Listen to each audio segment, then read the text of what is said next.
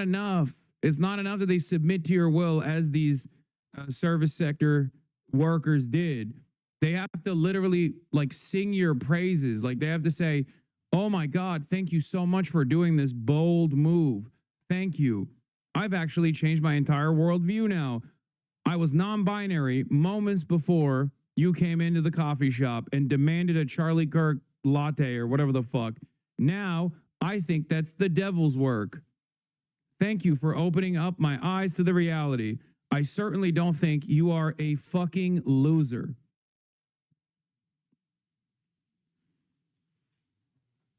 There's a part 2 where the police show up. Oh my God, that's her fucking face. Of course, dude. And I was rooting for her to just say Charlie, and what did she do? She brought me my drink. Why'd she say his name? Twice. Not once, but twice. This is why my policy is we need to find a technology that makes it so that you guys that work in the service sector can just click a button just like I do and just like banish someone from the store. Okay? Think about how much more enjoyable and tolerable your job would be if you could just go click and then they can't even open their mouth. They're like fucking in the Matrix, and they do that to Keanu Reeves.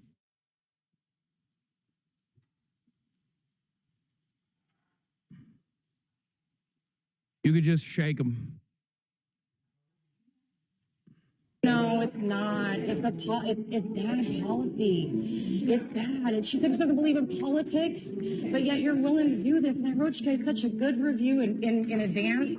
I wrote you guys such a good review. Like, shut the fuck up. Get the fuck out of here. It's not, though. See, and that's the problem. Can't you just tell her to get the fuck and out now of the store, I'm going to have to please? go back. I'm actually going to post the good review that I wrote first. And then I'm going to go and I'm going to add this video to it to show that I wrote the good review first. I'm going to leave the good review and I'm going to post this video to show. That'll show everybody. It will. It will show everybody something. It'll show everybody what a fucking asshole you are, dumbass. Who the fuck would watch this video? I think even other conservatives would watch the video and feel a sense of deep shame. Because, like, drop the politics for a moment. I know that's a galvanizing factor here. That's perhaps the only factor that keeps this thing even remotely relevant in the eyes of conservatives that are desperately seeking out another sense of victimhood, right? But drop the politics from this for a moment. You're just fucking annoying. Baba ne yapıyorsun ya? Ne olur kapıları aç. Birazdan başlayacak yine fire alarm. Kapıyı aç. Kapıları ve camları aç lütfen. Her yer koktu. My dad is whipping up. He's just chefing in there. And it is going crazy, bro. Get her face off your stream. What an ass she made of herself and how you came out and you did this. Because this is, wow. I didn't talk to her. I'm actually talking to you. It's called freedom of speech. This is what Charlie. It's called freedom of speech. It means I can be a fucking nuisance. I can be a public nuisance. I can be just as annoying as I want to be. That's right. And you have to sit there and you have to gaze at me and you have to listen to what I have to say. It's like, no, man, no, that's not how this works. Kirk died for. I am a customer, a paying customer, and I have not done anything. I am just sitting here. You're going to ask me to leave because you're going to call the authorities? Are you serious? Oh, hell yeah. You're going to call the authorities because Bro, I'm telling you, man, I'm just like, just imagine for a brief moment, she has the power to just click a button and she has to be deported out of the Starbucks. Okay? Think about how swell things could be. Just banned, eject, banished into the fucking shadow realm. Oh, my Lord. These people are braver than the fucking Marine Corps, okay? Straight up. These people that have to put up with these fucking hogs and hogalinas are doing something that is infinitely more difficult, a million times more difficult than the entirety of the fucking Marine Corps, okay? Jesus Christ. And you just sit there and fucking eat it too. Holy somebody moly. to say a name. I'm disturbing what? I'm disturbing who? This is the person who made the scene. Okay, I'll go ahead and leave the video too. I didn't make a scene. I asked somebody to say a name. That's not making a scene. To an extent of when Felix said everyone just wants to sell t-shirts now, Amerifast want to be the main character at all times. It's the worst shit ever. Suburb whites especially have zero actual adversity and love to lean into this made up bullshit. This is why they get scared of witches and demons too. Burger brain is so terrible they could never feel shame. The other side of the story is also a lack of labor laws here. Because like Americans, when they travel to like France or something, are shocked. They leave in utter horror when they go to the average restaurant and the waiter is basically spitting on them, right? For not immediately being an obedient little dog, because that's what they're used to. They're like, why aren't you servile to me, slave? Right? And the waiter maybe shows up, maybe doesn't show up, because they have more fucking labor power, because their life is not dependent on the tips that they're going to get. Their wages are not dependent on their performance. That's what we need in this fucking country. I don't give a shit. I don't give a shit if it makes the service substandard, okay? I don't care.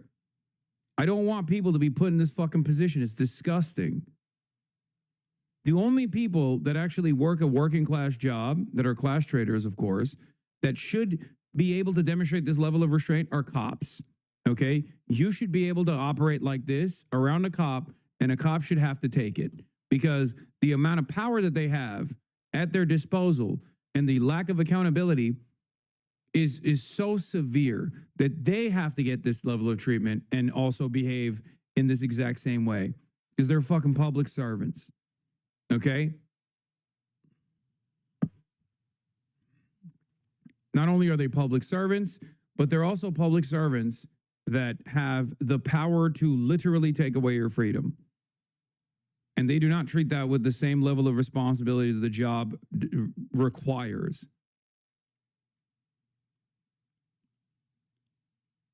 Service sector employees, on the other hand, should have the same freedoms that cops do. Okay? I think it's all distorted. It's the complete opposite.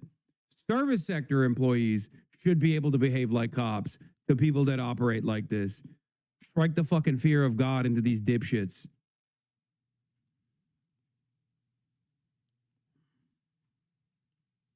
I'm still not making a scene. That's my advocacy. Arm the servers, disarm the police. Exactly what Charlie Kirk died for. This is what you all need to understand. It is called freedom of speech. I can't, dude, listen. I did not know at first that she was going to have this piercing, but like this is now the modern conservative, okay? Yes, the face reveal is so fantastic. Look at that hair. Oh my Lord. Just so fucking annoying.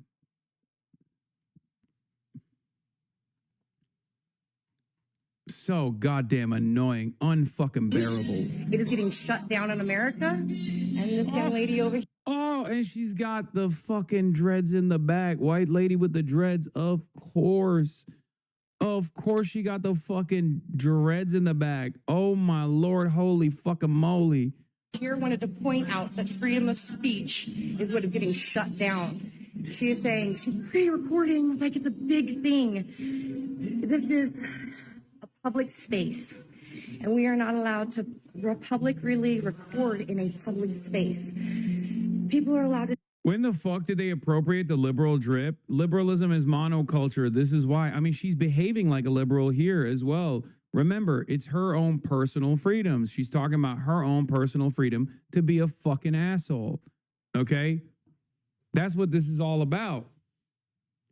Wow, this is why freedom of speech is being taken away. It's like, dude, oh my God, you are such a little fucking tyrant, a petty tyrant.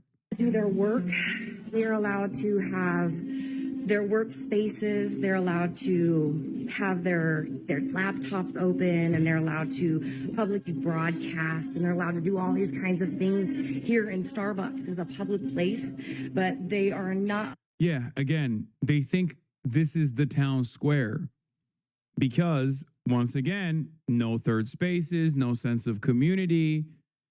And obviously, the only place you can go to that resembles what you would consider a town square in the like a communal area is a fucking Starbucks. I don't care that it's not like it's a private business or whatever. I'm just trying to explain to you why she thinks that. Okay, she thinks this is the fucking public square. And for the record, if this was the public square, they'd be pelting her, okay, with tomatoes and rotten fruit and vegetables in the medieval times. If she behaved like this, that's what the other people would be doing. They'd be flogging her, okay? Ugh. Allowed to ask for their name. This is not, dude, I'm telling you, if a fucking liberal behaved this way, like, if a liberal was doing the same shit, I'd be grossed out just the same. This is just like, this is beyond politics, okay?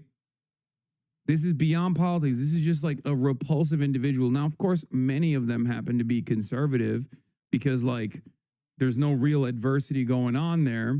They run everything, they own everything, they dominate everything, but they still have to have like some sense of grievance that needs to be addressed at any given moment. But god damn, dude, it is so fucking petty. So now at this point, imagine living your life like this, man. That is nuts. The juncture. What the fuck is on her neck? I think it's one of those like holistic medicine ass shits that what's his face was selling, the NBA player from the Celtics. It's either like a neck fan. Someone said it's premenopausal neck fan. Could be. I thought it was like their headphones. Wait, are they? They could be headphones. I have to stop the video and I'm going to have to go on live. So we're going to go ahead and do that now. So we're going to go on live. So stay tuned.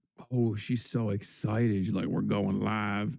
Well, let's bring this to Facebook's attention because I just made a post. It was that good post I just made about... Bro, Eddington was a documentary, man. Eddington was a fucking documentary. Hold on, I got to piss. Like cave falls being a good thing and everything. As you can see, I'm not making a scene. Didn't make a scene. I haven't made a scene. This lovely lady over here is in a public space. She's the one who made the scene. I'll post the video in a little bit so y'all can get caught up to speed. I haven't even gotten a chance to drink my drink yet or put my straw in my drink because I have not even been here that long. To catch y'all up to speed, it's the whole Charlie Kirk thing, go order your Mint Majesty thing. And I thought, really genuinely thought that, you know, I was going to get my drink sent out and it was going to be a Charlie, not a Charlie Kirk thing. And, you know, we're all allowed to sit here and do our work. And as long as we're not bothering anybody, we're allowed to be at the tables. And I wasn't bothering anybody. I asked them to just say the name. And so, you know, they're getting all political and this and that. And I'm not bothering anybody. I'm literally at my own table. I'm speaking quietly, as you can all hear. I'm just saying to myself. And this person decides to interject herself into the conversation that I'm having with the employee.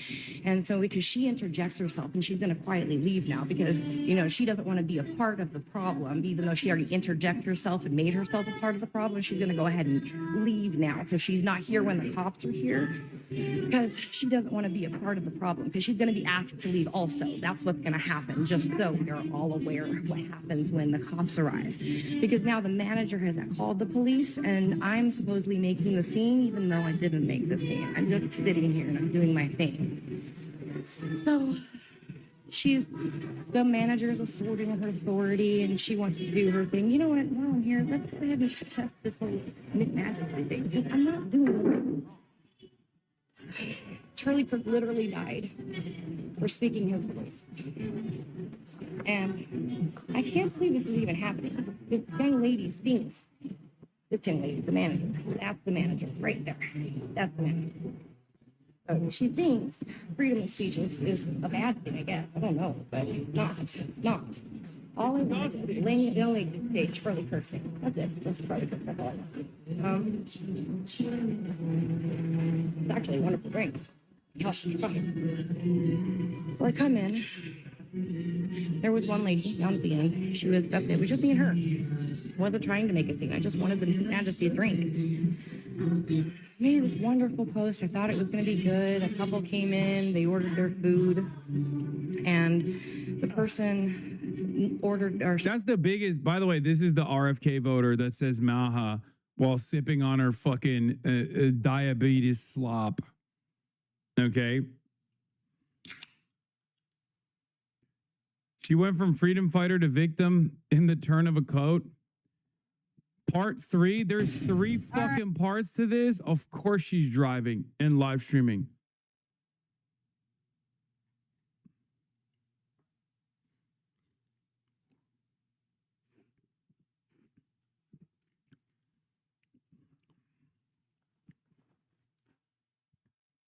I just can't. I don't know. What a fucking petty tyrant, dude. What a petty tyrant. The male equivalent of Starbucks Karens. What is this? The number of men, especially conservative men, who post angry videos from driver's seats in their car speaks at once to the crises over public transit, male loneliness, and a lack of third spaces. Could probably throw in a few other very contemporary problems. I mean, the very fact that she posted this is just the 2025 version of this lady. So you know what Jen says to me? You know what this goddamn Jen says to me? I can give you some coupons and put these in your bag. And I said, Jen, Is she Canadian? This is Canadian. This is a Canadian diva. The way she said bag, immediately clocked it. This is ableist. She has bipolar disorder. Man.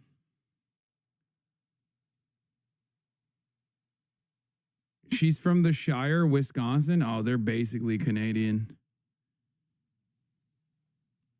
Part 4? Are you fucking kidding me? There's 4 different parts? Wait, why is she crying? Okay, I'm jumping. I don't want to hear her complain more. Why is she crying now? That poor dog. I'm tired of everybody fighting. And I wish people would see that America is beautiful. America's free. Yo, that's crazy, man. That's crazy. Wait, why did she fucking start crying? What? I want to know where she starts crying. Of just wanting to support someone. I don't make money off of that. Starbucks makes money off of that. That girl gains nothing except to be an asshole. She started. What does she get? Bro, she got herself whipped up into a frenzy. So much so that she started crying.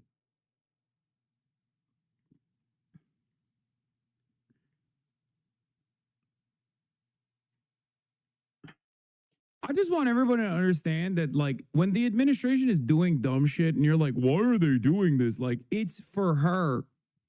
Okay?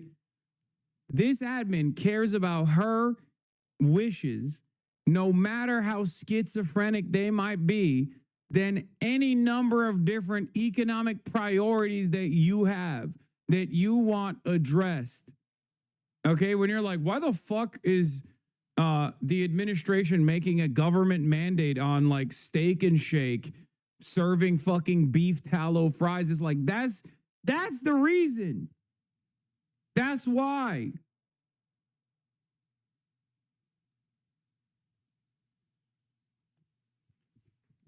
This is the reason why Cracker Barrel is like peak discourse for a fucking week.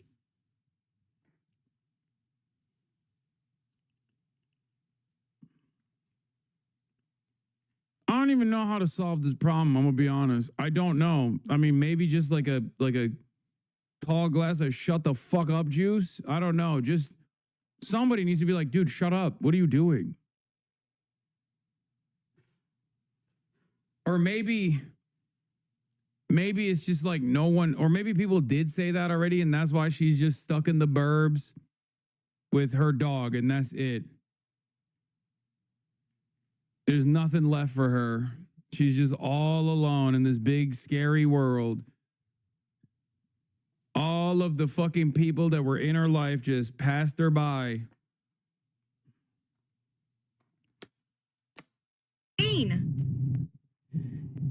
Except to show that she can won the man. What? I just don't. You're saying shock collar, but honestly, no. I think like hobby. Like the immediate solution is hobby. Hobby now. Go take up pottery or something. Bro, please show the cops kicking her out. Wait, what? The cops did kick her out? But they still let her film? Because this one starts in the car. Where are the cops? Yeah, it's not going to be like a written report. Okay. I need It will to. only be a written report if you come back, and if you come back with your footage. Oh, I'm not ever, like I said. It's Oh, here it is. Here it is. Here it is. Oh, we found it. Is it wrong the way I knew she was crazy the minute I saw the white woman with the dreads? name, but I don't have to give you my ID. Okay, what's your name and date of birth? It is Billy Gwen Gates, and it is 3/2 of 82. And I don't want to come back here. Starbucks is a corporate bullshit company, and she's It's Billy. Billy Gwen Gates. How do you spell Billy? BILLY-GWEN, and my last name is Gates. GATES. And what's your date of birth? 3/2 of 82. And like on your driver's license, Billy Gwen is the full. It is my full first name, yes, ma'am. 2869 records. One name and date of birth. Girl to boycott. Well, she's boycotting Starbucks now because it's corporate bullshit. How much you want to bet she's going to go and harass another Starbucks? Luckily, there's like multiple. I thought her name was Charlie Kirk, lol. Yeah, well, you thought wrong. What if she got arrested because they're like, ma'am, it's illegal to present an alternative name as Starbuck as opposed to your government name. You're going to jail now.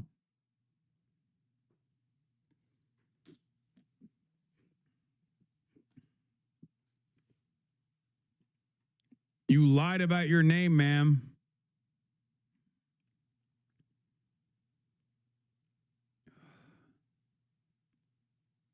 Wait, you fucking found her? Y'all are fucking nutty, dude. Okay, let's chill. Wait, she's pro-China. And she believes in the rapture. Oh my God. Not only is she pro-China, weirdly enough, but she also is a believer in the rapture, but not happening yet. Remember that video that we watched? Remember that video that we watched of the dude who was like, the rapture is definitely going to happen. It's just not going to happen soon.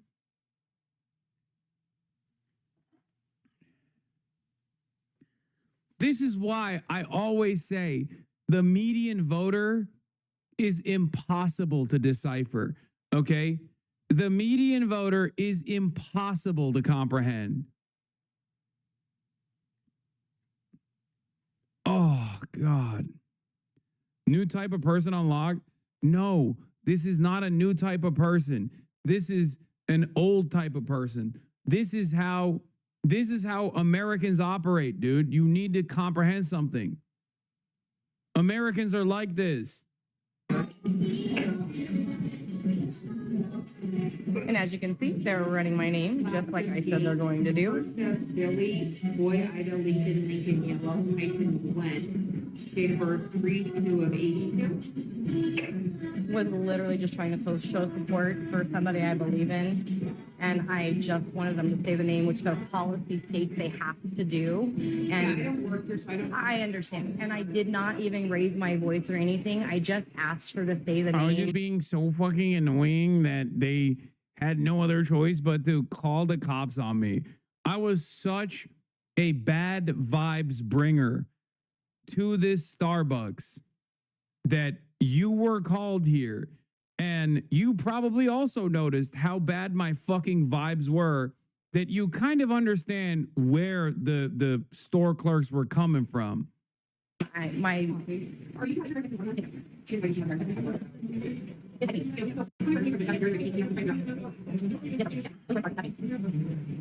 Like, this is not politics, man. This is just being annoying. And it sucks that this is modern conservatism. Modern conservatism is just this, okay? Being fucking annoying. Being a bad person. Being fucking annoying. That is what modern conservatism has been reduced to. In the absence of any sort of like discernible policy goals that you might have, you win everything and you're still aggrieved. You still have grievances that must be addressed. This is the good post, by the way. Well, guess not. The vid is the truth. I wrote the review in advance thinking it was going to be an amazing thing, but nope. I got 86 from all Starbucks in Klamath for this. She cannot do this, and it will be reversed. This is what I wrote, thinking the vid was going to be a nice video of her saying Charlie's name, but nope. Way to go, Klamath Falls Starbucks by Walmart. I ordered my Mint Majesty with 2 honeys for Charlie Kirk today with 0 pushback. Way to go. I must say, I was nervous, but I really wanted to try the drink, and I really wanted to do it for Charlie. So thank you for not making it weird or harder than it needed to be. I appreciate you guys so much for being professional and just letting me try his drink in honor of him. This really meant a lot to me, and you guys made it possible for me. Thank you. Way to go. Getting 86 from Chuck E. Cheese because the animatronics did not salute Charlie Kirk. Hoggo.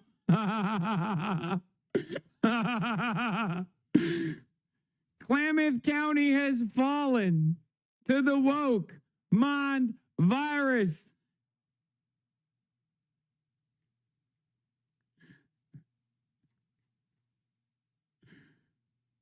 Oh, hell yeah. Fucking hell yeah. Dude, you really, man, life is so tough for you. Everyone's out to get you. Even the cop. I bet that cop was woke. You know? She's here to protect and serve. And yet at this very moment, she was not serving nor protecting me. It's Klamath-tucky for where I'm from.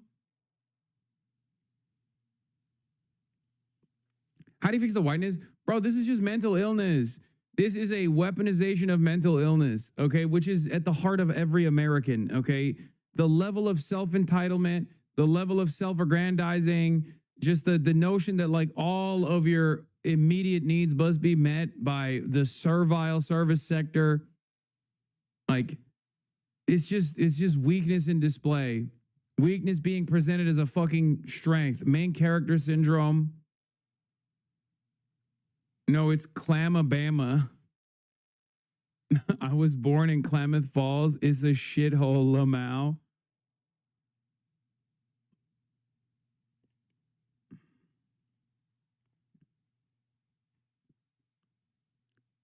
Conservative in a blue state theory holds up again. Klamath Falls is a beautiful area full of horrible people.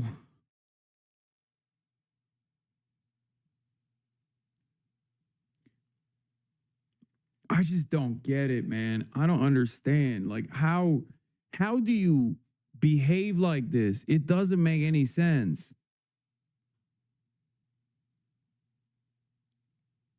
Stop making it an individual issue.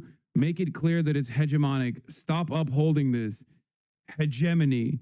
It's systemic. You say it's individual, it's hegemonic. No, I didn't say it's up to the individual. I said it is a byproduct of individualism.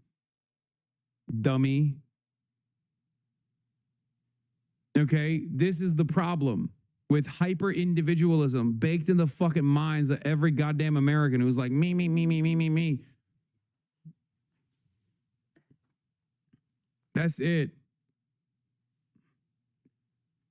Oh, God.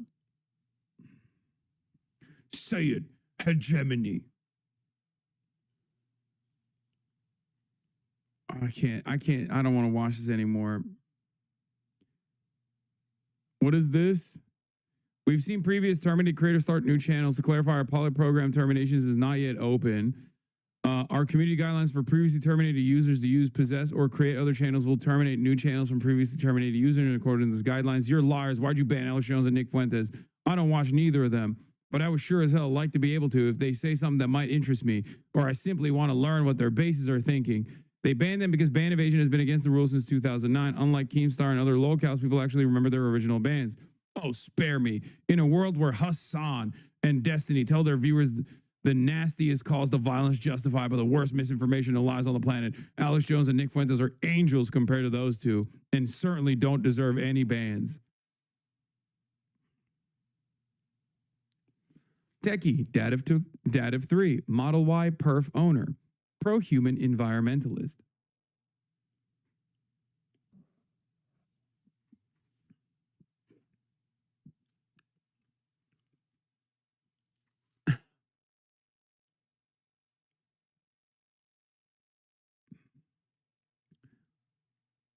Ugh.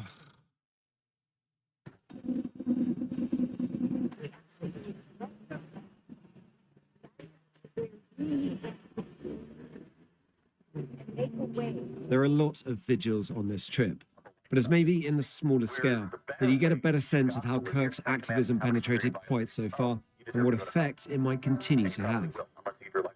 Charlie Kirk has become really a martyr, not just for Americans, but I think that for these nationalist movements across the world. I speak to some people and they'll say Charlie Kirk, was hateful. What he said made people feel uncomfortable and scared, especially when it comes to specific issues like gay marriage or Islam, things like that. Do you think that's fair? So the Bible says that we're to share the truth, and just say it. Just say it. Just say it. Just say it. Just say what you think. This is the other side of the story that I cannot fucking stand, okay?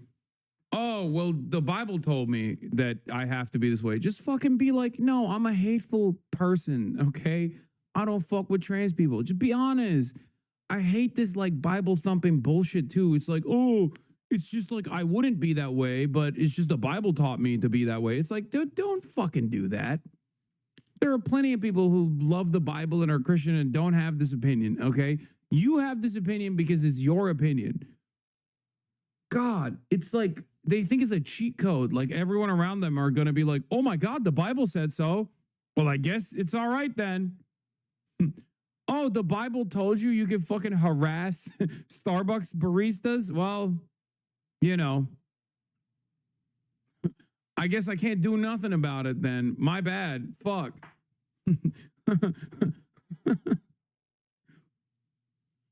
Like, who is this for? Especially in 2025. Like, this is not, I'm sure even in the fucking medieval ages, people are like, is that what the Bible told you? I don't think so. And that's not what I got when the priest was reading it to us, because, we can't read it ourselves, obviously. But, I didn't get that message from the priest. What are you talking about?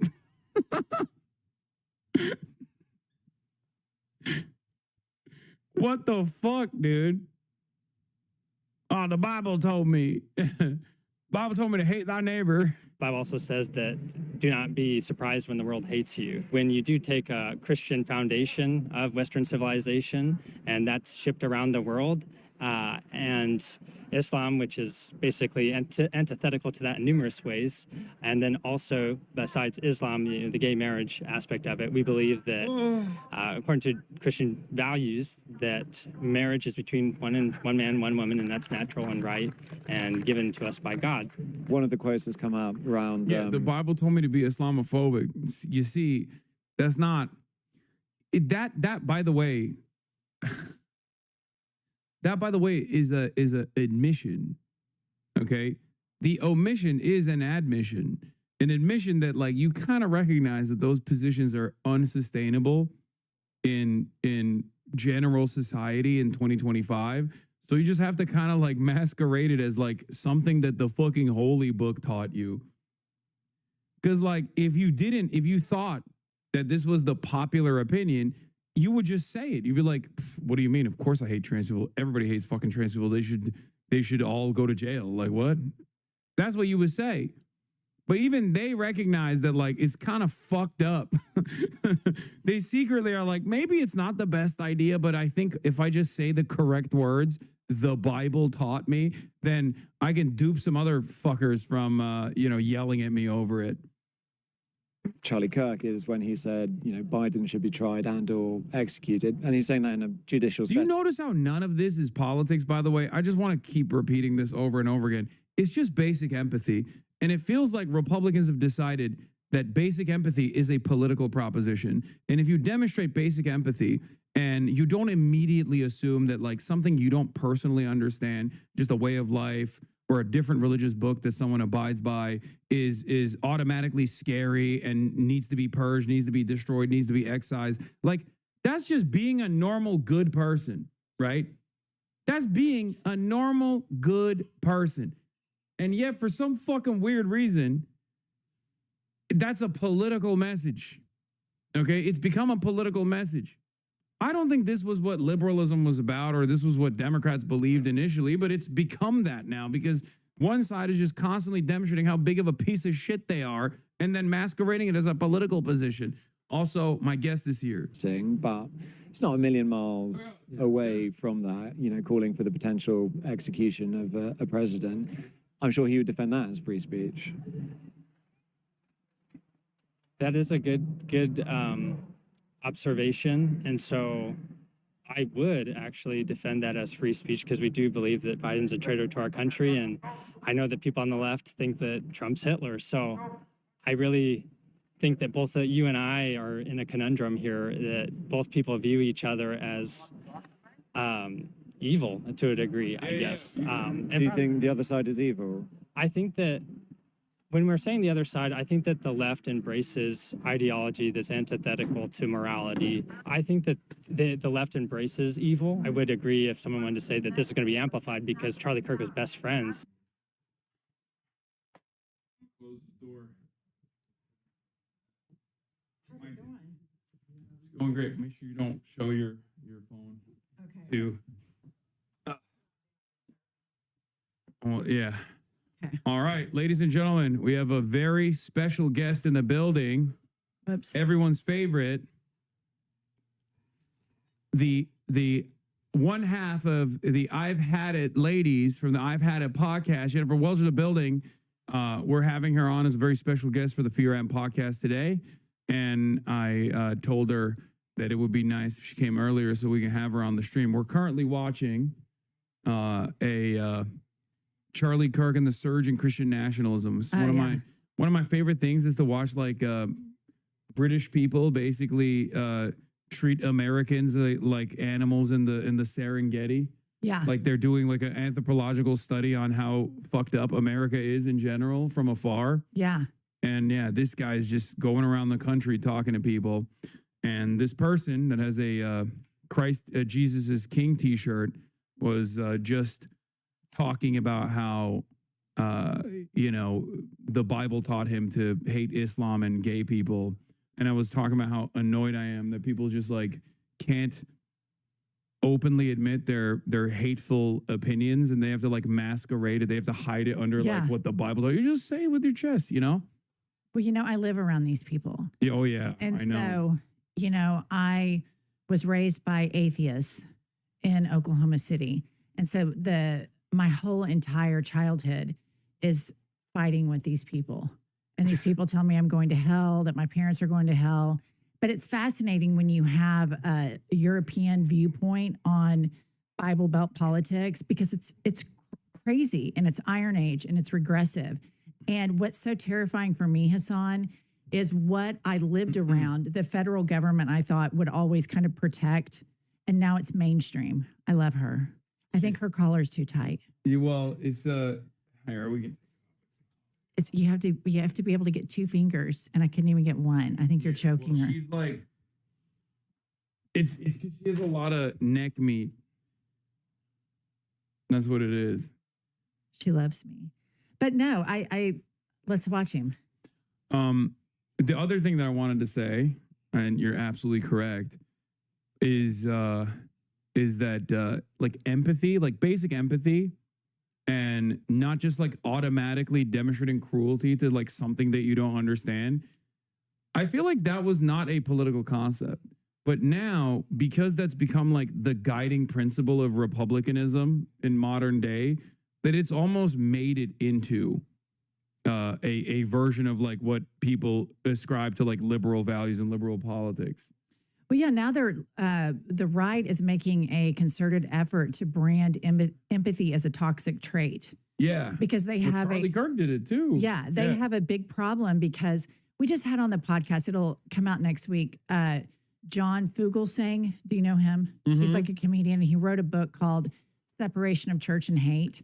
And he's religious, I'm not, but he talks about how Jesus, the central character of the Bible, was just this radical empath, you know, to every extent. And the people that I live around that are evangelicals in Oklahoma City, they do not have empathy only until it affects them personally. They're completely void of empathy. Which and that's not even, I guess that's not even empathy in that situation, right? It's just like self-preservation. The only thing that they care about is like, they're just selfish. It's a very selfish way to operate. She's going to try and get on your lap, even though she's a monster. So she's a good girl. You're going to get hair all over your jacket. That's all right.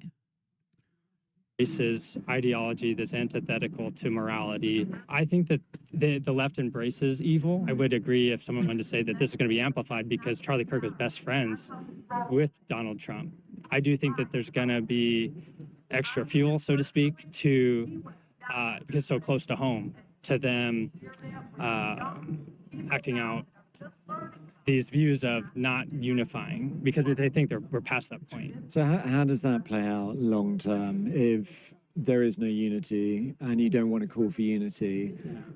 You keep fighting the fight Pause it real until quick. These people are primed to fight spiritual warfare from a very young age. Like they're primed and they think, I remember when I was in junior high school, these girls that I was on a cheerleading squad with literally thought that there were demons in the room with them and angels in the room with them, and they believed it. They were terrified all the time. So when you get to this and you've been primed to believe in this spiritual warfare, and then you get to this, they're so primed to think left versus right, a very black and white worldview. Did you watch Left Behind? The Kirk Cameron movie? Yes. We watched it. It's awesome. I love that. I learned so much about like American conservatism from just that work alone that I never could have fully comprehended. I only dove into that because of all the rapture stuff, like on Rapture Talk, the people thinking that like they're gonna get raptured and become clothes. But the thing that I wanted to present to you is the maximalist position on that. Megyn Kelly doing an entire 7-minute sequence on witches. Have you seen this? It's so good. It's like first of all, there's so many different things that I want to say about that. Like, but it is shocking to me that someone would like sincerely be like, they hexed Charlie Kirk, like saying that that's real. That's like witches are real, hexes are real, and the curse actually worked. But the part that I thought was really interesting was like, she was basically admitting that like the power of Christian prayer failed. That like witches won.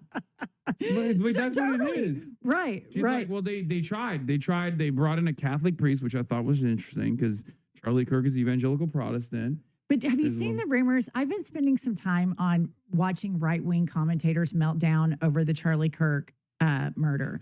And you have some of them that think it's Israel. You have some of them think that Erica Kirk is involved in it and it was CPAC. Yeah. There's all of this fracturing that goes on in it.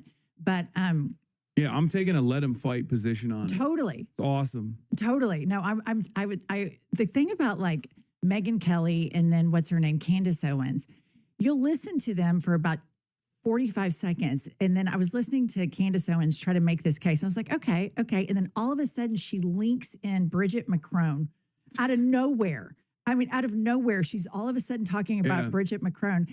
And then if you look at the comments, I think that what the country's having a hard time reconciling is this world, like streaming. Like I had to call my son after it happened. And I'm like, what is a groiper?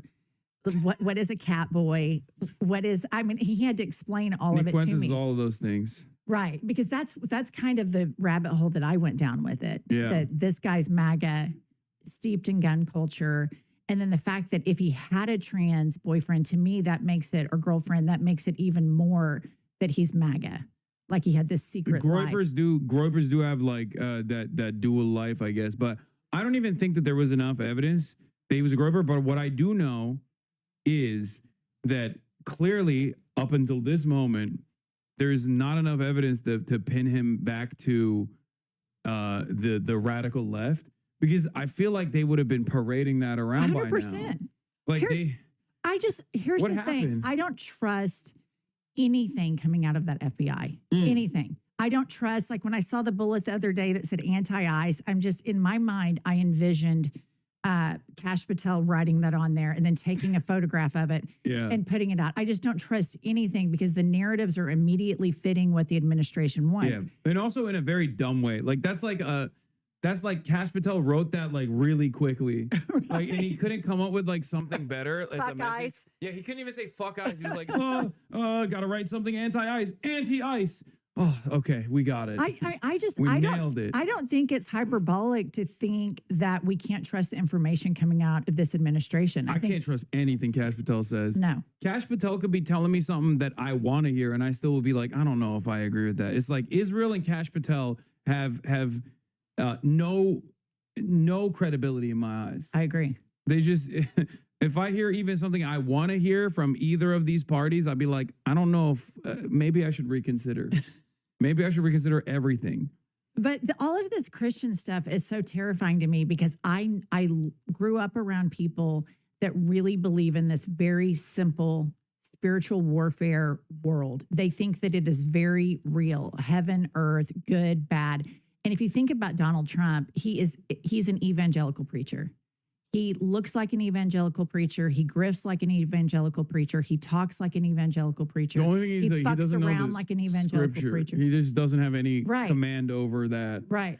But it doesn't matter, No. because as long as he is calculating the petty grievances of like the average American that's in his base of support, and he's just like really hitting those notes, clearly that's all that matters for a lot of these people. But I think this kind of stuff is not really working in their favor right now, because his approval rating has been low. Right. But it was basically stuck. And only after the Charlie Kirk shooting did it actually go down. And it made me feel like the way he has behaved, because a lot of Americans, like, they abhor any sort of violence that's like, especially political violence, right? Right. And instead of like maybe using this as an opportunity to lower the temperature, the fact that he just immediately went, it's the Antifa, it's the radical left, we got to do something about it. And also, fuck Jimmy Kimmel, we're going to fire him. That I think pissed people off and even like lowered the approval rating from his base as well to a certain degree. And I think the way they rolled out the funeral was a huge misfire on their part, because you have the base that is in the cult that is all in on this Christian nationalism. And then you have the what I call country club Republicans that are rich white people that make up a big part of the Republican base that are probably like Episcopalian or Methodist that look down on Christians like this. And I know a lot of people in Oklahoma City that are like Methodist or Episcopalian, like, oh, those Bible thumpers are the worst. Everybody saw the shooting. It's traumatizing to see that. So they could have rolled out the funeral in a different way, but they went full blown, tongue talking, hands waving, rattlesnake waving around, Christian nationalists. And I think that with the pyrotechnics. Totally. And I think that was a total misfire on their part, because that hits hard in the Bible Belt, but you start getting into blue states and they're kind of like, wait a minute. Oh shit. These people are fucking crazy. Yeah. I mean, I don't know how much, like, because I think those guys ultimately, like the diehard Republican voters, regardless of their like sense of superiority over like the white evangelical Protestants, still ultimately are held together by the same cultural grievance and resentment, like, you know, the destruction of the left or whatever, like, you know, liberal elites and liberal society, and also they like the tax cuts and stuff too, more than anything else, and deregulation, but. I think like the reality of the matter is Charlie Kirk didn't have the motion that these guys presented him as having. And the more they just like badger you in the head with this, because it's very clear, like it wasn't like a period of mourning. Because what did they do? The first thing they did, we just watched a lady in Oregon go to a Starbucks and have like a panic attack meltdown because they gave her the Charlie Kirk drink and it said Charlie Kirk on it. And they actually even said Charlie Kirk like when they were announcing it, but it wasn't sufficient for her. So she like lost her mind. She was like, why wouldn't you say this? Free speech is dying. Like you're doing it. And it's like when people see stuff like that, I think it has this backlash where people go, all right, dude, fucking calm down. You know what I mean? Like, fuck. Like I recently I play tennis every day, and I went to go play tennis the other day, and this guy was on the court next to me. I've known him forever. He's a total swinging dick, Trump supporter, Republican. And he goes, hey, Jennifer, look. And he picks up his coffee cup and it has Charlie on it. And this guy's name is Cliff. And everybody calls him Cliffy, because he's the biggest pervert.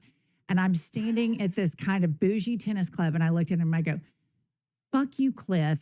Charlie Kirk is the biggest fucking racist, misogynist piece of shit. I cannot believe you just showed me that. I cannot believe you're trotting around with that cup. And he goes, don't say that. Don't say that, Jennifer. I said, it's true. Do you know the shit that he says, Cliff?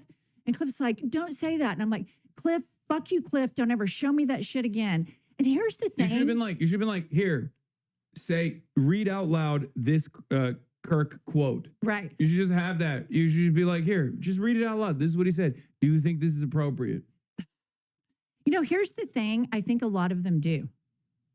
Well, yeah. You know? Yeah, no, he is like a figurehead for a lot of that. In the same exact way that this guy is using the Bible. He doesn't want to say it personally, right? Because he knows that like in polite company that comes across as like kind of rude, maybe a little hateful. You don't know exactly what the room is going to respond to it.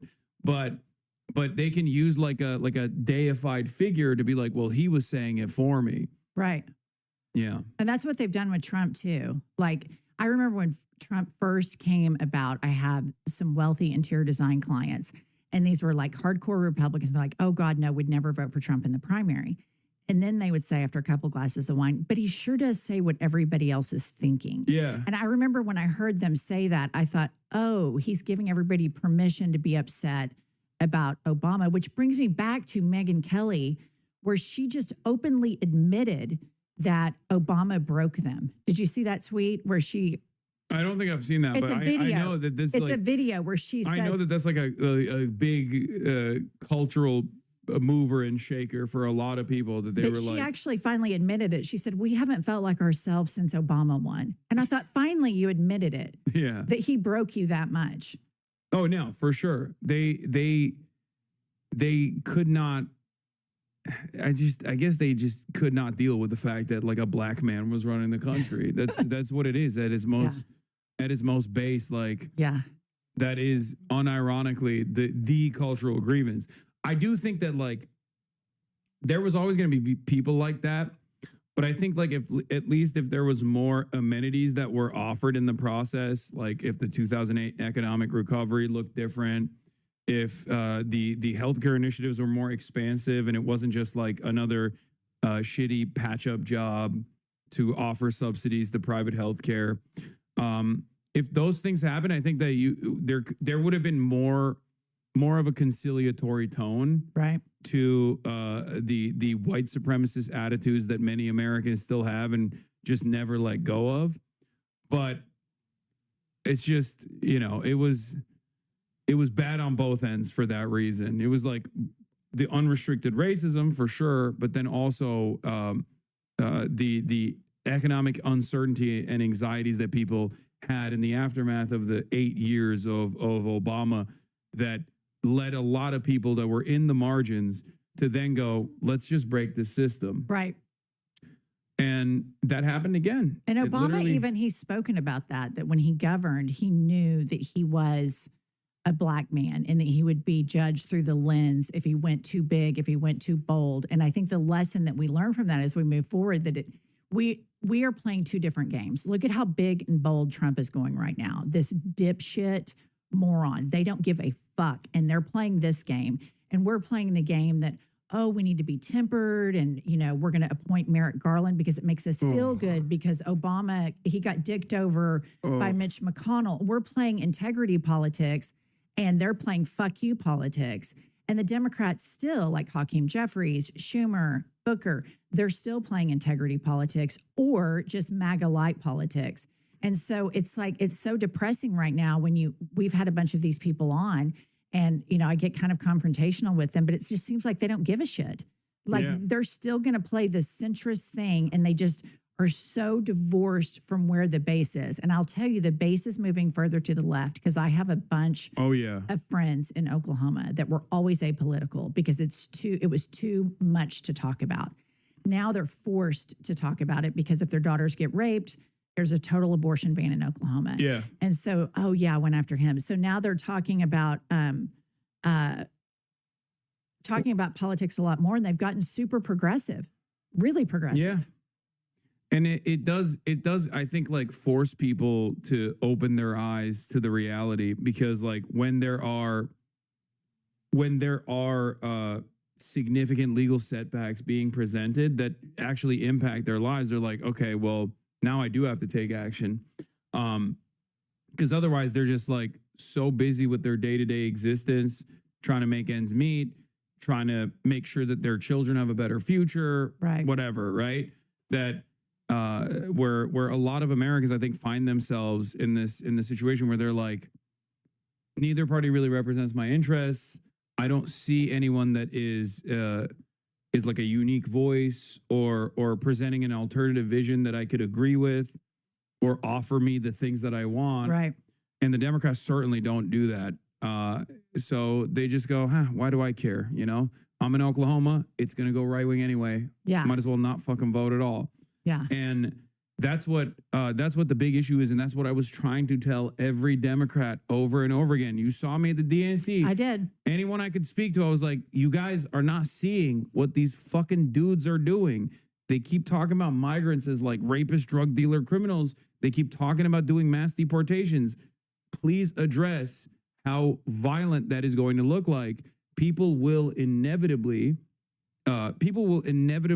get mad at that if that happens in their neighborhoods. Right. Because there's no stability when you got masked, armed agents of the state coming out of unmarked vans and like kidnapping the dude that is the grocery store clerk. Yeah. That act doesn't make America more safe. That act doesn't make Americans feel more safe. As a matter of fact, it makes Americans feel less safe. And then for the heartless Americans that, like the country club Republicans that I'm talking about, when it's their housekeeper or somebody that works for them, then all of a sudden they give a shit because they are using that type of labor to exploit. Yeah. And it's consistent, you know, good labor that they're like, oh, well, I can have these people do it for a lot less. And so I know this woman who I thought was for sure Republican. I know she was. And her housekeeper and the housekeeper's son got deported. And I've never really hung out with this woman much. Our kids went to school together. And I got a text from her 2 weeks ago that said, I started listening to your podcast. Some people I love were deported. Thank you for fighting for these people. So there's a change that's happening even in deep red states. And what pisses me off is these fucking Democrats are not messaging that. They're not capitalizing on that. They're nowhere to be found. It's milquetoast, limp dick politics. It drives me crazy. They all listen to fucking James Carville, who went on television a couple months ago and said, we're just not going to do anything. Everyone's going to get mad at the Republicans. And then, of course, we're the only other alternative, so they're going to vote for us. And that's unironically what their plan is. I cannot believe it. And there is no guarantee that is going to be a success this time around, especially because when you look at the polls, the Democrats are even less popular than Trump, because at least Trump has his base still. It's withering away, but he's like offering them cultural grievances that he fights for, right? Like, we're going to fire Jimmy Kimmel. There's enough dipshits in this country that go, hell yeah, Mr. President, that's great, right? It obviously invokes a lot of reaction to it as well. A lot of people get mad. They go, what the fuck? This is a First Amendment violation. We don't like this. But there is still a base that goes, we love the resentment politics that you're demonstrating. You're packing up our enemies. Right. Random Guatemalan people. You know what I mean? Like, this is what I voted for, is what they say on Twitter. Democrats don't have any base, and it's the exact same problem that caused them to lose the election in the first place, because they just push away their base of support, and they think that like people will just operate off of harm reduction politics. They'll just go, well, obviously Democrats are marginally better than the Republicans, might as well vote for them over the other guy. But that clearly doesn't get asses off seats to go out and vote, especially when voting already has pre-existing hurdles. It's you vote during a work day. You know what I mean? It's not compulsory. So it's just not happening. No, I agree. And I think that what's happening is you have people like, I'm so mad at the Democratic Party right now, particularly Jeffries, Schumer, and Booker. I mean, others, but those three really get me the most. And then when Hakeem voted to honor Charlie Kirk, I just can't for the life of me understand how a black man honors a racist. I don't understand that. Furthermore, again, Hassan, we're playing two different games here. They would have never fucking voted for it ever if the roles were reversed. Oh yeah. And an influencer like It you, was. if an influencer like you, if, God forbid, something happened, and the Democrats, they would say, fuck no, we're not doing it. And the majority leader and the minority leader, whichever it was, would whip that party into shape, and it just wouldn't happen. Yeah. And you have these people like this guy here, they cannot commit to anything. Jeff Duncan, I had him on, and they can't commit to anything. And I think that it leaves a vacuum where a uninformed voter, a low information voter, thinks when they hear Trump or they hear Ted Cruz or any of these other fucking horrible dipshits, they think that they have passion and they're authentic about something, and they see politicians like this is like, why can't you commit to something? Like at this stage in fascism, at this stage in America, why can't we commit to anything in an interview? It's just, I'm telling you, I think it's because they're, I always go back and forth on this. I think like, is it sinister where they think as long as I can like keep my position, my role, it's fine if America turns fascist, because like, you know, I'll still make sure that my children get to go to the best schools. Right. And then they'll go and work for a corporation that's like lobbying me, right? Or is it actually stupid? Is it cynical or is it stupid? And the stupid part is like they genuinely think that this is good politics. I They're think just, like, it's the keeping latter. quiet. I do think, yeah, when I talk to politicians, I realize, oh no, it's actually stupid too. It's not just like, there are definitely a lot of cynical people who are doing this because they don't give a shit. Like Richie Torres. Richie Torres does not give a fuck about Israel or anti-Semitism. Okay? He does not give a shit about anti-Semitism. He just is an attack dog for AIPAC because AIPAC fucking gave him money, and he grew up broke, and he thought, oh, I'm betting on the wrong horse. This is going to be my cash cow. That's it. It's that simple. He is a cynical charlatan, right? But then there's like the stupids who do actually think that there is they do get manipulated by like the lobbyists and the people that have access to these congresspersons, and they're so inaccessible to the regular public that they do unironically think like, no, everybody loves Israel. What the fuck are you guys talking about? This doesn't make any sense. And they're shocked. They're shocked when they actually go and do a town hall, and like all of these 75-year-olds are like, why the hell are you giving so much money to Israel? Fuck you.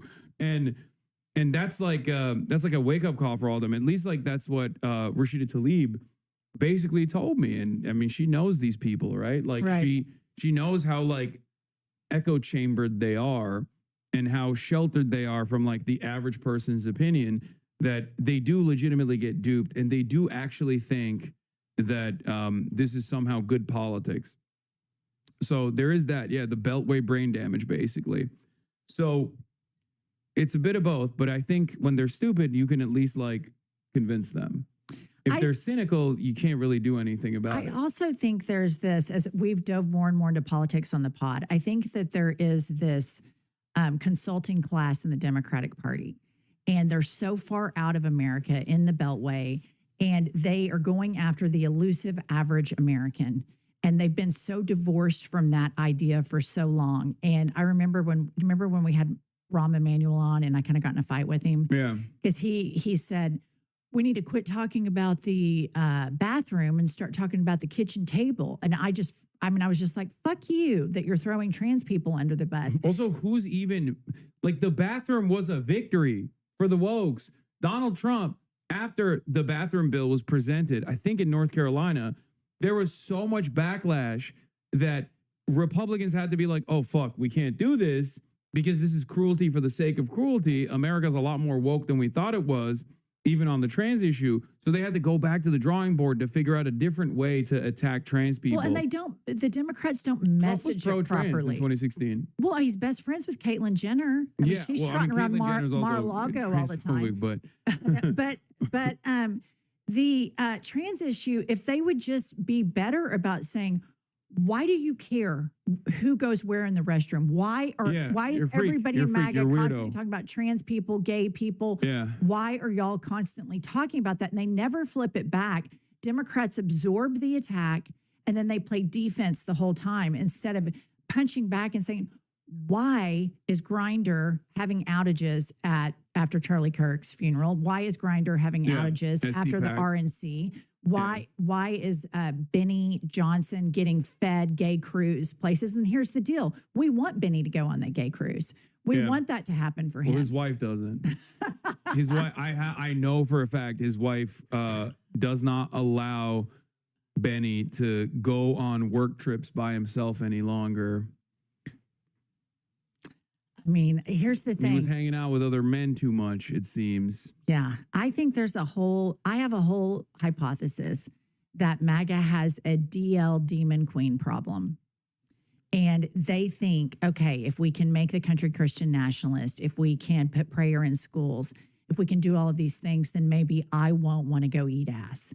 And then it's never going to fix it because they have so much shame and they live in such Puritan culture that they are trying to legislate and be the moral police out of their own sexual problems. Yeah. Oh, here, speaking of Benny Johnson, here it is. An ex-coworker of Benny Johnson revealed that he had gay hookups with him. He also has searched gay cruises so much that it appeared on his Google ads. He's a closet homosexual or bisexual/pansexual who pushes a far-right agenda that targets the rights of LGBTQ people. Is Saeed Jones says, I made out with Benny Johnson in an empty dressing room at BuzzFeed holiday party in 2013. It haunts me to this day. Anyway, it's funny he's done literally everything but come out of the closet. Men will literally become traitors of the country rather than go to therapy. Betty, who performed at the holiday party BuzzFeed hosted at Webster Hall in 2013, Betty, who performed at the holiday party, everyone got sloshed because of the open bar. Benny and I went into the dressing room and started kissing. Would have gone further, but he said something cringe enough to snap me back to my senses. I rolled my eyes and left. Anyway, I'm definitely not the only guy Benny Johnson has made out with. I've heard him and his wife are swingers. She's pregnant with her fourth child now, which, LOL. Anyway, when I warn y'all about sleeper agents, I'm speaking from experience. Demons walk among us. I'm not naming names, but I was just informed I wasn't even the only guy Benny made out with that night. Exactly. We have a DL demon queen group of men that are so emotionally stunted and broken. And that person says it right. They won't go to therapy. And we're all getting abused and traumatized by this complete psychosis. And I think that here's the deal. You were on our podcast and we talked about it. You think JD Vance is gay for pay. I just don't think he's like. I do. I just don't. I think he went off to Peter Thiel's gay camp and he came back queer-eyed. You know it. He was chubby. He wasn't dressed well. He goes off to Silicon Valley and he looks like queer-eye got a hold of him. I think he starts wearing eyeliner. I think he's a brown noser. Like I don't know. I get a gaydar ping from him. I don't get gay vibes from him. I get more like he will definitely suck it for enough money or power, but he's just not. Like everything about him Mike is Johnson, so fake. I think for sure is gay. We all know Lindsey Graham's gay. Yeah, obviously. Lindsey Graham's definitely gay. Yeah. Rick Perry, also another closeted There's rumors homosexual too man. about Marco Rubio. Oh, I've seen that. Which makes he was at a foam party. Yes. Marco Rubio. Pull up Marco Rubio foam party. Gay stuff. He was at a foam party in Florida. I saw a video the other day. If you want to know how much these motherfuckers are demons, 10 years ago on the dot, the Pope came, the woke Pope, Pope Francis, came and delivered a speech in front of Congress. And he talked about the importance of treating immigrants with dignity. Okay? Marco Rubio was in attendance. The camera panned to him. He was crying. He had tears in his fucking eyes. Now he's the Secretary of State. He leads the State Department, and he leads the State Department. And he's deporting people for like hurting Israel's feelings. Yet columnist claims this might be a photo of Marco Rubio at a gay Miami phone party in the 90s. Now, the thing is, it could be him. I mean, it does look like him. Oh my God, it's definitely him. But this could just be because he's from Florida. Because like he's just a Miami Cuban. You know what I mean? They do get up to some Here's gay the shit. thing. I think that there's a whole thing with these MAGA men, and they're either, you know, they're sexual abusers. There's some sort of sexual dysfunction that unites them in this cause. And then you have the women that they put up front to gender wash so that they can keep women voters voting along with it. Like the new attorney that is charged Comey. Have you seen her? Lindsay, the new the prosecutor. Oh, in Virginia. U.S. attorney. In Virginia. Yeah, what the fuck? But that's gender. We had this NYU professor on the pod, and she said that authoritarians will put women in positions like that to gender wash, to make it look like, oh, we're not anti-women. Look, we have this woman like Pam Bondi. Yeah. We have her in this power, and it's a ploy that they use. But I'm telling you, I think my hypothesis about the DL Demon Queens at the heart of MAGA, it's going to turn out being true. And I'm going to take a victory lap. I can see that. It also, if they were more woke, ironically enough, and had no issues with being gay, then they would not be susceptible to blackmail on this issue. Exactly. And I think like doing like cruising around like that does actually also open you up to blackmail and can make you much easier, a much easier target, like much easier to manipulate. So there is also that angle as well. And I personally think Trump is probably kind of bi. I say that. I say Trump is asexual, but biromantic. Like I agree. He's is very attracted to men. He always talks about how handsome men are. He's so zesty. It's like his only redeemable quality. But I don't think he has sex for like sexual gratification. I think he has sex for like in the same way that like a rapist does, or which he has done. Yeah, I do too. Where he's doing it for power. Right. And for him, like it's very obvious that like the women that he is had sex with are also like a way to show other people like I've conquered this thing. Yeah. Like it's not about a real desire to be with another human being, but instead more so just like a way to show other people like your status, like a watch, like look at my watch, look at my expensive watch that I have. Yeah. Kind of like that. Well, and I think, didn't his first wife accused him of rape? Yeah. And then Stormy Daniels, she said, look, it was completely consensual, but like she went to the restroom and she came out and he just pretty much attacked her. And she said, look, I was in there to, hook up with him. Yeah. Right. But yeah, I think that all of these men refuse to go to therapy. Marco Rubio, to me, this makes perfect sense because I couldn't understand. Of course, Marco Rubio was a war hawk. Of course, he was a right winger. Yeah. But he was hardcore about national security. He was hardcore about Russia. And then we all saw like the soul drain from his face. And I just have this idea. This is what goes on in my head, that together they can all be like Trump personifies like, you can be in power and you can be a hypocrite. It's okay. Look at all the power and look at all the praise. There's a freedom. There's a freedom that comes along with that. And they identify with that. Like in the case, like I always envision JD Vance like coming home and like really putting a smoky eye on and lipstick on and having like, do you remember the Silence of the Lambs where the guy remember when he like sucks when he tucks his penis? Yeah, I forget Buffalo Bill. I picture JD Vance. I call him Lil Smokey, short for Smokey Eye Sociopath. I just picture these guys being so fucked up behind closed doors. I just don't think that he's, I don't know. I don't think he's like, he doesn't, I don't read it as that. I just think he's like thought a he was sociopath. gay in his own book. I think he's just a sociopath. Like Yeah, he he could is a be. I mean, he was sociopath. woke. He was woke. He could have experimented for sure.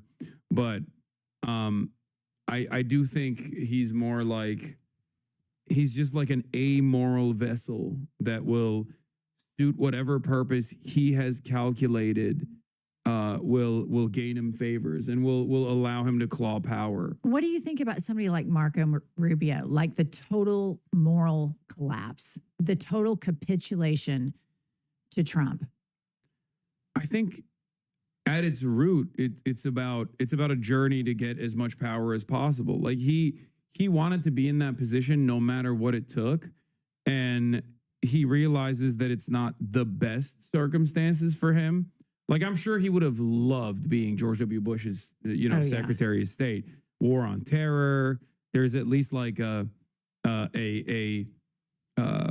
though obviously George W. Bush was also a monster, but at least they were following the process. Right. It had Like the you could still be appearance of decorum. Yeah, you could be in polite company and be Right. like, this is George W. Bush's Secretary of State. Right. And like liberals wouldn't look at you that way.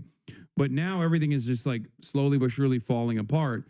But in the same way that Donald Trump and all of his cronies are like picking apart the scraps of American empire right now for whatever remains to make a tidy little profit on the side, Marco Rubio's ambitions for power, he realizes would only happen in this standard, in this way, where no one really will take him seriously. Steve Witkoff has more motion in terms of like negotiations than he does, and only because he's a golf buddy of Donald Trump. Right. And so he's just this guy. What about Stephen Miller? I think he's running He's a the whole show. psycho. I think so too. He is the deep, dark mind behind a lot of the white nativist sentiment. He was in 2016 as well. And he's an agent of Satan. Like he is literally Satan incarnate. He openly talked about like he's Jewish. Right. And he openly talked about like white supremacist works that he read. They're like deeply anti-Semitic all the way back in 2016 as like a important things that he read that like shaped his worldview. It's so psychotic. His wife said he's a matador. His wife thinks Elon is a matador. She said on Jesse Waters that her husband was a sexual matador. Yeah, he's ugh. No, I read a whole article about him that came out recently, and I think that my opinion is that like look at the stuff that Trump's interested in. Like he's redecorating, he's got the ballroom. Yeah. He has these vanity projects that he's engaged in. He doesn't give a fuck about policy. He's a famous non-reader. The only book that we've ever known or that's ever been reported that he's read is Mein Kampf, that his first wife said that was on his nightstand. That's the only book I've ever heard of the man reading. And I think that he has all these vanity projects. Meanwhile, Stephen Miller drums up all these executive orders. I think he is running the DOJ. I think he's the one that's telling Kash Patel, make it fit this narrative. Make the evidence fit this narrative. I think it's all Stephen Miller because Trump's too lazy. Yeah, I for sure. He's lazy. The only thing he cares about is being loved. And I think that this time around, his close associates from the last administration have realized that they can like kind of isolate him and manipulate him in that way by just only showing him like positivity. Right. And I think he's like somewhat oblivious because he does obviously watch television on his own. He's not as tuned into Twitter as he used to be. So I think like there's more of an opportunity. He's almost become like Brandon in some ways, like Biden 2.0, basically, like older, lost the step. The only thing he cares about is like people saying they love him. And that's the only thing he responds to when he sometimes gets a boss call from like sector leaders, like industry leaders. He will try and pull back. Right. Like when he said that, ICE is no longer going to go to like the hospitality industry. And then Stephen Miller was like, no, we're still going to go after the hospitality industry. And they're doing it. Yeah. So obviously, like, I think he's fucking oblivious to the half the shit that's going on. This is not to absolve him of any of the sin, of course. He's a monster, but I do really think that they're just like feeding him whatever information that shuts him up. And yes, you're right. Stephen Miller absolutely is running the show. And then sometimes Laura Loomer. Did you see? She wanted me deported. Oh my God, I saw that. Somebody sent that to me. Yeah, Did she respond to you when you said you were born in New Jersey? She did. It was the What'd she weakest. say? It was the weakest response of all time. Where is it? Hold on. It was. There's still people. Look, the first thing that came up. We're still insane cope. We're still deporting him back to Turkey. Which is so funny because that is insane cope. But as a right-wing account, that's like, no, we're going to do it. We're going to deport you back to Turkey. Okay, good luck, guys. Where is it? She basically said, you don't act like it. That's all she said. Diabolical ratio, by the way. She came in hot. Hopefully today, President Trump can negotiate the permanent deportation of Hassan Piker back to Turkey. It's time for him to go home. What got you on her radar? Oh, she's been following me for years. Okay. And I think she likes me a little too much. That's what I suspect. I have noticed this in like a lot of prominent conservative women that will like openly say it too sometimes. Like Brett Cooper, Fem Shapiro, the girl that looks like Ben Shapiro. Oh yeah. Oh, I saw this. Is this a real tweet? I saved it on my Instagram that Ben Let's see. Shapiro has deleted it since then, but He never deletes tweets, so Okay. it might not be. I think he has a policy of keeping it up all it the was time. something about, then somebody must have made it up. I probably fell for it. What is it? It's not loading. Oh. I mean, I don't have, but it was something about, What was it? it was a tweet that allegedly said Ben Shapiro had tweeted and since deleted that he said, you can't cave to homosexuality or transphobia. Well, let's say you had a really hot sibling. It was something about like, you have to resist those urges or something. It was insane. I saw it and then somebody had put it on Instagram and said, It could be fake, Okay. but what you're actually saying is unironically what Rick Perry said. That's why I say he's in the closet, because Rick Perry said it's like alcoholism. You know, you just have to avoid it. And if you're not gay, you don't think about homosexuality like that. Because like never in my life have I been like, man, I really got to put the penis down. You know what I mean? Oh man, there's just dicks all around. There's just dicks all around me, just waiting that's to be why I'm sucked. saying I think MAGA has a DL Demon Queen problem because they talk about gay stuff all the time. Wait, it's from 2020. So Ben Shapiro attacks LGBTQ people because he wants to sleep with his this. sister. Okay, read that. No, but this is from Queerty, so it's probably not real. But the thing with homosexuality and transgenderism is it simply boils down to exerting control over your impulses. Like, say you have a hot sister. Yeah, oh no, this is fake. Because this was at the time when everybody was talking about Abigail, his sister, who is okay. who's an opera singer.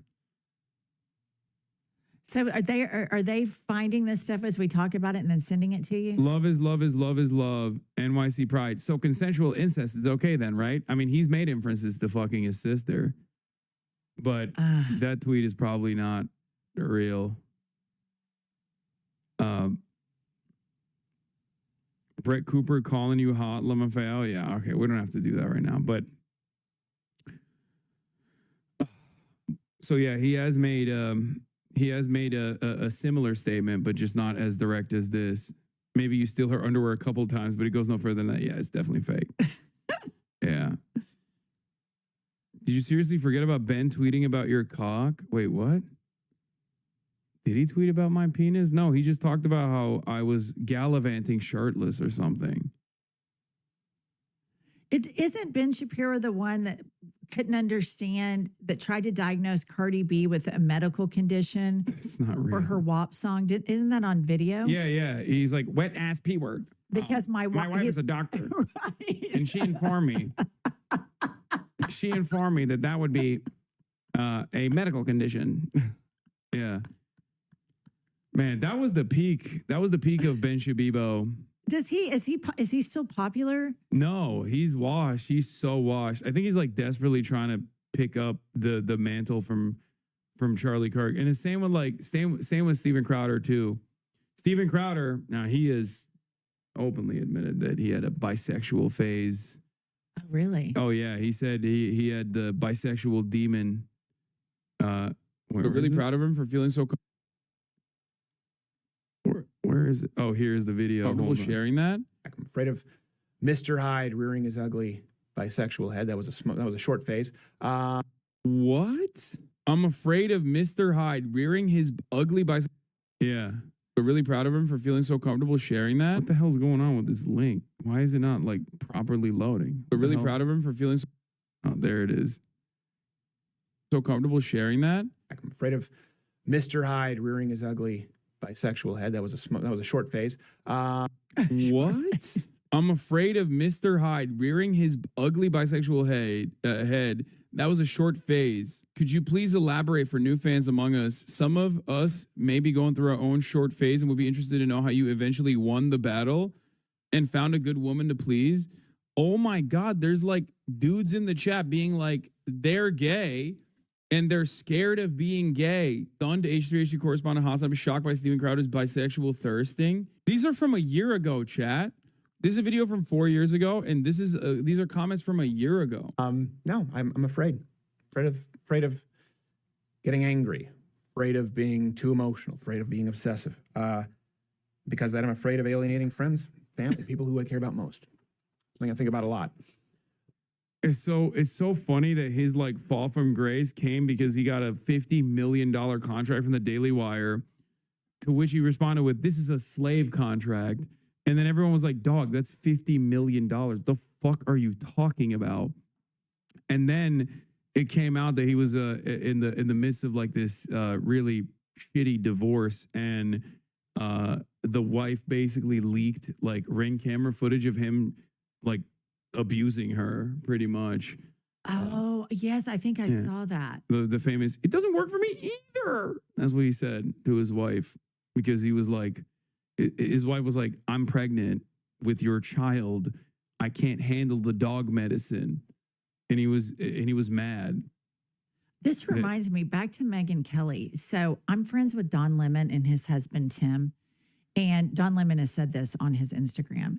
But Megyn Kelly, whenever they've been out, and it's Don and his husband, Tim, Megyn Kelly's husband is always staring. And gay men kind of know, like you know, you would if you're checking out a chick and y'all keep making eye contact back and forth. Megyn Kelly's husband is always staring at Tim, the husband of Don Lemon. Don straight up called, because she got in a fight with Don on the internet, and Don straight up called out Megyn Kelly's husband. I'm telling you, I think the core of a lot of this shit that we're all suffering right now is a lot of unresolved, closeted issues. I mean, certainly that plays a role in it for sure.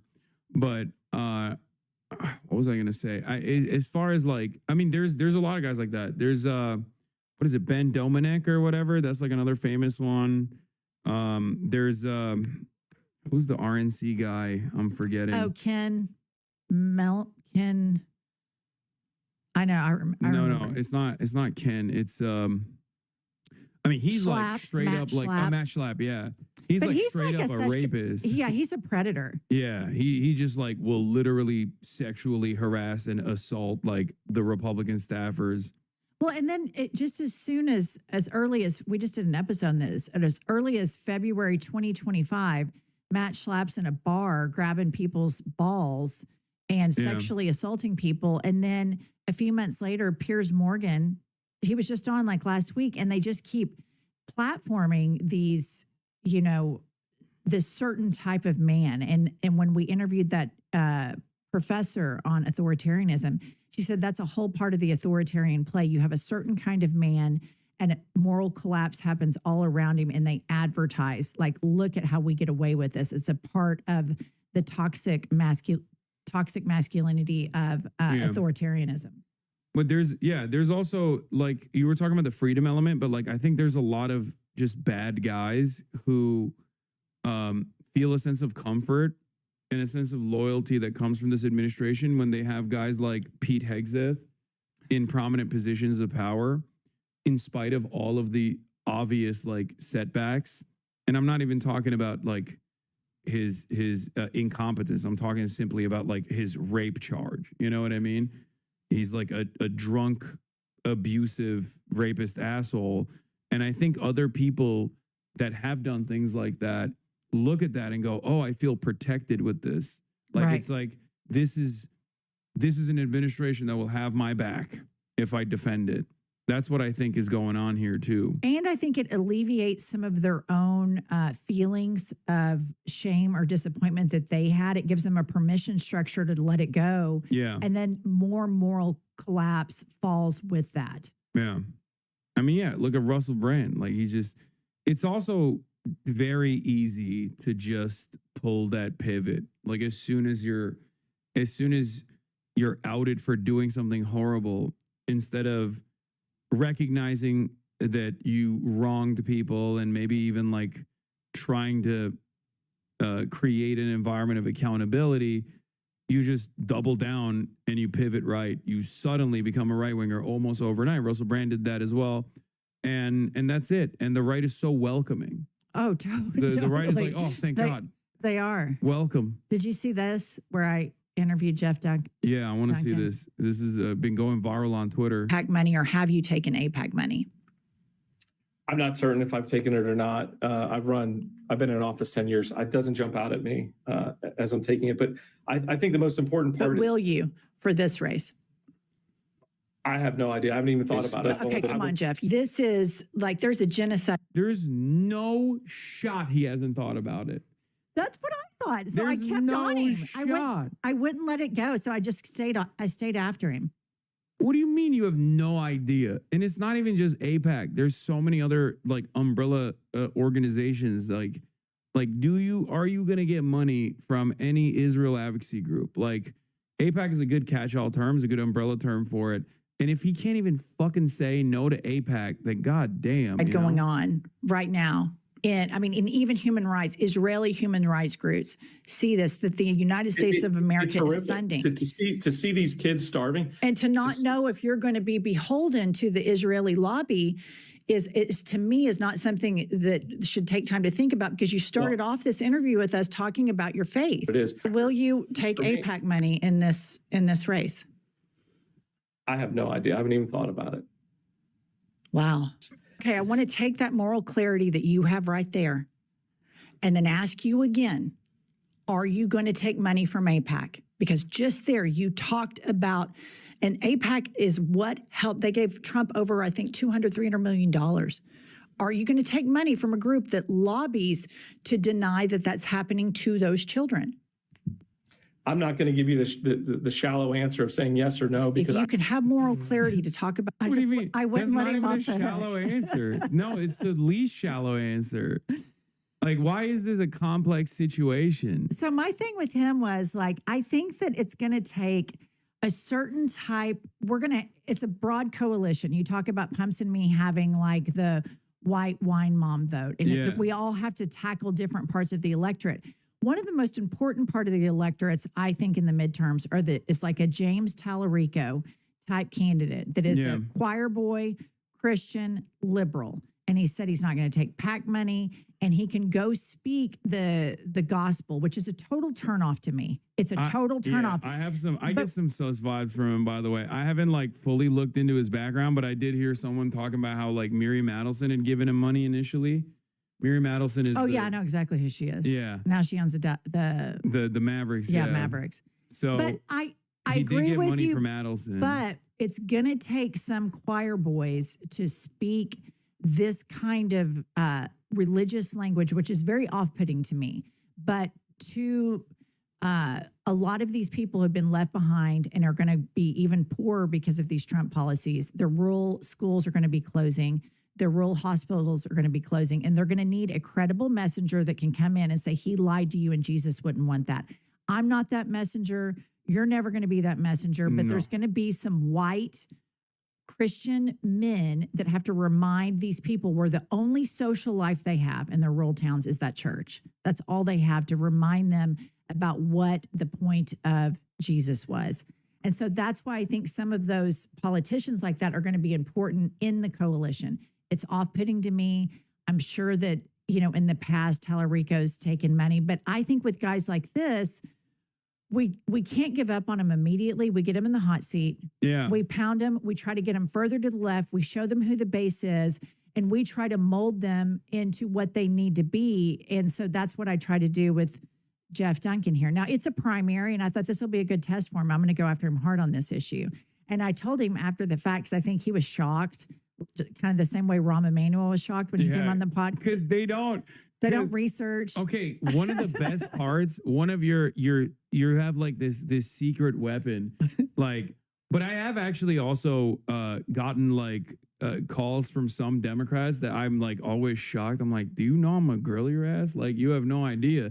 But then they do pull out eventually because there's at least one young staffer, I think, that goes, Right. no, don't do that. But they come to you and they're like, oh yeah, this is like a Democrat Party ordained outlet, and they're so not used to just like any pushback whatsoever that they look like a deer in the headlights. They look like Ted Cruz on Tucker Carlson, where they're like, what? You're not supposed to be asking me these questions. So You're not good. supposed to be asking me this at all. What the hell's going on? Yeah, or Richie Torres with Adam. Oh my God. Something Yeah. we haven't talked about that I haven't talked about with Pumps on my podcast that I want to talk about with you, because this happened and then the Charlie Kirk murder happened and I haven't had time to circle back.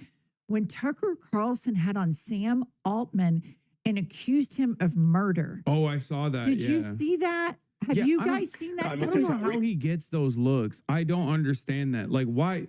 What kind of power does this man have? Like, I don't believe in witchcraft, but I genuinely don't understand why so many people just will go up and talk to Tucker Carlson.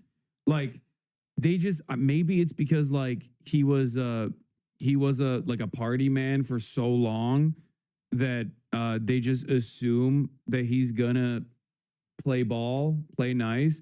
But he has so many moments like that where he'll just straight up be like, so did you kill this person? Sam's like, oh, he's my friend. He was my friend. I would never kill him. Why are you saying that? Like, it's crazy. Look, right here. You had complaints from one programmer who said you guys are basically stealing people's stuff and not paying them, and then he wound up murdered. What was that? Also a great tragedy. He committed suicide. Do you think he committed suicide? I really do. Have you looked? This was like a friend of mine. This was like a guy that, and not a close friend, but this was someone that worked at OpenAI for a very long time. I was really shaken by this tragedy. I spent a lot of time. These guys can't look human to save their life, by the way. Why are these gay men? Why is he and why is Tim Cook and Evil and Peter Thiel. Why are they going for refuge in this party? Because at some point the they care knife about will money. be. They don't care about anything else. But look at what happened in Putin's authoritarian regime. The oligarchs immediately go and suck up, and now they all start falling out of windows. You know they'll off the gay ones first if we get that far advanced in this I think they just don't. They think.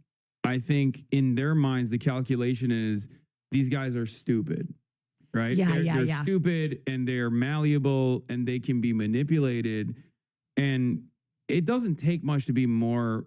It doesn't take much to be smarter than Donald Trump, right?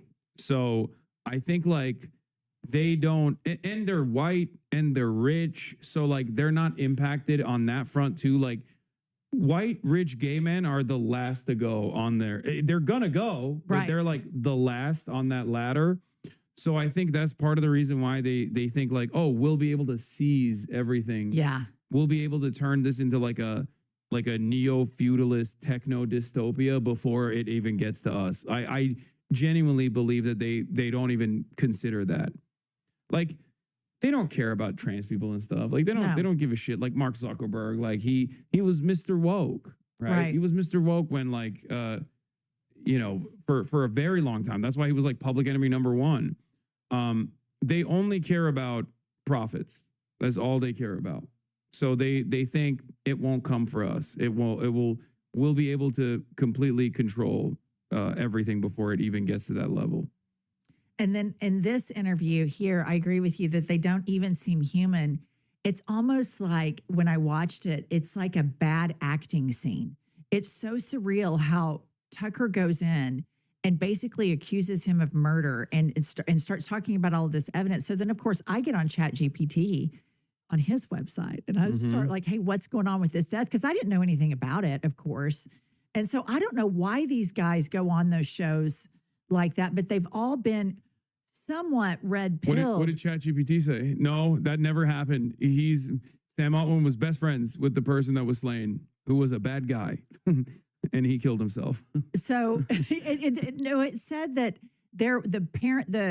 okay, here's the issue with it. So the guy gets takeout food, the guy that allegedly killed himself. He gets takeout food. He comes into his house and makes a phone call even. And then later, I think it's a gunshot wound, but the parents are saying that maybe there was signs of an altercation. But basically ChatGPT said it was a suicide. And I tried to do you think it's a suicide? Blah, blah, blah. And you know how sycophantic ChatGPT is. But I never use ChatGPT. Oh, I use it all the time. I don't use it. Oh, don't do it. I know. My kids tell me not to use it all the time. No, They tell me it's don't terrible. use I it. know. My kids tell me not It's to not use it. good because it's literally going to break your brain. It breaks everybody's brain. My son Dylan, who I'm so grateful that, because as a parent raising kids right now, you have to find out who else is raising your kids on the internet. And so you were one of, when he was in high school, he's in law school now. Yeah. But when he came home, he went to Syracuse and just graduated. And he came home, I'm like, oh, Dylan, I'm on ChatGPT. And he'd be like, Mom, get the fuck off ChatGPT. Thank It's God. awful. That's a Hasanabi hat right there. Yeah. He's trying to save you. Yeah, totally. Yeah. I think there's a lot of, it's not even the AI psychosis and stuff that I'm worried about. I think it's more so cognitive offloading that I'm very worried about, especially for a younger generation where people delegate a responsibility that the brain normally Needs would to do. Yeah. Yeah. And if you don't use it, you do lose it. And I feel like Americans broadly don't have a whole lot of brain to lose to begin with. I agree. So I'm so fucking worried about that. I don't know. I mean, it's just. Well, here's the thing, too. It gets so much stuff wrong. I don't use it as much as I used to because at first it was kind of like a fun new app to play with on the phone, but it gets a lot of its information from Reddit threads. Oh, yeah. It's super Reddit minded. Yeah. And so I would get information and I would know it was false information. And then I've kind of fallen off from it. But no, this shit right here is on this interview. It was wild. And it happened. And then the Kirk murder happened. And I was never able to circle back. But I think it would have been a much bigger story that this guy, he's a big, always at the White House, at the circle jerk dinners that Trump has, where they have to go around telling him how great he is. And he's sitting down with Tucker. And it's amazing because I think that a lot of these guys don't realize how conspiracy oriented the right is. Oh, yeah. And they think, oh, it's Tucker Carlson. Like you said, he was on Fox and he's a right wing commentator. Yeah. But they don't have any idea how demented and twisted, like Megyn Kelly thinking spells are real. Yeah. Candace Owens thinking Bridget Macron is, a man and all of these things. And he probably doesn't realize that Tucker's paid by Putin and all sorts of. Didn't Tucker say he was attacked by a demon in his sleep? Yeah, Tucker Carlson also did unironically say he woke up with bruises on himself and he was attacked by a demon. Yeah. He just straight up said that. Which again, with Tucker Carlson, I think he is a much more cunning actor than a lot of these other guys are. So I can never tell if he's being sincere or if he feels like this is the role he must present at this particular moment. Same with a lot of the stuff he's doing with Israel. I can never tell what is genuine with him. I just personally think everything he does is just for his inevitable run for office. Yeah, you said that when you were on our podcast, and that's Yeah. terrifying. Yeah, he is very, very cunning. I am definitely I pegged him as the most terrifying figure of Trump 1 early on when he was leaning into a left populist economic message. And if you notice, he doesn't talk about that quite a bit any longer. But back then, he kept constantly hammering on and on, workers' rights and all this stuff. And he was doing almost like a Mussolini or a Hitler, early Hitler, where he was saying we need to preserve the white working class. Like, we need to make sure that we defend the white working class. So it's not a sincerely held position of his, of course, but clearly it was so impactful that there were people even that still are in Congress that try to abide by that message to a certain degree, like Josh Hawley, another gay man. 100% he's gay. Yeah. You guys find his engagement photos with when the he's kicker. kissing his wife like a No, K-drama. Harrison Becker. It looks like a coming out Oh, yeah. engagement photo. Do you want something to drink, by the way? Yes, please. I have Come here. Dr. Pepper, Come here. blackberry, Diet Dr. Pepper, cream, and strawberries and cream, Diet Dr. Pepper cream, regular Dr. Pepper zero sugar, Mountain Dew. Do you have just regular Dr. Pepper? No, Diet Ginger Ale. Do you have like a normal non-diet drink? No, What the fuck? I don't. All right, just bring me something. You can pick. Let's see. All right, I think the cream one could be good. Look at how much she loves me. Okay, she's a princess. Okay. Let's see if you like this. I don't have any I don't have any like regular full strength sodas. Is it good? Yeah, it's not bad. Do you still chew the Oklahoma. gum? That's the Oklahoma in you. No, I Dr. do Pepper, Zins. yeah. I do Zins. Dylan, my son that you helped raise, he loves Dr. Pepper. Oh, I'm sorry about that. That might be my fault a little bit, but I don't know.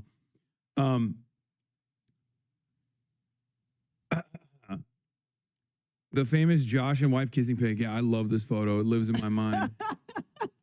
Josh Hawley kisses his wife like his parents are making him eat broccoli for the first time. Like I said he kisses his wife like a K-drama. Like, this is. You guys find the one where he does the couple's photo shoot with Harrison Becker, the kicker that said that women need to drop out of college and stay at home. Yeah, that one. The I way can't he's believe looking. they put that out. It's like the biggest. It's like a gay an engagement photo. There's also another one where he's like picking up wine in the middle of the day from Whole Foods. It's like, wait, what is this? Greenblatt got mad at Zoran because Zoran said ADL doesn't represent all Jews. I'm absolutely blown away by the sheer brazen audacity of Zoran Mamdani telling all of us in the Jewish community who does and doesn't represent.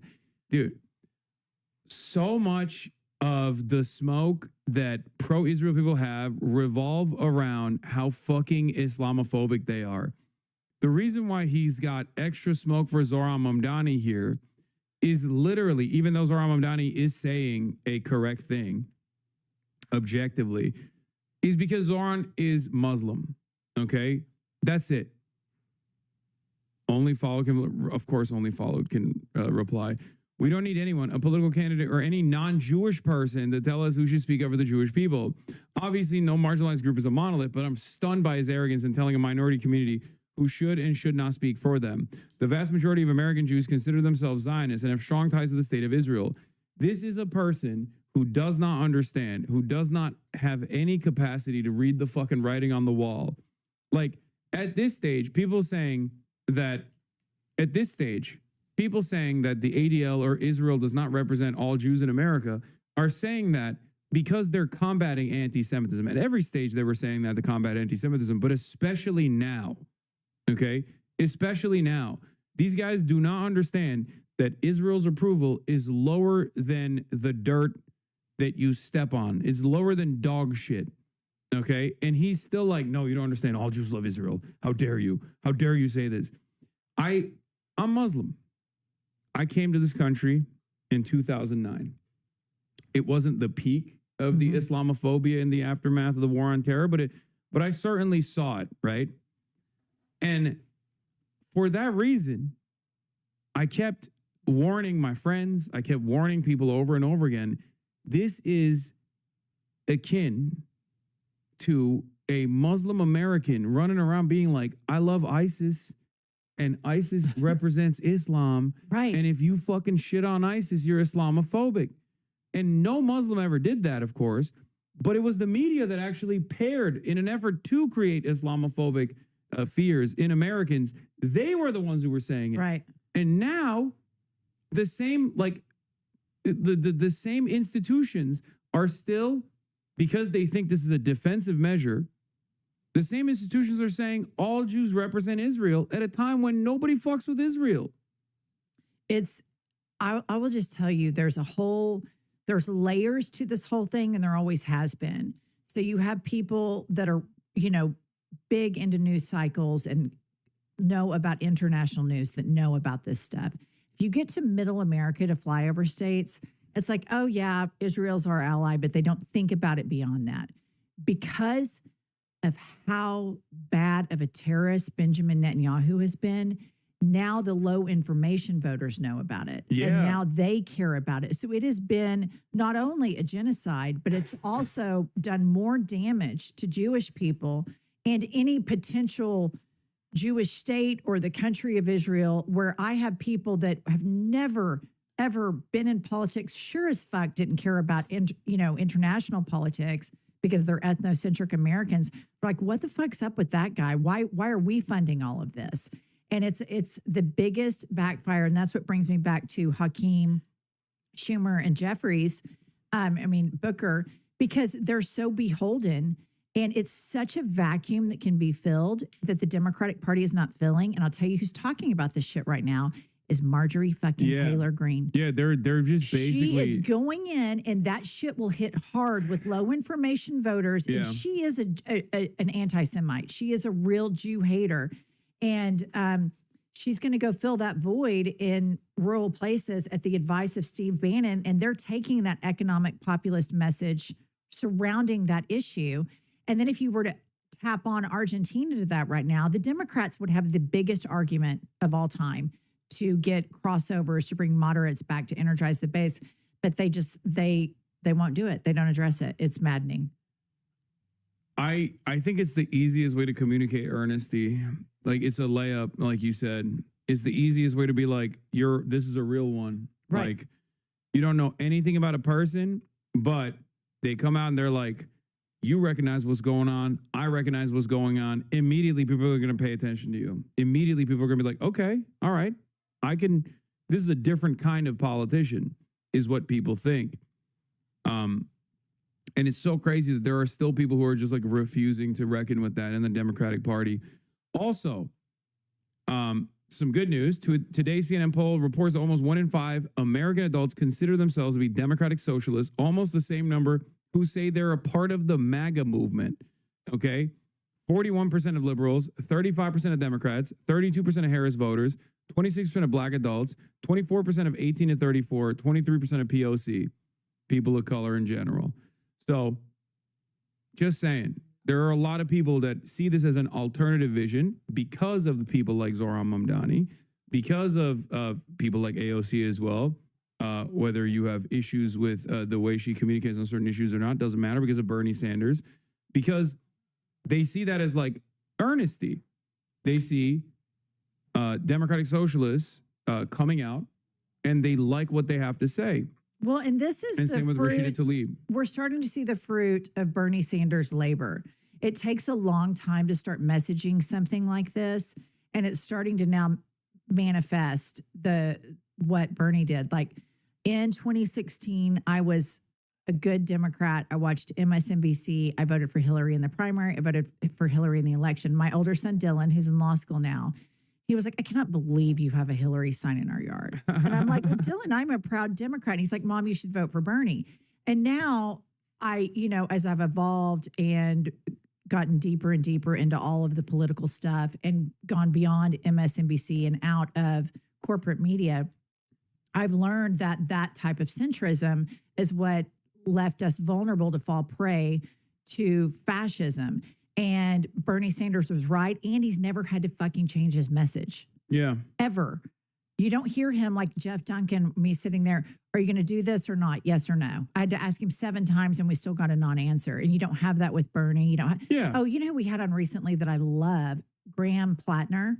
Oh yeah, I've been meaning to link up with him. I'll send it to you. No. I'm already in contact with him. I was supposed to be in Maine. Yesterday I was supposed to debate Charlie Kirk in Dartmouth, and then I was supposed to literally go to Maine right after to link up with Graham Plattner, but then all of the stuff that happened it has kind of made me sour away from doing public appearances, at least for a little bit. Yeah. But I'm still gonna most likely do something with him, but we'll see.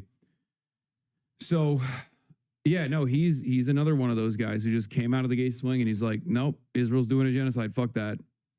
And he's been gaining a lot of momentum. He's been gaining a lot of attention, a lot of positive attention.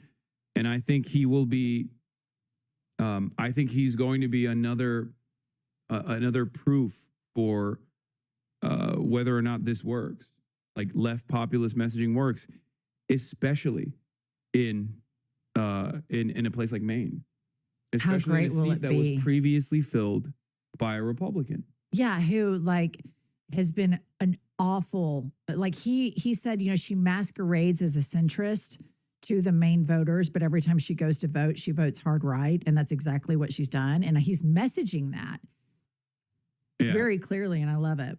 1,400 people came out tonight in pouring rain in Portland to see Graham Plattner. If Chuck Schumer and DC at least think they can handpick the next senator from Maine, then they have another thing coming. Is there someone in his primary that Schumer picked? Yeah, they had a person. Got to be. They had a who was it? I think it was the governor, I think. So they have they have their pick, Janet Mills. Okay. Or yeah, and then someone saying Jordan Woods. I've been paying too close attention to the primary at all, but Ezra Klein has had a significant fall from grace in my book, at least. Like I've always said, he's like a well-intentioned liberal guy, and I don't really mind him as much. I know a lot of people have a lot of smoke for abundance and the abundists. I don't necessarily care that much. I think it's just another rehashed, like repackaged third way neoliberal attitude, the public-private partnership, all this stuff. But recently, especially post Charlie Kirk, he's just been so annoying to me. I completely agree with you. I always liked him, but I wasn't an avid follower, but the abundant stuff, I think it has a tinge of arrogant messaging to it. There's just the way it's branded and the way he presents it. I don't know that it's very good messaging for where we are right now. And maybe some of the principles in it are okay.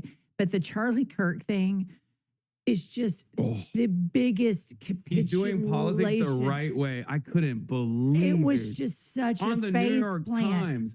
On the New York Times, you're like the most prominent liberal author in the country right now. Like he is the champion of liberals. And he goes on the Gray Lady, the paper of record, and writes about Charlie Kirk in that way. I could not believe it. It was revisionist history. It was such a face plant. I couldn't believe it either. I thought, could you not have slept on that a couple of nights? Yeah. But it was like this race to come out. And I think, again, I think a lot of the way they've handled the Charlie Kirk memorializing him is going to have a lot of backlash. This Christian nationalism, even within the Republican Party, I live in a super, super, super Jesus-y state. And they're like the ruling class of the people that have like the money in Oklahoma, the oil and gas guys. They're Christians, but there's a whole thing where people within the Christian movement look down on Bible thumpers. Mm-hmm. And that Trump is coming out so hard Bible thumping, and they've got those girls. Have you seen the video where they're talking in tongues and praying? Oh my God, you guys find it where they're talking in tongues and praying before they walk into the White House. Well, Trump's like main spiritual advisor is a lady that does that. Like there was a video of her doing that. Like the angels are coming. The angels are coming. Akuma mama ta ta ta ta. Like she was like, I forget what her name is, but like Paula. She's a real Paula White. Isn't that it? Paula White? Yeah, she's a real. She's a grifter too. She sells she has some racket where she's selling like a prayer or like a gift from an angel or something like currently right now. A group of Trump's faith office praying. Yeah, look, they start talking right now, Lord, from the east, the west, the north, and the south. You will shake America with your power and your glory. We cancel every assignment of the enemy. This nation was birthed to be one nation under God. we are standing on the soil of the White House, and we are declaring your word. Every place that our foot will trod, you will give it to us, and we are taking the land. We thank you, oh Lord. You have Quick, get some curses going. apparently, that's the only thing that cancels out Jesus, it seems, according to Megyn Kelly. brought us to the kingdom for times such as this, and this is the time. They're going to take it seriously. We're like, he issued prominent socialist terrorist critic Hassan Piker issues curse threat. Like, I'm not being sincere. Is this not fucking nuts though? Yeah. Like this, it's 2025, and the fastest growing religion has recently been the nuns.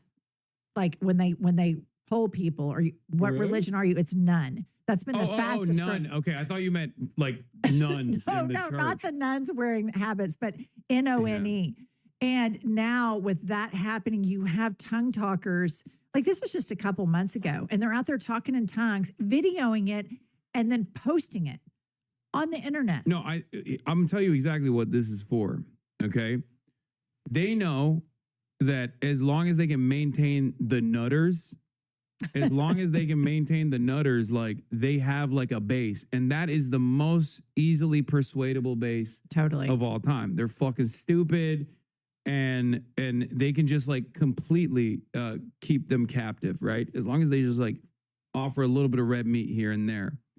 And basically, the reason why they have to do that is the same principle why they're doing the mass deportation regime, even though there's been a lot of pushback against it, even from, like you said, Trump's base of support. Right. Because people don't like it. People don't, when they experience it, they don't like it. When they see, their own workers get deported, they don't like it.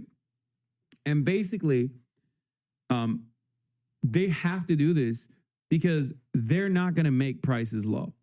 They're just not. They don't have any investment in that. They don't have any business doing that. They didn't run to do that. They lied about it. They're not going to stop Israel. They're not going to make groceries cheaper. They're not going to make housing cheaper. Trump's a fucking developer himself. So obviously they have to keep egging on the culture war so that they don't have to identify or solve any of the class issues. And that's precisely why they're just like keep upping the intensity. And the real reason I think why the base will eventually unwind is because more and more people are going to start realizing like, okay, dude, you ban trans people, but like my rent still sucks. You know what I mean? My landlord's still raising my rent. Turns out that didn't do shit for me. Right. And this happened under Trump 1, and it will inevitably have, it's already happening under Trump 2 as well, where people look around and they go, okay, we're punishing the libs, but I don't feel satisfied. My pockets are still hurting. And as long as they don't fix the economy, and as long as there is no as long as they can't even create an environment of hope and change for their base, slowly but surely, these people are either going to go back to not voting and just seep in their resentment, or they're going to get grossed out and maybe even vote for the opposition, as long as the opposition can say, he's not doing it for you, I will. Right. Problem is Democrats are not doing that. So they're basically relying on liberals being incompetent and inept and scared to maintain their group of power. I worry that with this base, if they can tune them up and gear them up, if they can galvanize them enough, I fear that they're just going to not have elections at all. Well, you have on the other screen right there that Supreme Court ruling, and this is where it gets really foreboding to me. Yeah. Because why are these people not checking him? Yeah. Why are they abdicating their power to him? And I have this really horrible feeling. A lot of those 6, they're all hardcore religious nuts. And they've all been groomed by people that want a Christian nationalist nation. And they've been crazy ambitious about this long before Trump ever the entered. Federalist Society. Yeah, and all of those judges are groomed for this, and they don't give a fuck that the messenger is a complete dementia-ridden twat. They have him and this shadow docket, and I think they've given him 20 wins and only 2 losses on the shadow docket, and this just came out. Yeah, the Supreme Court ruled 6-3 to allow Trump's pocket recession of $4 billion in foreign aid funding, ruling that it's unlikely the group suing have standing to pursue the claim and that Trump's foreign policy power outweighs their purported harms. That's what I'm really fearful of. I'm worried that they're just gonna move. Like, first they started with immigrants on the freedom of speech side. Like, in order to tackle it, they masked it under combating anti-Semitism. And there's a lot of liberal advocacy groups that are deeply embedded in the Democratic Party that present themselves as Jewish advocacy groups, but are actually Israel advocacy groups. And therefore, there's not a lot of pushback from the Dems on this, like, anti-Semitism combating initiative. And they're doing it through immigration enforcement, which is unilateral power in the hands of the executive on that front. And that's why they went after, like, Mahmoud Khalil, Mohsen Mahdawi, and numerous other people. And slowly but surely, that's going to creep into American citizens as well.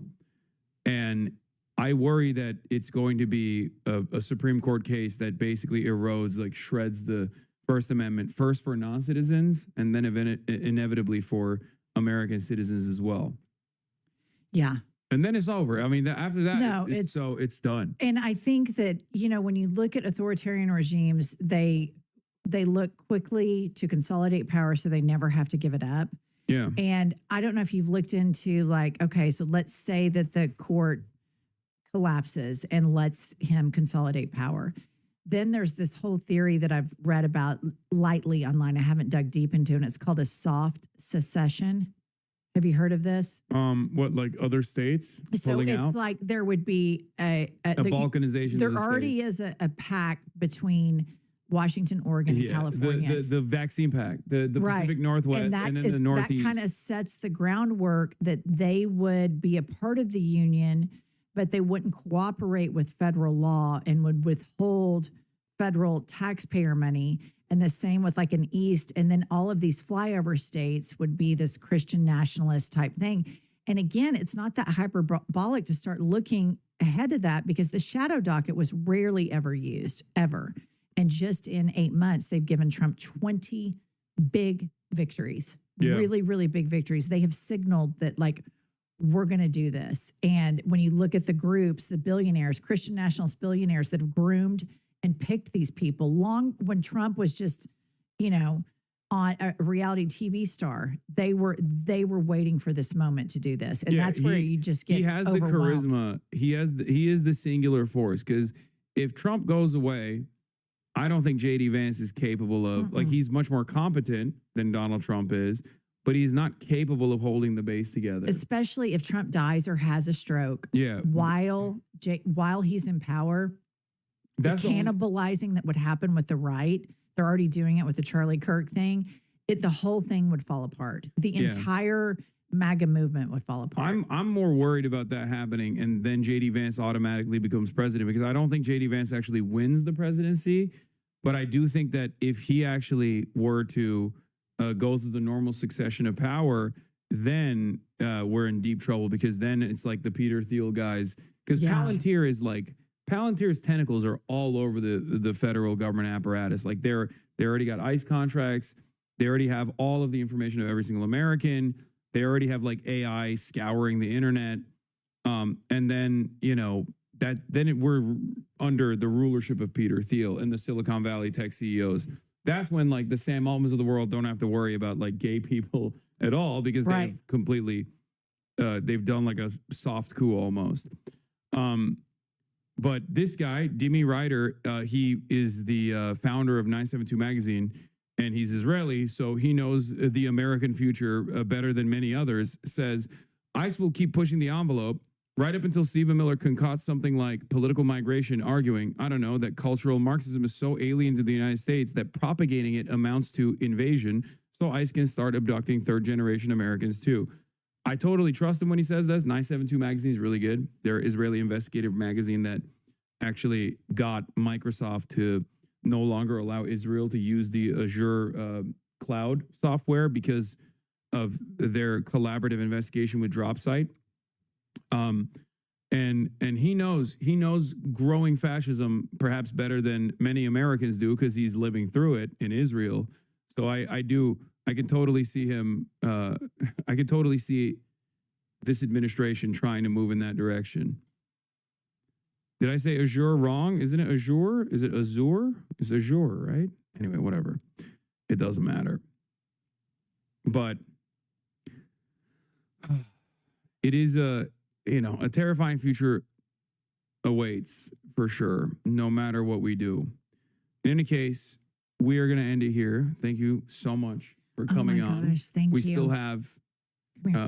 Still have a wonderful Fear Amp podcast that we are going to be filming right now. Okay. And I'm going to go do that.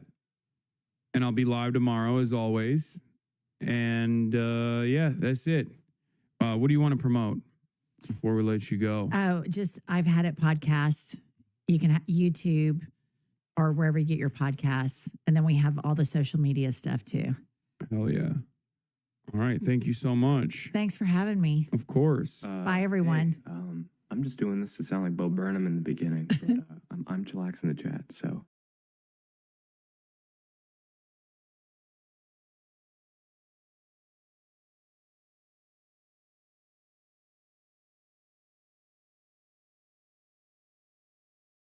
Benjamin Netanyahu is talking a lot about Charlie Kirk. I think it's really the simplest explanation is that Netanyahu has had an anxiety about losing young conservatives. That's why he went on the Nelk Boys podcast. That's why he was meeting with Tim Pool and who was the other?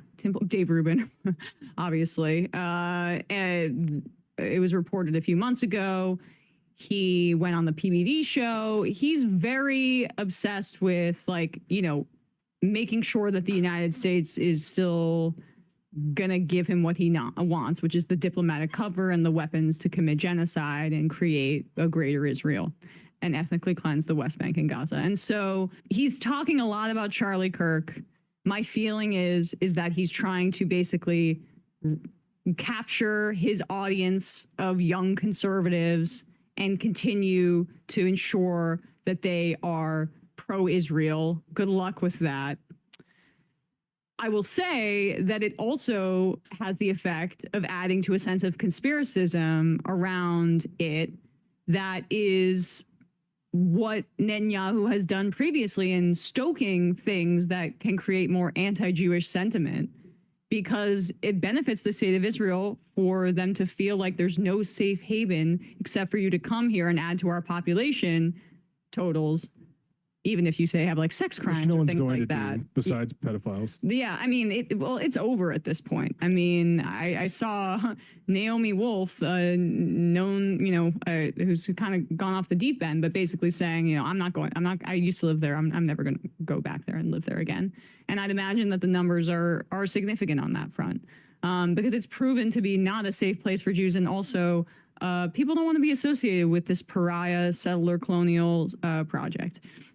But regardless of my speculation on why Netanyahu is doing this, it still is crazy and bizarre to have him come out and speak about Charlie Kirk over and over in this manner, given the pressures that we know are happening on the right surrounding this issue. So here he is with a statement about Charlie Kirk, the Hitler of our time. Joseph Goebbels, the Nazi propaganda minister. Okay, pause it for just a sec. Who I learned so much from, but yeah. Oh, no, that's not where he goes with it. He was making. But that was my first thought when I heard it for the first time. Yeah. Joseph Goebbels, the Nazi propaganda minister, said that the bigger the lie, the faster it will spread. Well, somebody has fabricated a monstrous big lie that Israel had something to do with Charlie Kirk's horrific murder. This is insane. It is false. It is outrageous. Charlie Kirk was a giant, a once-in-a-century talent who defended freedom, defended America, defended our common Judeo-Christian civilization. Charlie loved Israel. He loved the Jewish people. He told me so in a letter that he sent me just a few months ago. One of my greatest heroes as a Christian. Can you buy? Yeah. I mean, a list of right-wingers who are. Everybody has their political agenda is what the last thing that they heard from Charlie Kirk. Yeah. Oh yeah, I will say maybe he read somewhere that Charlie Kirk was like a journalist in one of those like liberal like hagiographies of Charlie Kirk, and he was like, wait, was he one of the journalists that we? Oh no! He's just covering all the bases. Oh God. Tyworm writes in, Charlie Kirk was a giant Goliath, if you will. Greatest joys as a Christian, he said, is advocating for Israel and forming alliances with Jews to protect Judeo-Christian civilization. All right, I'm sorry. Pause it for a sec. So that's even enlightening too, as a Christian. He is concerned about the Tucker Carlsonification of this all. I mean, Candace Owens to a lesser degree. Well, no, I think more agree. I think it's both of them, but Yeah. I think it's really responding to Candace Owens. Oh, interesting. But no one's actually said, neither of those two, at least as far as I'm concerned, has said that Israel is responsible for pulling the trigger. What has been said by Candace Owens, we'll play what she said, is that Charlie Kirk was having issues with his audience on the issue and was tiptoeing in the direction that Candace Owens was going, and that he was getting pressure from people like Benjamin Netanyahu himself and Bill Ackman, a big-time Zionist donor. That's what's being said. Like this conflation with some sort of conspiracy that the shooter was Mossad, I don't think that's operative anymore. Well, I will say people are saying that. I don't know if Candace Owens is part of that complex, but people who she's within the same, that is like a thing out there on Rumble. It's out there, right? On the right. And it's like, it's part of that complex that Candace Owens belongs to, of right wingers who are trying to differentiate themselves from like the standard Daily Wire, Dave Rubin form of like right wing commentary, just like indie, but still basically towing the Republican Party line. And so like I think Candace Owens is a big name in that field that's leading people possibly in that direction with the kind of things that she's, the breadcrumbs she's dropping. Yeah, but I do have to say, like, she's saying other stuff that's reported as factual, which is this summit that Bill Ackman had with all the huge number of conservative influencers. Like, that's not conspiratorial. I mean, it's a conspiracy to discipline the conservative media, but it is not conspiratorial, like in the fact that it's baseless. But that's what I think I'm saying here too, is just that because of those pressures, Netanyahu is trying to retroactively make sure that Charlie Kirk is remembered as a friend of Israel and not the pressures he was dealing with from his audience towards the end of his life that other conservatives are still dealing with. And the reason I said Tucker, it's interesting that and I want to play let's just play the Candace Owens thing. Is there that much more of Netanyahu? No, I mean, Charlie loved Israel. He wanted everyone to love Israel forever, and But the reason I said Tucker first is just that he's been, he had that nun on. He's been really on the anti-Christian, or the Israel's anti-Christian angle. And so when you're talking about support, like Benjamin Netanyahu needs the entire Republican Party filled with Christian Zionists to support him.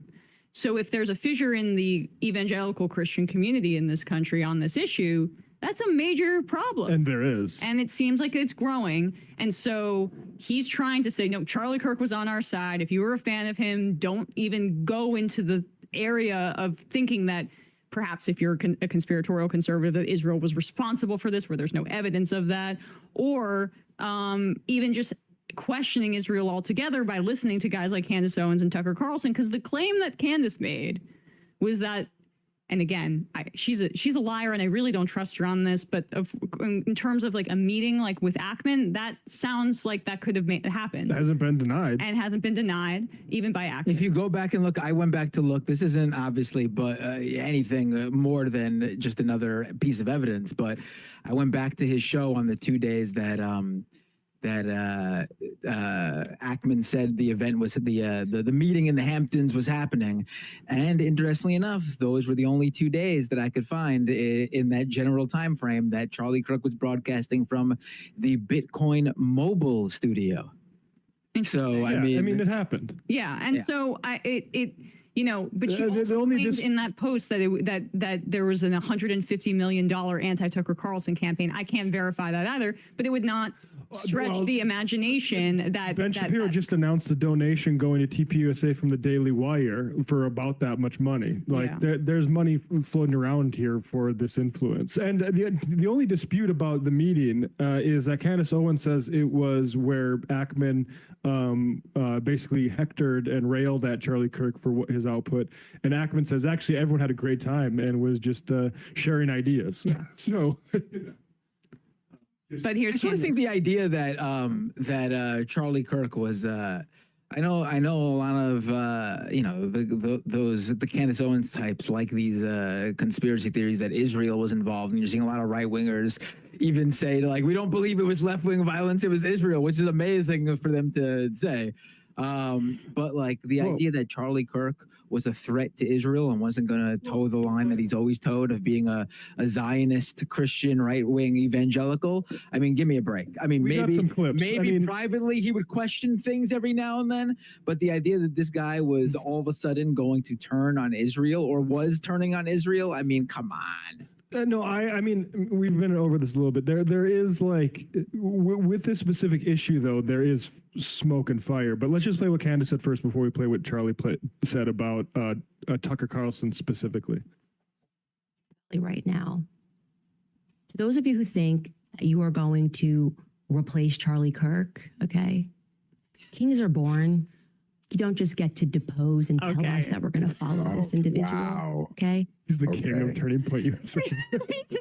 I love her little, she does this thing where she goes, okay. And she's barely concealing her rage. I mean, say what you want about Candace Owens, but she's like she's insane, but her emotion is genuine. She's a performer, yeah. She's a great performer of emotion as well. Right.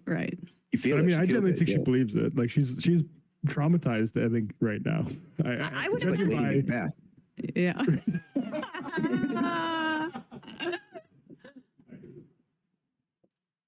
I'm one of the Masons of Turning Point USA.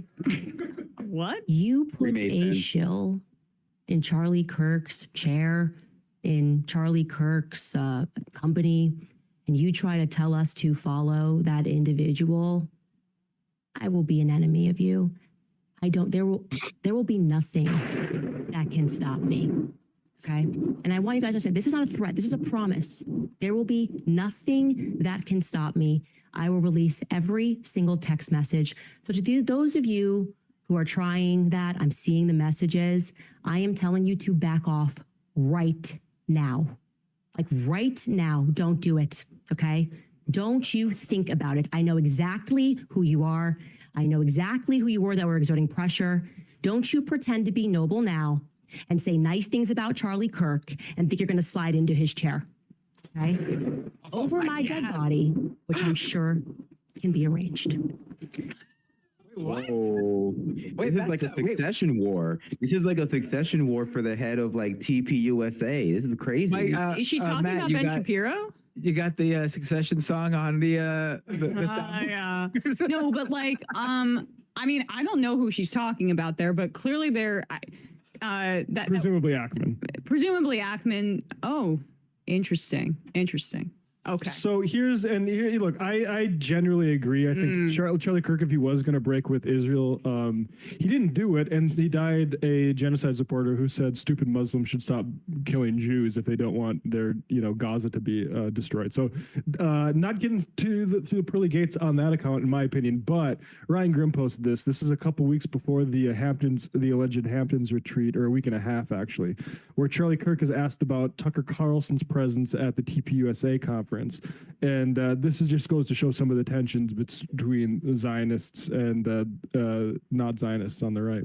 So let me ask a question. If we were to remove, like if people said what Tucker said is anti-Semitic, I don't hold that view, but it's like a lot of people on Twitter are like calling us out and like, whatever, that's not going to happen. But if we were to cancel Tucker, would anti-Semitism increase or decrease? I think increase, because that means any supporter of Tucker Carlson's statement therefore makes them anti-Semitic. Association, 100%. Exactly. But the binary that's presented is that if you don't passionately talk about it, you are a hater. That's probably destructive for everybody involved. So for me, I'm trying to find this new path, which is I love Israel. I visited there. My wife and I had the best experiences ever. I saw where Jesus rose from the dead and he walked on water. But Sounds also, like I'm a an guy who's American, ready to turn. and I represent a generation Wait, that what? can't afford it. What'd you say, Ben? I said, sounds just like a guy who is ready to turn, right? I mean, that's what I sort of really hate about this whole thing. That the idea that it's like, that's going to be the correct position, that Israel was wrong, obviously, because they are committing a genocide. And by pretending Charlie Kirk was going to change his mind, or was changing his mind, or was leading the charge, and Netanyahu looked at him as a threat, then it changes the whole legacy of Charlie Kirk somewhat, right? That he was turning to the right side of history or whatever, when it's just not true. That's I agree, but we're not taught. I think that's the conspiracy on the right that you're referring to. We're basically, I think, saying something separate. We're throwing out the idea that Israel was involved. I'm addressing what they're saying, not you guys. I know you guys don't believe that. No, I'm no, sorry I if you know. thought I was saying that. No, I want us to just be clear. Like, that is not what I'm saying, but it is interesting, a window into the pressures that were already existing that has been exposed by what they've revealed. And Charlie was a load-bearing sort of pillar on that. And now where does that pressure go? Like, it's kind of confused. Like, who can really deliver the Gen Z, especially in millennial right, the way Charlie Kirk can on this issue? No one. Right. No one has the credibility. So it is fast. Like, and so Charlie Kirk had a lot of responsibility, and I would say he failed to act responsibly on that. Like, this has been going on for a long time. Charlie's a big boy, or was a big boy. He should have known better. And like the fact that in certain instances on like PBD, he's saying words like ethnic cleansing about Gaza, and then still is saying this shit. Well, let's let this play a little bit. But and I just want to say the name that we haven't said yet is Fuentes, and he's reaching the same kind of age cohort of audience. So Netanyahu and those folks probably saw him as a bulwark against that strain on the right, the neo-Nazi strain, basically. I saw where Jesus rose from the dead and he walked on water. But also, I'm an American, and I represent a generation that can't afford anything, and that we are like flooded with illegals, and no one speaks English, and our hospitals are clogged. I think we need to have the prudence to reject the Jew hate. Like, okay, we're not going to put up with that. That's dumb. But also, if you call everyone an anti-Semite, if they don't take a puritanical view of the Netanyahu government, then I think it's bad for everybody. So would you guys all basically safe to say welcome us not talking about Israel nearly as much? Yes. Every day. Hope that it's often. Sounds like chorus. Yeah. A third way. But no, I mean, like, this is a pressure that Charlie Kirk was not unique in experiencing. This is experience from his counterparts on like the liberal left too. They're looking for this way to square the circle between like the, especially amongst the people who appeal to younger audiences, the lack of integration of those people, those younger audiences, with the system that valorizes and has propagandized for Israel, like during the formative years of boomers and earlier Gen X's. Without alienating those people, right? And so if Charlie Kirk had changed his mind on this, it wouldn't have been because of it was any principled position. It would have been because that was the way the wind was blowing, and it was way past that period. But people like Charlie Kirk and his, analogs like Tim Pool and like, I guess, Ben Shapiro and the Daily Wire complex, they are feeling that pressure from the right, from Nick Fuentes, from Stu Peters, from Tucker Carlson, from Candace Owens, who are starting to represent this less well integrated within the economic and social system that has been like, strip mined by our capitalist system, the form of like the younger right. And there really just is no way to like bridge that divide. And it's not just for people like Charlie Kirk or what the other, young Zionist supporters. It's also for like liberal influencers too. Like, this is a divide that is appearing all across America, and Charlie Kirk was not unique here. It's all over the place. There's no way to be silent on Israel's genocide anymore. The UN has even decided that they can't be silent on it anymore. Years too late, but it's that's where we're at now. So I think that this is just a problem that we're going to have to deal with, and the solution can't be that we only allow like this kind of conversation, not this, but the one that Charlie Kirk was having here with his I guess groip curious audience. Like, we have to have like the ability on the left to have real conversations about disaggregating the American state from like Israel. And, you know, really that's going to be a very difficult conversation because Israel is part of the American state. And we know that Turning Point USA as a property is going to be very valuable. And that's what it seems like Candace Owens is alluding to. Yeah. And whoever ends up taking, I mean, it seems like his wife was appointed president, but clearly like the future of the organization is very much up for grabs. If you have guys like Ackman swimming around and other pro-Zionist billionaires or media figures, or Charlie Kirk, or not Charlie Kirk, Ben Shapiro, who Candace Owens had a giant falling out with. that's what I thought she was alluding to. I When you think said he Ackman. kind of is. You're right, because I mean, here is Ben Shapiro on the Charlie Kirk show. No Candace Owens there. Talking about the future of the group. I know we at Daily Wire, we trust you at TPUSA to do it. I mean, that's really the answer. We're willing to provide, and we are providing any level of material support, any level of support on the program, boots on the ground. When was this? Do you know? Recently. I mean, Because this I'm is in the wake of his curious. death. Because like, what support can you provide, Ben? Because the Daily Wire is not in a good financial position, and this is we can book Bibi Netanyahu for you. this is a. I'm starting to see your vision here, Matt. There's a parachute for Ben Shapiro and the Daily Wire in the form of TPUSA. I think it sinks both of them. I mean, honestly, I think the merger might be right. I think because like the wind is just not blowing the direction that Ben Shapiro's going. And Charlie Kirk might have been more like better able to like weather the storm. Ben Shapiro is a hardcore ideological Zionist, and his, you know, Matt Walsh and like Michael Knowles like flunkies are also just not very smart. And so I think they would just ride the brand to the ground. And I think Candace Owens would. You've heard what she's willing to do. Like, so I think she would be. I think that she would be the one who, like, you know, metaphorically ends this particular charade. So I think go for it. Yeah, like I think they should go for it. I think Ben Shapiro should head it, and I think it should be. I think they should ride it till like the wheels fall off. Interesting. Yeah. I'm all right. We can play it. Let's play this. You to do what Charlie would have wanted to be done here. And I think that the reason that everybody trusted Charlie, the reason we're all mourning Charlie, is because nobody did it better. You spelled out two of Charlie's goals. He said, you know, he wanted to bring people back to Christ and bring people back to church and back to biblical values. And he wanted to keep the MAGA coalition together. And expand it. And the question is how you do that. And the answer is you focus on the first, and the second is a byproduct. Okay, the answer is that, as Matt says, you have to unite around something. And yeah, we can unite in the short term around the fact that there are a bunch of people who hate our guts and want to murder us, which of course is true. But long-term unity, big movement change, which is what Charlie was really trying to drive, and why he went to talk to people who disagree, is about building around those core values.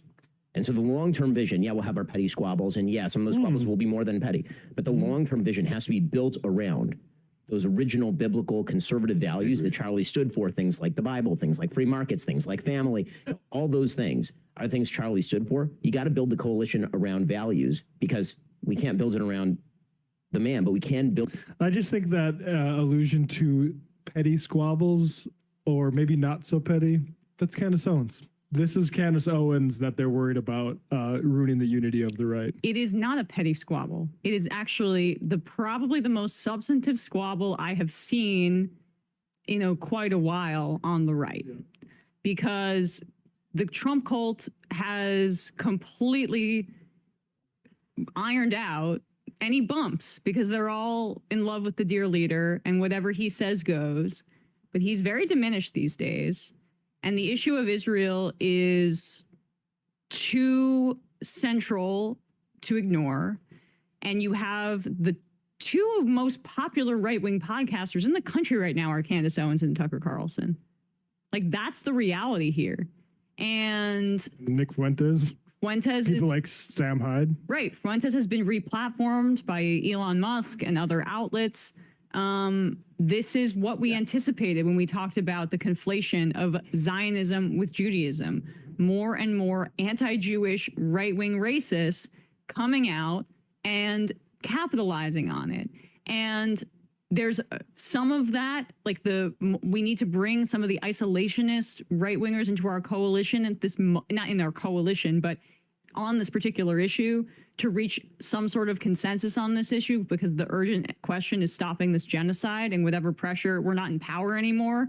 We need the right to pressure. We need Massey's and Right. people like that. We need the right to pressure Trump. I mean, God help us. I don't, that was my argument for Kamala always, was we are in her coalition, so we could pressure her, and we are not in Trump's coalition. We cannot pressure him when it came to just like the issue of the genocide in Gaza, because she was not meeting the moment, obviously, on that.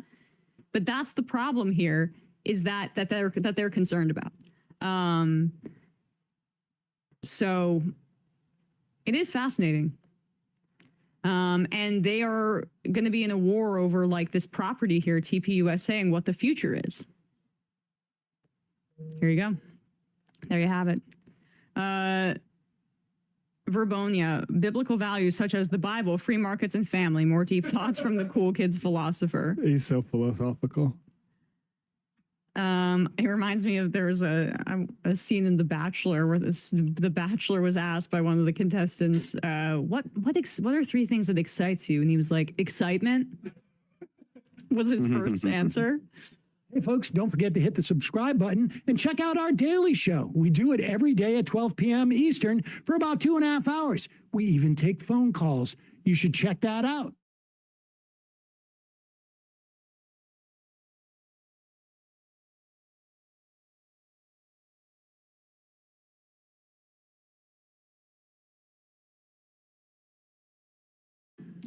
Whoa. Sam Cedar, Emma Vigeland, Majority Report, fun half. Let's read some IMs. Blind anti-imperialism.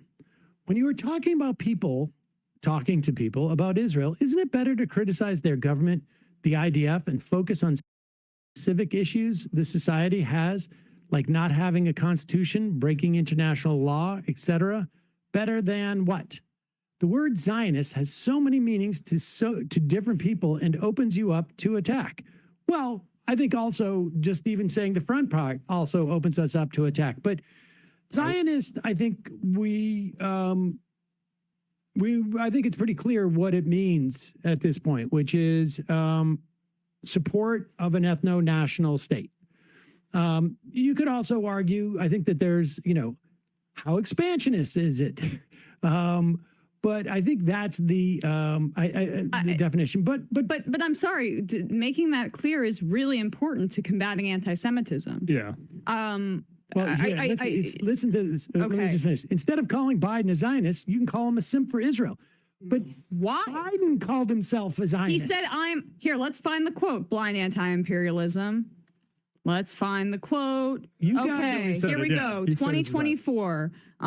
He said he considers himself a Zionist in a speech. Here's the thing. I'll just say, just generally speaking, he definitely said that. But I'll just say, like, one reason I use the word is because I want dirt thrown on it, and I want more and more people to say, actually, I don't want to consider myself that. So the type of attack you're saying, I actually want that smoke in 2025. I think this is a conversation that needs to be had. He says, Biden said last year, you don't have to be a Jew to be a Zionist. And a Zionist is about whether or not Israel is a safe haven for Jews because of their history and how they've been persecuted. Now you'll have to make a lot of that because different people don't know what a Zionist is. He's actually correct. And the Republican Party is chock full of Christian Zionists.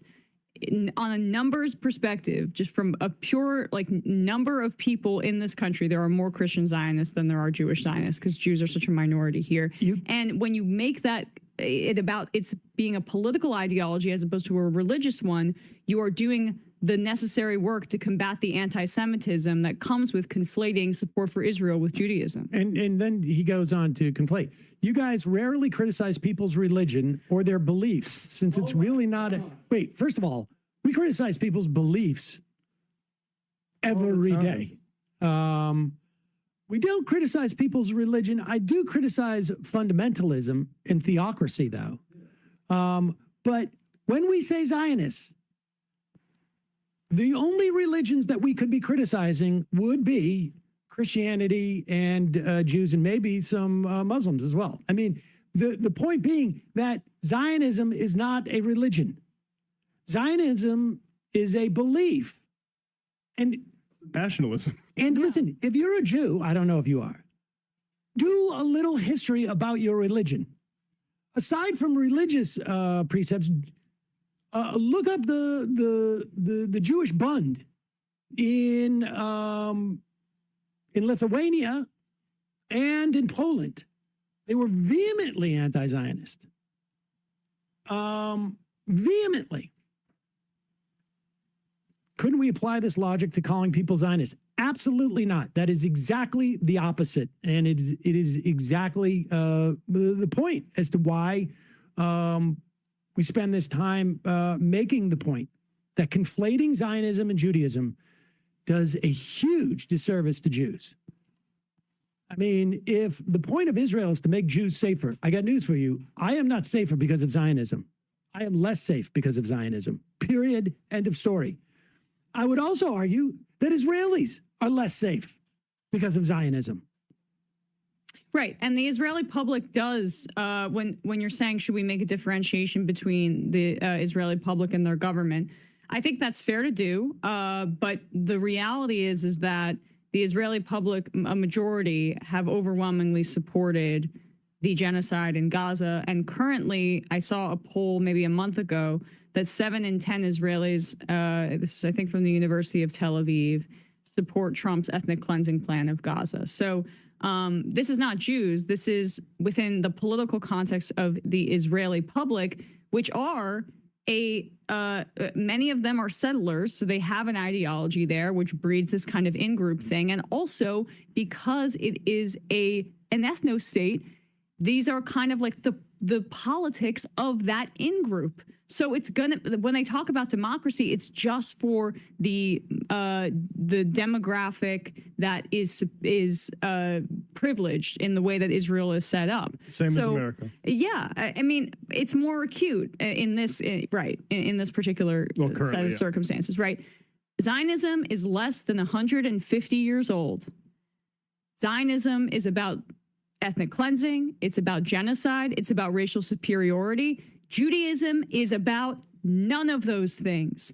None. It is a religion that goes back thousands and thousands of years. And so to conflate those two things is anti-Semitic. It just is. D-Hires. Sam, would you ever have Loner Box on or his stream go over some of the falsehoods of Scahill propagates? I don't know who Loner Box is.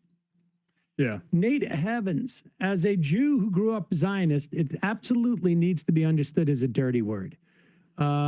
People should not want to be labeled Zionist, so please use it. Aaron from Germany just contacted the Democratic Party, letting them hear about their trying to nullify the Haag Kenyatta elections. Maybe more people should do the same, especially those from swing states. Drop the contact link in 2 of the Discord chats. Ramona Frankenstein, how is it even possible that you have viewers who still don't understand the distinction between Jewish people and Zionists? You've been extremely clear about how the conflation of the two is a dangerous thing. Bingo dango, that IMer is 100% Ethan Klein. Slim. It's probably Theo is not alive. Is that Ethan Klein IMing the show? Central Spiral, Zionism is akin to Nazism. Jody from Chicago, not sure if you guys know what Eurovision is, but it's like the Olympics of Song Contest. Not only was Israel able to participate last year, but they are this year. By the way, Russia hasn't been able to participate since their invasion. I'll be booing in the bar. I'll be watching if they make it through the semifinals, which they most likely will. Or at the Olympics. Well, Russia upset the post-war international order, unlike all the occupations in Israel. It was such a joke with the Summer Olympics to see that Russia couldn't participate, but Israel was able to. Unbelievable. You know who's a Eurovision expert is Brandon Sutton. I don't even know any. I feel like I understand words, but I don't know It's what like you're talking about. American Idol, but each nationalistic within Europe, so each country has a representative. Why did Israel get to participate?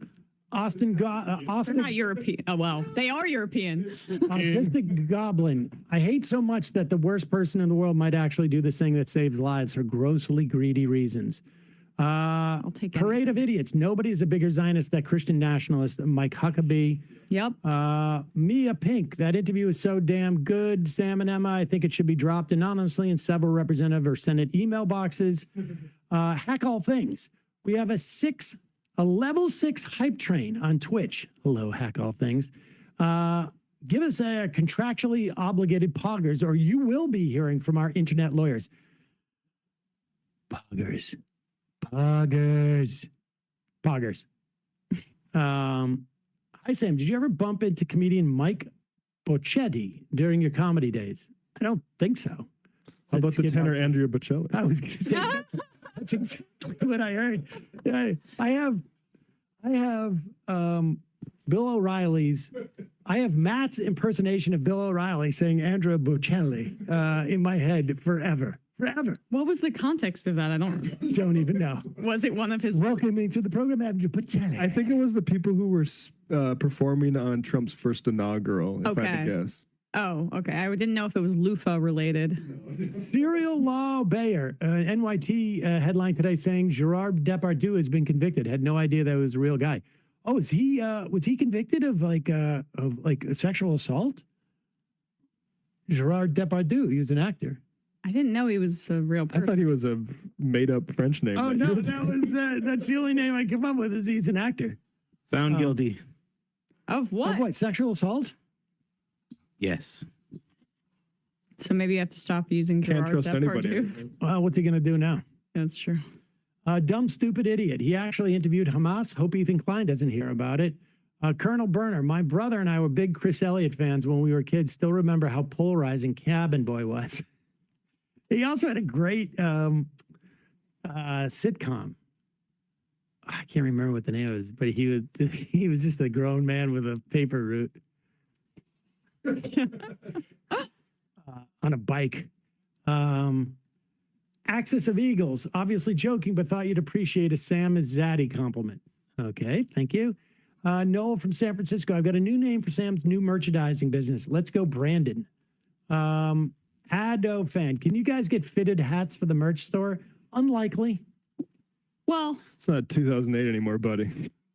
What are the fitted hats? Are those It's the ones where you don't have the snapback. It's sort of, you can't adjust it. Yeah, it's much harder to do. Size. You got to buy the sizes, all that. Yeah, it's overhead. And honestly, I don't like it. You'd be surprised how few hats are being made in this country. Now, of course, I'm sure with the tariffs, what will happen is everybody's just going to raise their prices. Well, all the hat factories are going to make us all rich. Yep. Your town is next. I wouldn't feel too bad about wearing your own merch. I'm like 90% sure I saw David Sirota in the Upper West Side wearing the leather hat. Yeah. I don't think not Sam Cedar. Bring back the Emma hat. I got a birthday coming up. Yeah, we should do that. Any more color options on the merch? No, but maybe we could have a blue. I don't know. Yeah, we could look. We should look into maybe. My brain hurts. Not sure Ezra Klein compares to Mark Blythe. LOL. Well, we'll see. Kowalski from Nebraska. Okay, hear me out. If the Palestinians present a peace plan called the Eternal Trump Peace Plan, as well as give Trump an ancient relic to claim that he's the second coming of Sirius, yes, the great it will bring about the generation of peace and prosperity. While also naming things like an airport and port in Gaza after Trump. The Israelis might not be capable of breaking that peace agreement. Just 100% stroke Trump's ego. And he says, honestly, if they had an airport or a port and they called it Trump Port, it would be disgusting and gross. But I do think that it would actually bring about. No, but you're a genius, Kowalski, because even the inclusion of the ancient relic thing, because he's so his Orientalism about Indiana Jones couldn't even get his hands on this. Right. The way that he talks about people in the Middle East and in Asia with this kind of racist old-timey colonizer mysticism. The other day he was talking about the Chinese and he was saying oh, they're proud people. They're proud people that we have to negotiate with. And he's saying the same thing about the Houthis, about how he speaks about them. So that would work. You just have to make it seem like this is some ancient tradition, I think. Now from Trinidad, Emma's Knicks are up 3-1 on Sam Celtics. Okay, blocked. Milo, I hear you guys on the distinction between the two, but doesn't the idea of Jews being superior to the Goyim originate in Judaism? It's not superiority in the sense that one has more rights than another. There is always, I think you can find in a lot of religions, the idea that our relationship with God is, the real relationship with God. and that there is a profane and non-profane world. That is different than saying I have more civil rights in the context of a society than you. That's just different. This is the version of what we see when people say Islam is incompatible with democracy. Or Christianity, for that matter. It's how you relate to it. There can be suggestive things in holy books, but how people relate to them is extremely variable when you look at history. For a long time in this country, evangelicals did not really get involved as a political entity. To the extent that they voted, which they did, they didn't vote as evangelicals. There was no, broadly speaking, I'm painting with a little bit of a broad brush here, but there was not a concerted political identity for folks like that. And it was, leave unto Caesar that which is Caesar's, essentially. Yeah. That is no, they wouldn't say like our theology is just the same as everybody else's. No, I think, religions, this is the problem with fundamentalism. Yeah. Religions largely think that each religion thinks that they have the best answer in terms of, or the best relationship with a deity, or they have the best answer to existence. They think they have the best existential answers. The problem becomes with a fundamentalism where they believe that this is the case that should then dictate what the rest of the world does. The best of religions is like, I have the best relationship with God, and therefore I'm going to let other people do what they're going to do. Well, also, they don't come to that based on like their close reading of the holy texts. It's based on their historical circumstances. So why are the Southern Baptists called the Southern Baptists? Is because in the run-up to the Civil War, a certain sect of Baptists were like, hey, we shouldn't be doing the slavery thing. And the Southern Baptists was like, actually, we need to gross. You need to keep doing the slavery thing, you wokies. And it's just, to blame. You can see it from, there's progressive Jews, there's conservative, ultra-Orthodox Jews, there's progressive Christians, there's conservative Christians. Same thing with Islam. To make it about the text of the religion, I think does lead down bigoted roads. Sam Harris, but he does it for Islam. And then he compares it to Judaism and saying that Judaism is basically the superior text, or that it's more compatible with civilization. It's when you combine the religious text and the fundamentalism with state power and with militarism, that's when you get the violence. Don't you dare, says Onion Breath, dilute the value of my limited edition and Majority Report merch. Yeah. I thought these were limited run. Okay, let's go in. People are talking about that to the extent that there is an opportunity for some type of ceasefire, some type of peace, even if it's, a 5 to 7 year truce, or, God willing, some type of potential for either a more just Israeli society or a two-state solution, whatever it is, it may very well rest on how much money it makes Donald Trump, essentially. And here's Donald Trump. And we don't know the details of why Qatar has decided to gift Donald Trump $400 million. Jeremy Scahill, who we just interviewed, obviously had some speculation. But here's Trump, like, who knows why they're giving it to me? I mean, who am I to say no?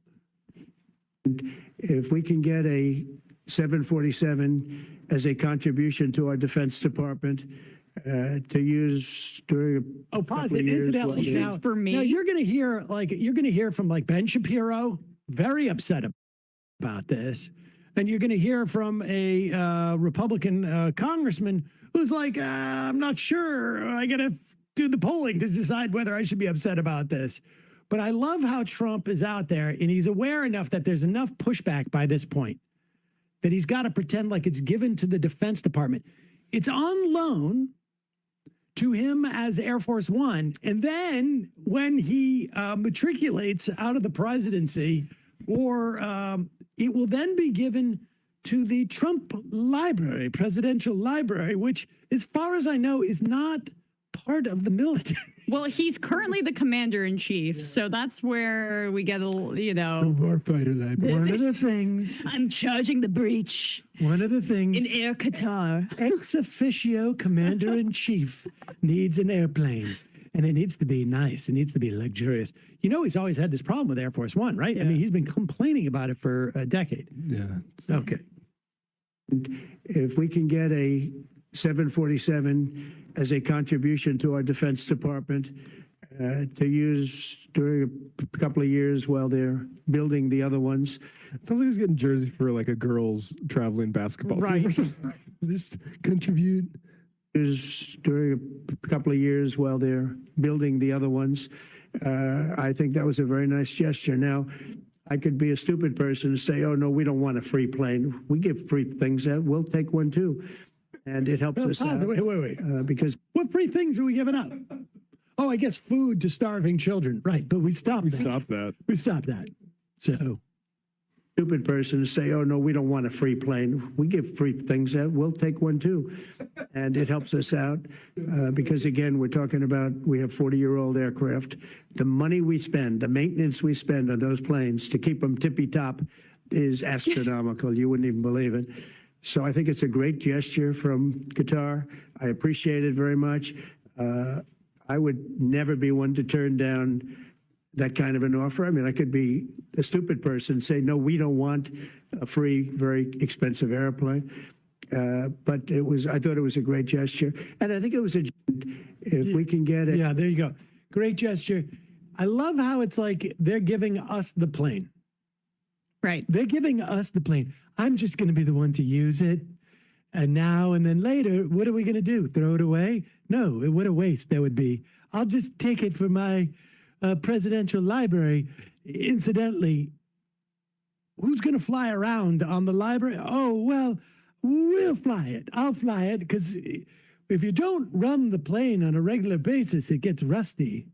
And that would be bad. But you can't check out. Like if I have a library card at the Trump library, I can't just take out the. Oh, maybe we'll do a special field trip with the kids, and they come to the library and they come see my plane. He's using the Not royal my plane. we. Did I say my plane? No, you got to use the royal we. We, our plane. Our plane. Right. The Defense Department's plane. Got it. On loan to the Defense Department.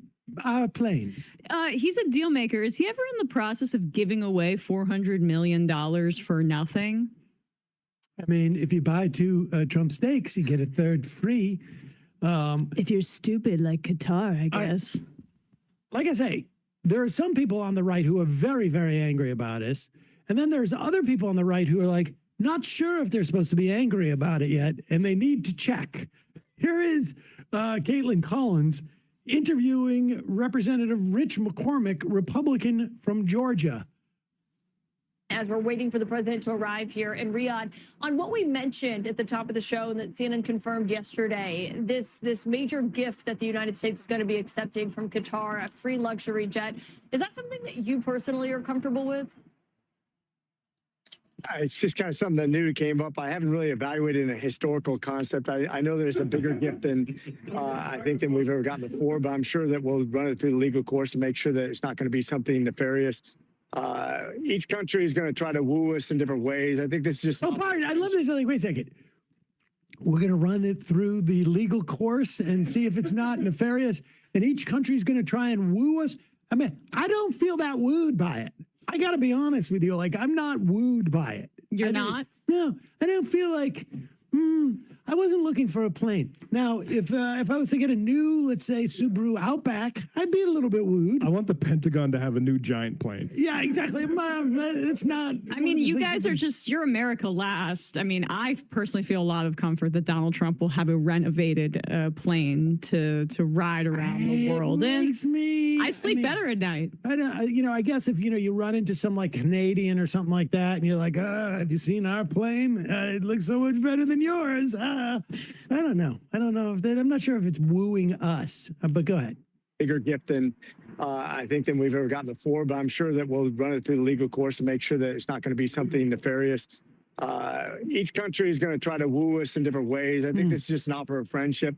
but I'm sure it'll have to be legal if we're going to accept it. Oh, okay. It will have to be legal if we're going to accept it. There was a kid's joke I remember that there were two kids out on the playground, and they were like, I don't know, like in 5th grade or 4th grade or something like that, 3rd grade, back before, kids that age had phones and whatnot. And one kid says to the other one, hey, do you know what time it is? And the kid says, well, I know it's not 5 o'clock. And the kid says, how do you know that? And he goes, because I'm supposed to be home by 5 o'clock. Mm-hmm. It's That's how we're going to find out if it's legal or not. Right. Well, I mean, if he accepts it, it's probably legal. So I'm not that worried. We're all getting wooed. Right. Legal if we're going to accept it. $1 million plane from It's got to be legal if we're going to accept You it. just heard in his first term, he accused All right, him we don't of- need any more. Meanwhile, you have Donald Trump saying that this is a valuable gift for us. The Defense Department, all of us, we're all getting this luxury all of plane. us, Ivanka. We're all getting it. Jared. The Defense Department's going to be able to use it until we get a new plane in. And then, of course, you don't want it to go to waste. It will come to my presidential library. And then, of course, it's like, well, you don't want it to sit there and get rusty because the brakes if the wheels don't move. So you got to fly it a lot. And then you got a Republican congressman saying, well, I'm sure we won't take it if it's illegal. And if we take it, then it must be legal. It means we cleared it through the legal course. Yeah, the legal course. It's unironically, if the president does it, that means it is not illegal, basically. The legal course, 18 holes. Yeah, I love that. But here is Ben Shapiro. Now, does Ben Shapiro suddenly find some integrity and realize, wait a second, I've been shilling for Donald Trump and conservatives for so long. I have been, there's been no thing that the Republicans or conservatives could do that I would find absolutely reprehensible, unless, of course, it is in some way possibly linked to supporting the end of the killing and starving and bombing of Palestinians in Gaza. Then all of a sudden, Ben Shapiro finds bribery a little distasteful? A little bit distasteful. That the Trump administration is now preparing to accept a super luxury Boeing 747-8 jumbo jet from the royal family of Qatar. It is a $400 million gift available for use by President Trump as new Air Force One until shortly before he leaves office, at which time, according to the deal, the plane doesn't stay with the United States government. It then moves to the Trump Presidential Library Foundation. According to ABC News, the gift had been expected to be announced when President Trump was on his visit to Qatar. A senior White House official said it's not going to happen in Qatar anymore, presumably thanks to social media blowback. President Trump put out a statement on Truth Social about the blowback, saying, so the fact that the Defense Department is getting a gift free of charge of a 747 aircraft to replace the 40-year-old Air Force One temporarily in a very public and transparent transaction so bothers the crooked Democrats, they insist we pay top dollar for the plane. Anybody can do that. The Dems are world-class losers. MAGA. So, again, the arrangement itself is, shall we say, I believe the technical term, the legal term, is skeezy. Sources told ABC News that lawyers from the White House counsel's office... He's such a coward. It's skeezy. Is it skeezy? Is it skeezy? That is such a weird way to This is the describe first skeezy thing Trump has ever done. Yes, Donald Trump is not a skeezy person. We can't ever imagine that he would do something skeezy. And the U.S. government has never done anything skeezy. Oh, the entire bloated $900 billion defense department budget, that's not skeezy. There's nothing skeezy going on there. I mean, he is such a coward. Even when he's being critical of Trump, he cannot say that this is like corruption. And this must be the first time that Donald Trump has accepted bribes. Because, I mean, Ben's finally deciding to speak out about it. Oh, I'm sure that Ben Shapiro was screaming at the rooftops. How can all of these people go to Trump hotels in and I'm sure, I mean, really, I remember from the election just less than a year ago when Miriam Adelson said, I'm going to give you $100 million and you're going to help annex the West Bank. Ben Shapiro was outraged about how skeevy it was and how transparent it was that he was hosting this Zionist at his golf course in Bedminster and saying, I'm going to do this kind of thing for you in a transaction. I'm sure Ben Shapiro was on top of that. Or is it just when Arab people do it? Well, I don't even know if it's just when Arab people do it, because I don't remember. the Saudi thing. Yes. Ben Shapiro ever going after Jared Kushner on the $2 billion Saudi Arabia deal that he had.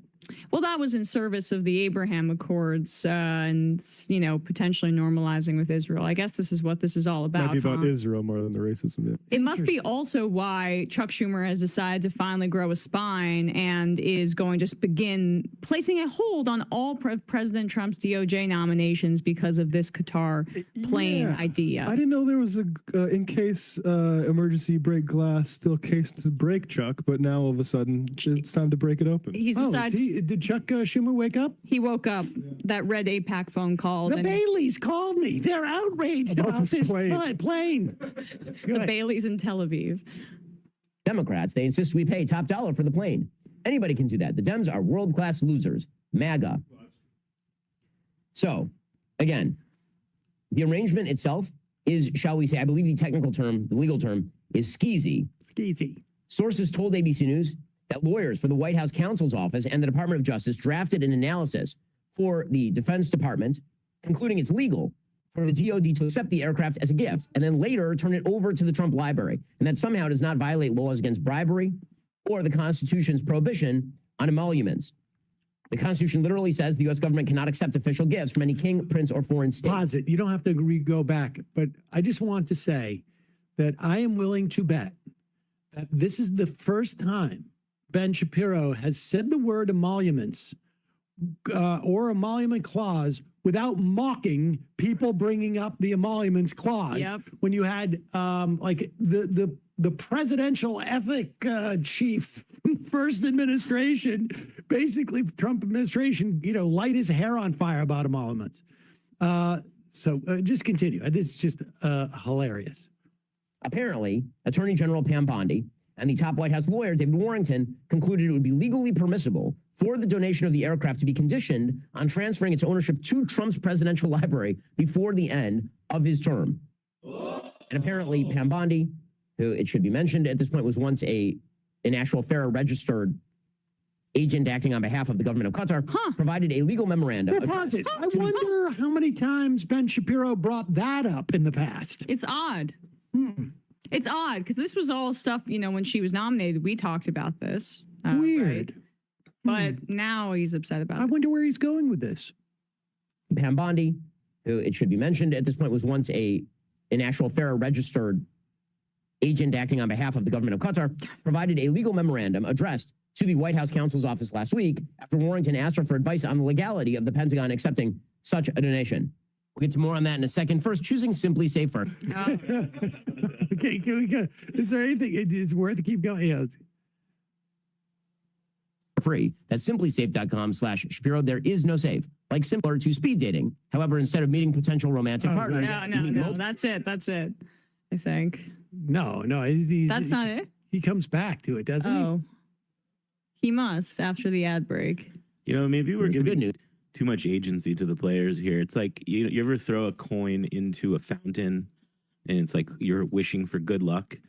The Navy has bucked like 3 fighter jets off of aircraft carriers in the Red Sea in the past few weeks. So maybe that's like, you know, the sea is just returning the Navy a jet. Okay. Oh, I see. Let's start off with this. Qatar is not allegedly giving President Trump a $400 million jet out of the goodness of their sweet little hearts, no matter what Special Envoy Steve Witkoff says. They try to stuff money in pockets in totally bipartisan fashion. Just rewind a few years. While Hillary Clinton was Secretary of State, Qatar gave $1 million to the Clinton Foundation for Bill Clinton's birthday and didn't even bother to inform the State Department as they promised they would do.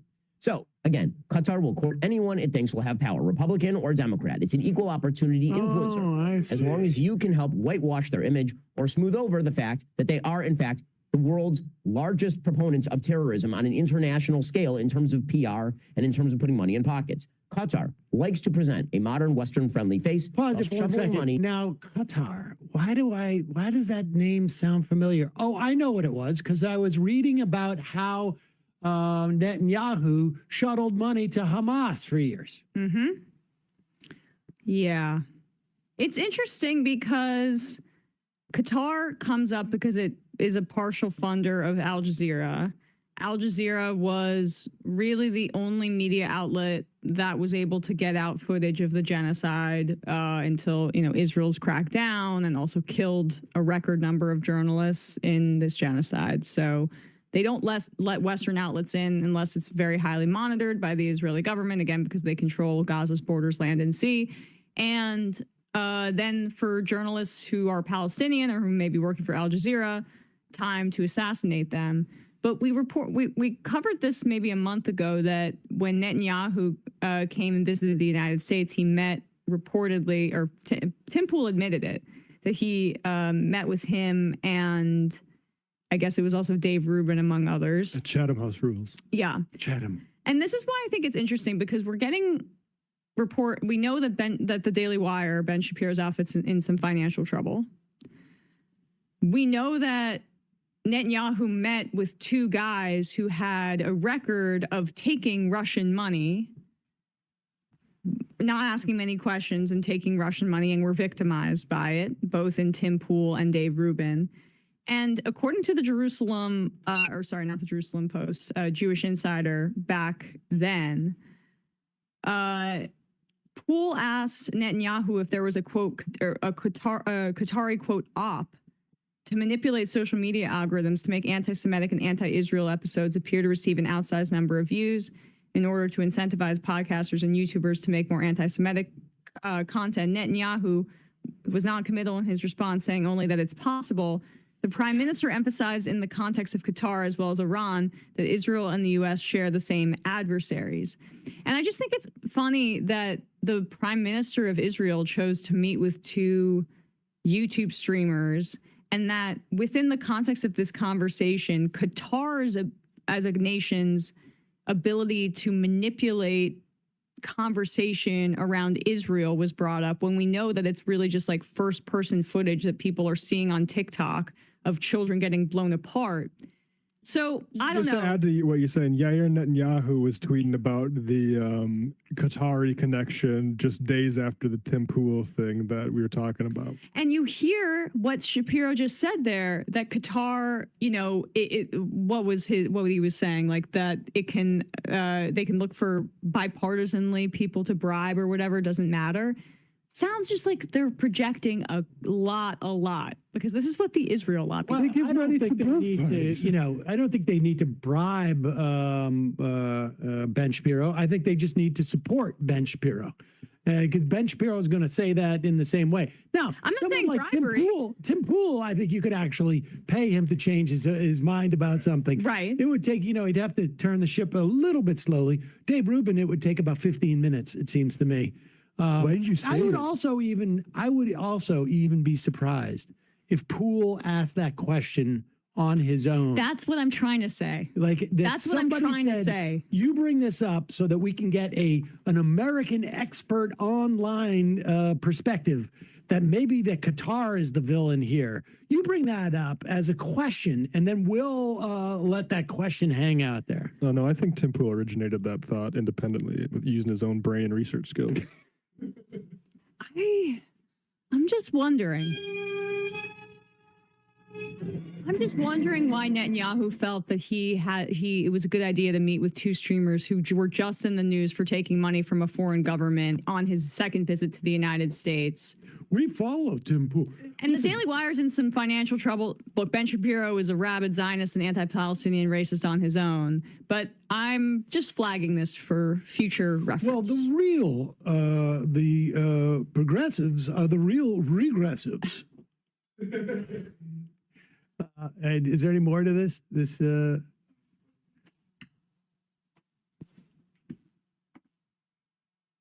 To Islamic terrorists under the table.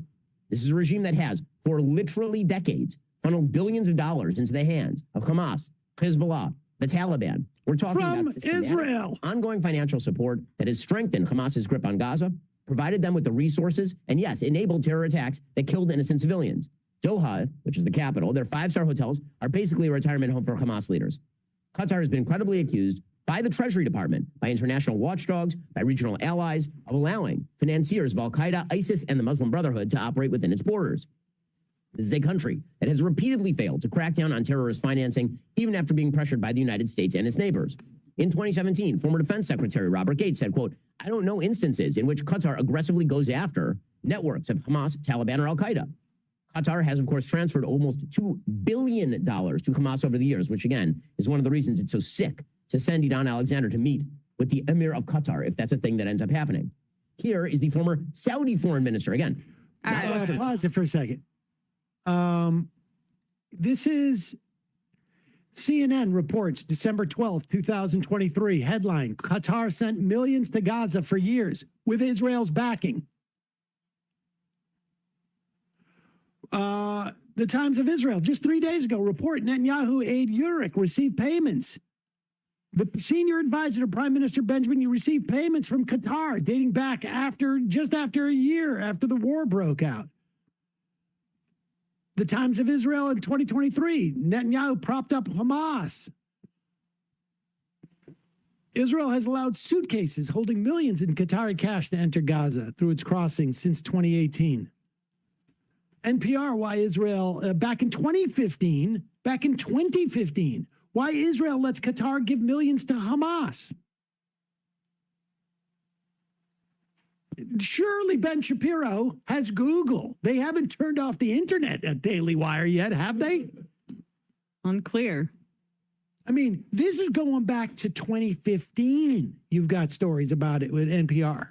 Netanyahu admitted it, that it's important that they continue to aid Qatar in subsidizing Hamas because they wanted to keep the Palestinians in the West Bank segmented from the Palestinians in Gaza. 100%. Like, that was a part of their deliberate strategy. It's such a good point that Ben Shapiro makes about how this Qatari money could be going on to both Republicans and Democrats. You know, if foreign money could be going and influencing both Republicans and Democrats, you know. Well, let's listen to another one of Ben Shapiro's buddies come out and talk about this Qatari thing. Now, listen, understand. Of course, it is corrupt for Donald Trump to be getting a $400 million jet. Of course it is. Yeah. And it was equally as corrupt for Jared Kushner to get a $2 billion Saudi deal. It's disgusting. It's corrupt. And Democrats should go after it. But you can see who is coming out and speaking out against the Trump administration in the most vociferous way. They are doing so because the Trump administration, because of their chasing the cash, their chasing of this cash has them going around Bibi Netanyahu.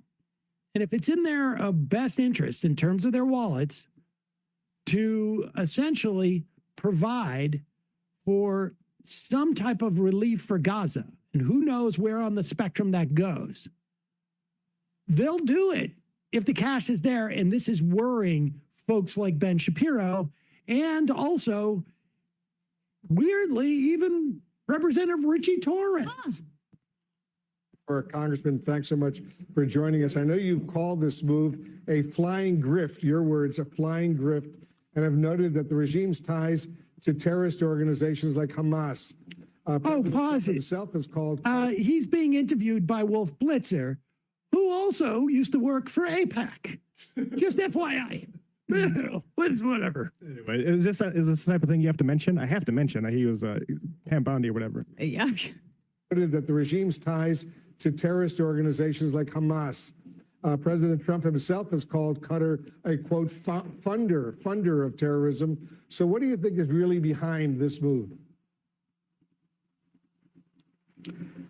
It is influence peddling at its most outrageous and egregious. I mean, Donald Trump's $400 million presidential palace in the sky represents the largest gift that's ever been conferred on any president by any foreign government in the history of the United States. And it's outrageous and unacceptable. And just as troubling as Biden inflation is the source of the gift, Qatar, as you noted, Qatar is a state sponsor of terrorism. It has a long and ugly history of financing a barbaric terrorist organization, Hamas, which has on its hands the blood of Americans. And it's a cruel irony that both Air Force One and Hamas are going to have something in common paid for by Qatar.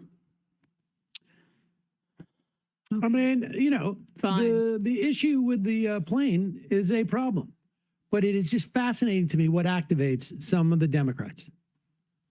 It's pretty gross. It must be that bipartisan Qatari money. One of the poorest districts in the country, and this is all Richie Torres talks about. It's certainly not the $535,000 that Richie Torres took from AIPAC in the 2023-24 cycle. Not that. That can't be corrupting because it's righteous. That's a righteous. That's legal. That's how democracy works. You don't want him to unilaterally disarm. Oh yeah. Do you want to do this? Yes. Yeah. Temporary protected status revoked by DHS for Afghanis. Just a reminder, you may remember how big of a deal the Republicans made about our leaving Afghanistan. And ostensibly, it was the way that Joe Biden did it. But it was the fact that we were going to leave. And how could we leave Afghanis there who had helped us in the fight against the Taliban? Well, many of those, tens of thousands of those Afghanis, I think, were attempted to been brought back to the States under something called temporary protected status. This is when refugees come to this country because their country is too dangerous for them, or there's some type of natural disaster, or some type of like a military coup or whatnot. DHS has revoked this. Trump is in the process of revoking more temporary protected status. I think he's already done it for Venezuelans. I think he's going to try and do it for more groups of people. So our doors are shut to refugees.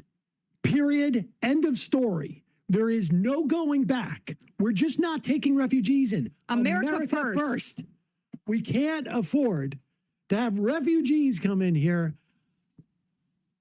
unless. Who claim discrimination in their home country are heading to the United States, where your administration is going to welcome them as refugees. Now, this comes as you halted virtually all refugee admissions for people fleeing famine and war in countries like Sudan, the Democratic Republic of Congo. Why are you creating an expedited path into the country for hundreds but not others? Because they're being killed. Pause it now. Hold on. Yeah, you may not be able to hear.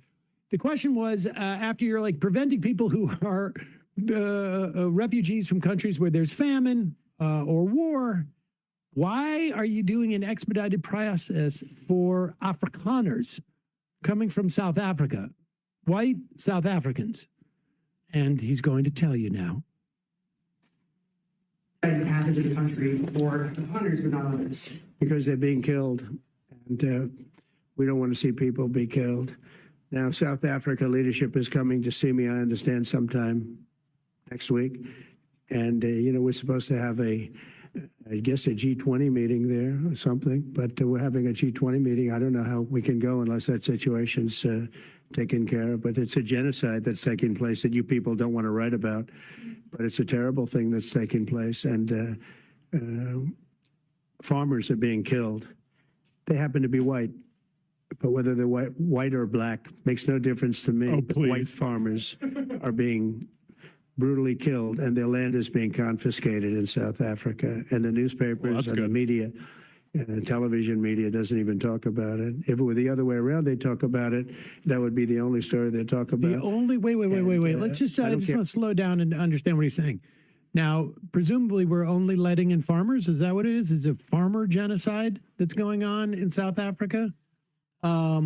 What are the actual statistics about farmers being killed? In South I have Africa? them here written down. It's funny you ask. So the murder rate is fairly high, I think, in South Africa. Broadly, there were over bigger than, let's say, El Salvador or Honduras.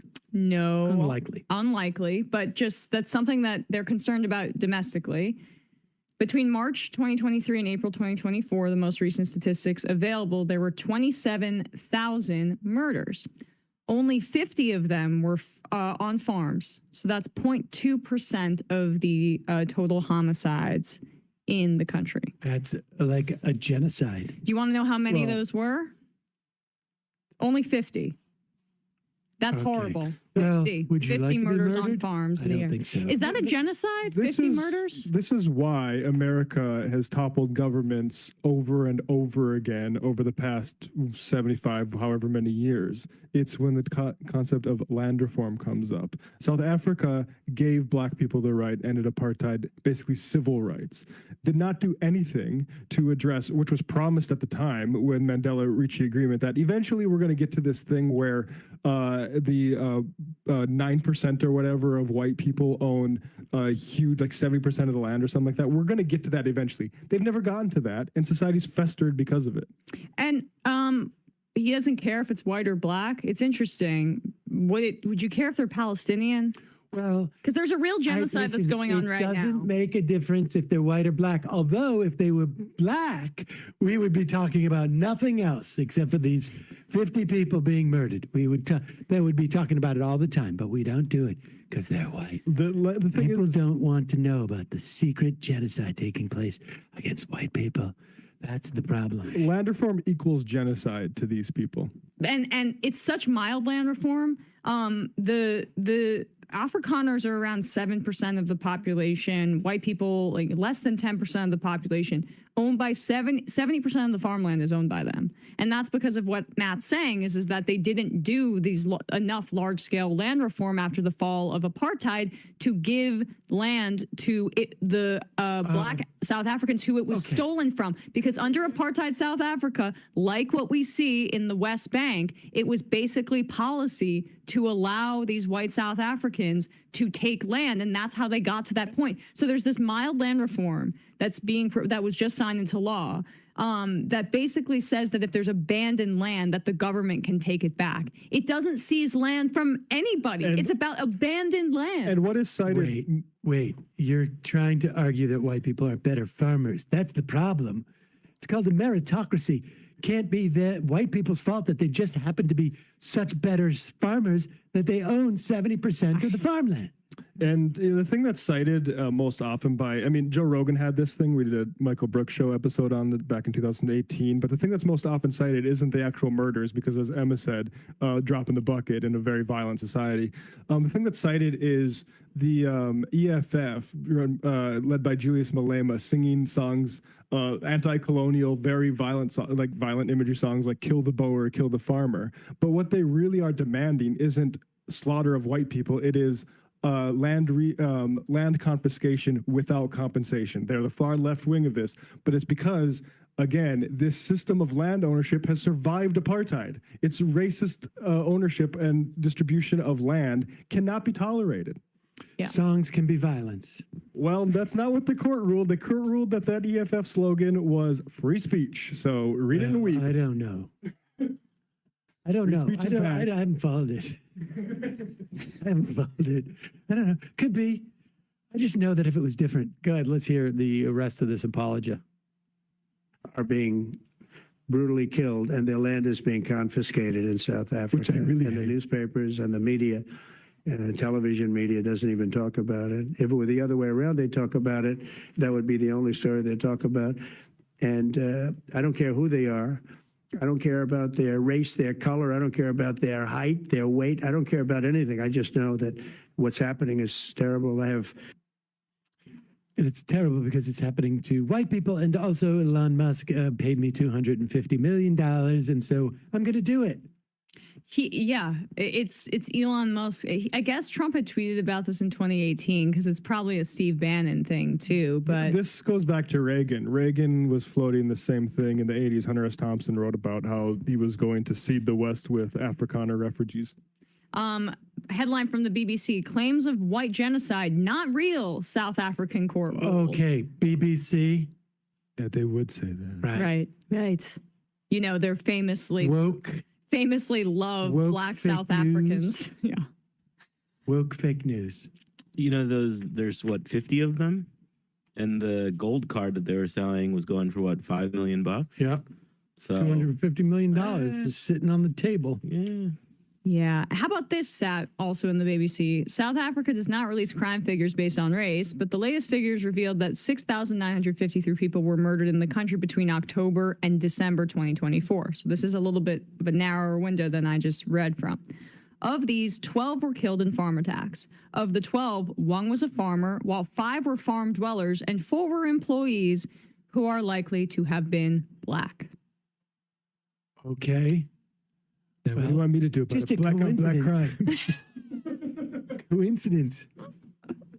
I'm sure we would have black people come in if they were Afrikaners. Yeah. We would allow black Afrikaners to come in. I mean, this is the same guy who pardoned the Camp Auschwitz guy for Jan 6. Like, this is just white nationalists. Should we do number 14? And then, Sure. And then some IMs and get out of here. Sorry, we did not have time to take phone calls today. A couple of long interviews. Oh, wait, should we do this or the gates? They're both. I think you could do either one, and you can save the other one for mañana.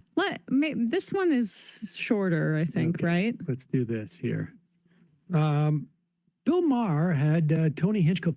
Tony Hinchcliffe was the guy who was at the Madison Square Garden rally, right?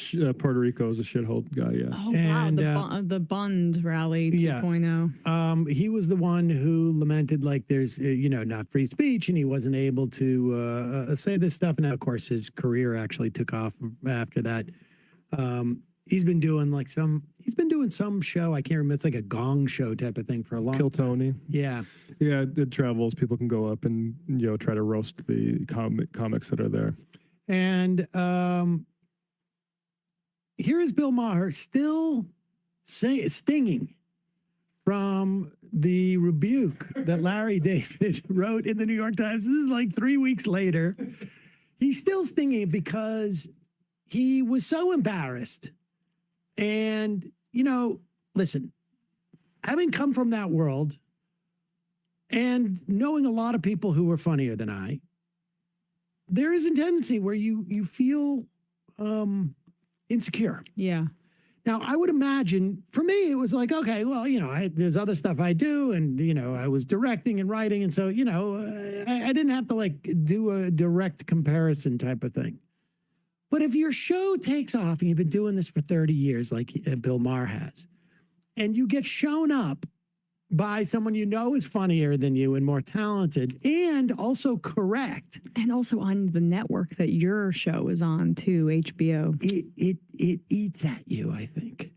And you start saying stupid things. Now, we played a clip of Bill Maher 3 weeks ago, I think it was, saying it was gross of Larry David to compare Donald Trump to Hitler. Now, obviously, it was a piece of satire. He didn't say directly this is Donald Trump. He just wrote a piece about him going to dinner with Hitler.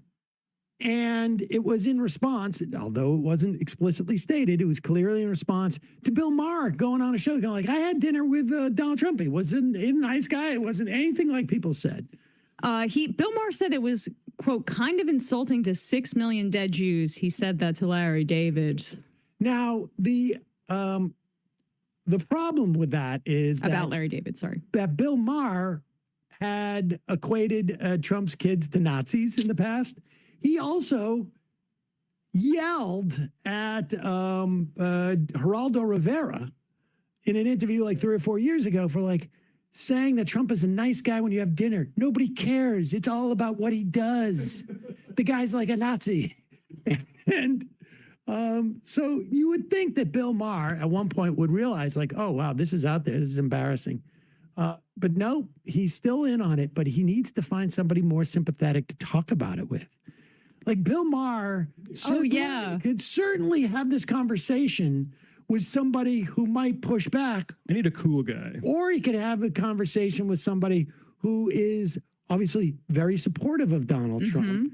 Now, maybe not somebody who would be terribly sensitive about the Holocaust, seeing as how he went up there and said all sorts of horrible stuff in front of like 10,000 people in Madison Square Garden.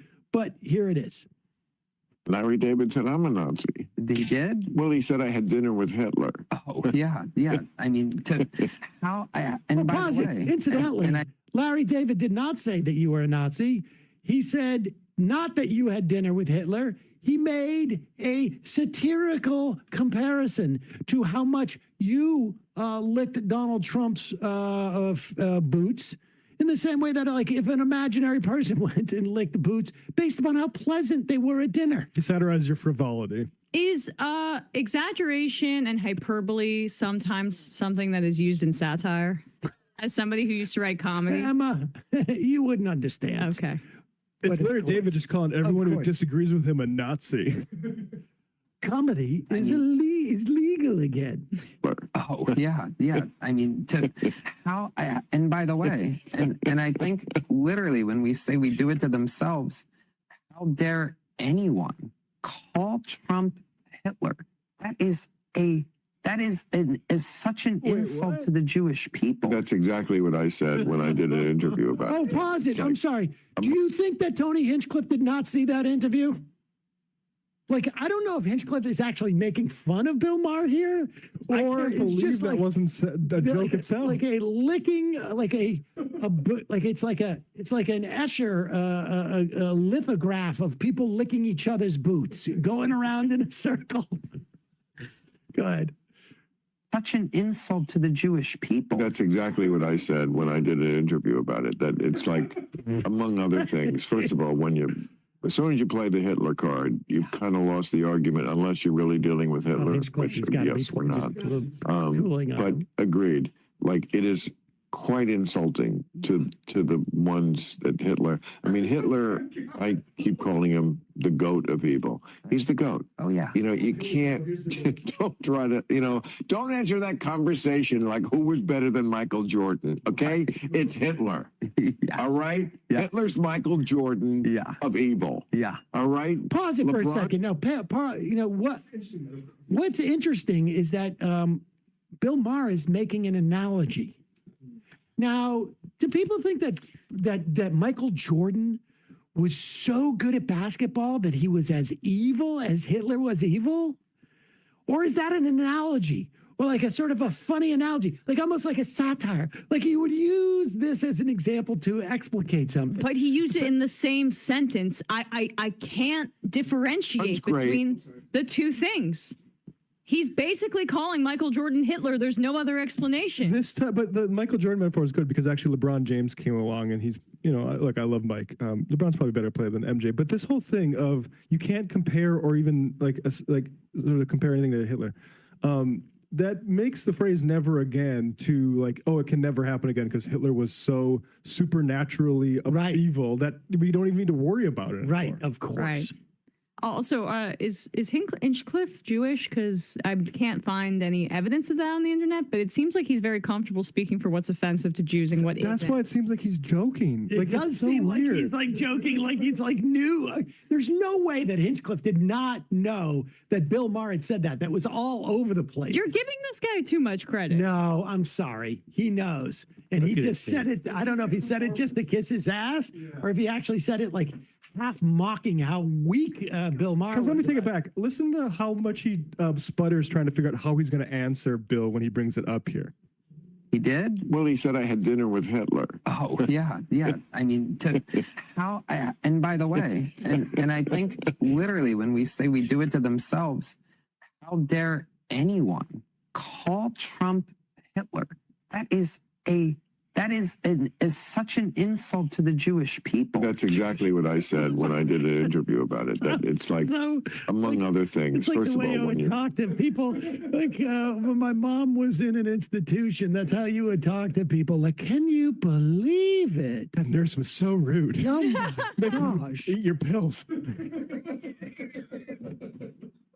Among other things. Such an insult to the Jewish people. That's exactly what I said when I did an interview about it. That it's like, among other things. First of all, as soon as you play the Hitler card, you've kind of lost the argument, unless you're really dealing with Hitler, which, yes, we're not. But agreed. Like, it is quite insulting to the ones that Hitler. I mean, Hitler, I keep calling him the goat of evil. He's the goat. Oh yeah. You know, you can't, don't try to, you know, don't enter that conversation like who was better than Michael Jordan, okay? It's Hitler, all right? Hitler's Michael Jordan of evil. Yeah. All right? LeBron's great. It's different. Yeah. 6 rings. Yeah. 6 million people dead. Yeah. And you know, it's just like. Well, wait a stop it. second. That's almost like an offensive joke. Yeah. 6 rings is like 6 million people I think dead. a lot less thoughtful than anything Larry David That did. seems to be very. You're comparing every Chicago Bulls championship to 1 million That is Jews dead? sort of a little bit callous. I mean, that is a pretty rude statement to make. I just love how much this is still bothering Bill Maher, and that Hinchcliffe was clearly fed back Bill Maher's words to him. It's like when ChatGPT knows exactly what answer you're looking for. Exactly. That was a great question. That was very insightful. That's a very insightful question that you just asked. Oh my God. 6 rings, 6 million after saying it's insulting. Unbelievable. Amazing. And you know he planned that out because, I mean, I didn't have that off the top of my head. 6 No, rings. he may have come up with that on the top of his head, but the point is, still got that really what is offensive to Bill Maher is Bill Maher being Yes. mocked. That's what's genuinely offensive. That's what's like the Holocaust. Is mocking Bill Maher is just like the Holocaust. And you'll notice I did not have to go to the Hitler place. I just talked about the Holocaust. Right. Yep. Unbelievable. Unbelievable. Fenton Muley's distant father. As a bisexual man who was in the closet for a huge part of my life, my gaydar goes off so much with Hinchcliffe and Maher. I know I'm not the only one. Interesting. Just another guy. In terms of GOAT status, Michael Jordan is Hitler, but LeBron, he's Mussolini. Maybe Pol Pot at best.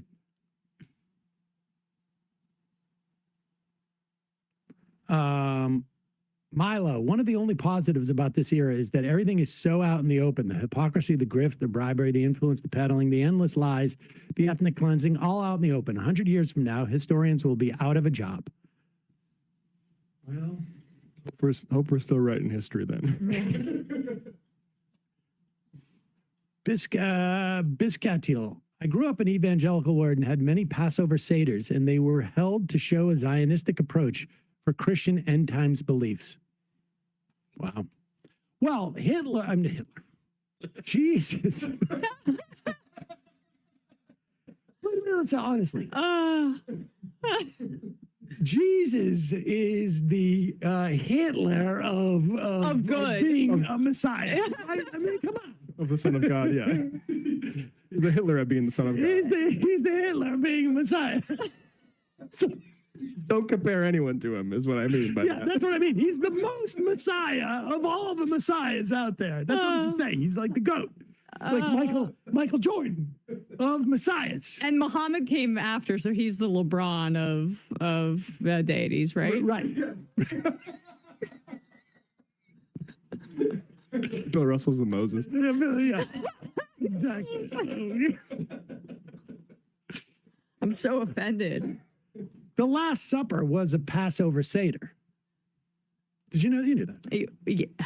I wasn't sure if you were still riffing or if you. I was waiting for. It was the GOAT. I was too busy being It's offended. like the post-game press conference. On behalf of all Jews, I'm very offended.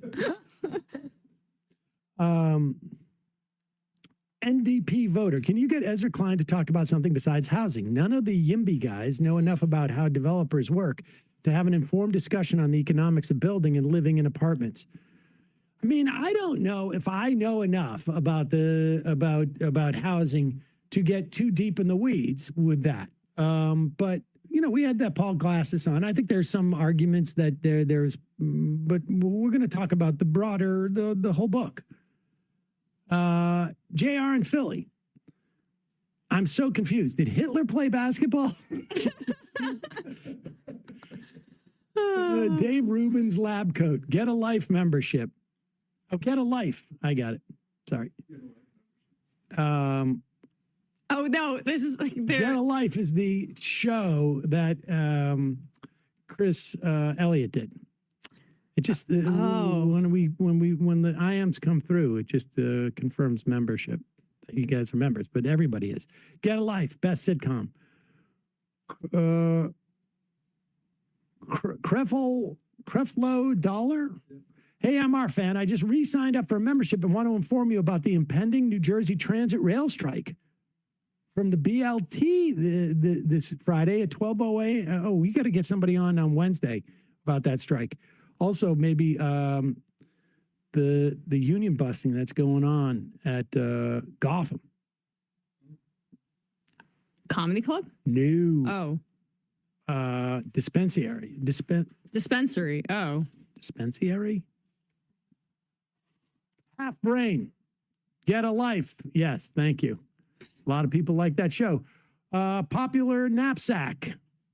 Popular Knapsack. On the subject of Chris Elliott, watch Action Family and FDR, one-man show. I did watch FDR. That is pretty amazing. And Action Family. Maddie Moron, are you all going to have Greg Grandin on to talk about his new book, America, America? Thursday. Parade of Idiots. My friendship with the Celtics is over. I'm a friend of the Timberwolves now. I don't want to talk about it. I don't talk about the things until the fat lady sings, and there's still a game left. Until the bet pays out. No, it's just I'm too invested. Are you guys going to cover what's going on in Hungary? Ukrainian GUR arrested Hungarian spies in the Transcarpathian region of Ukraine. Now Hungary is moving armored vehicles to their border with Ukraine? Oh, yeah. Not seen that. Chris Burdick. Chris Elliott's Get a Life was a great show. At one point, he moved out of his parents' place and went in to live with Brian Doyle Murray. There was a time loop episode involving a cockfight where Elliott kept reliving the same scene where Brian Doyle Murray kept repeating the line, "Your cockfights suck, you bastard." And it just got funnier and funnier because it sounded like something they wouldn't allow on network television. Tom Cotton's beard. He keeps talking about how Air Force One is 40 years old. The helicopters they use for Marine One are like 60 years old. F-15s, some F-18s, B-52s, B-1s. A lot of our military aircraft go through a lot more heavy use than Air Force One and are over 40 years old. He can fly in a 40-year-old airplane. Of course he can. Who is you? Yeah, I could go for some wood. We're talking about being wooed and not wood. Quite get it. My brain hurts. Trump library card plus $5 million donation for a plane ride. All right, 4 more. Jermo. You can't be serious. Netanyahu is possibly at 4/5 of his plan to take control of Gaza. This is his only plan. He's not going to let a 39% approval U.S. president destroy his only plan. Also, if peace takes place, he ends up in court. Yeah. I mean, there's some truth to that, too. Yep. We'll see. Buckle up. DSA in Atlanta. Israel is literally funded and fought with ISIS and Taliban. Please take all the land back from white colonizers. 3 more. Crypto bro. Tony heard Hitler is the GOAT. He said, and then he says, greatest of all time. Bill, I'm so offended. Space Lenin. Make the Emma hats with a hole for a ponytail. That's a good point. And the final I am of the day.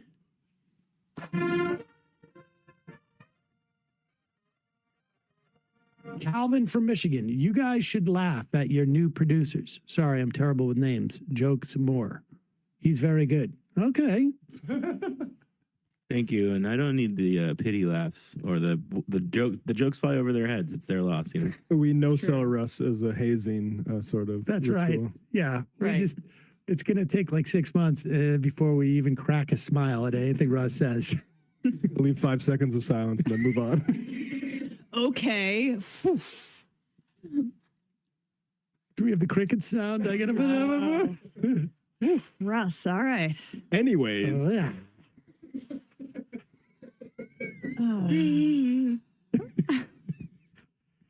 Pat, Russ, have a great job today, folks. See you tomorrow. It might take all the strength I got.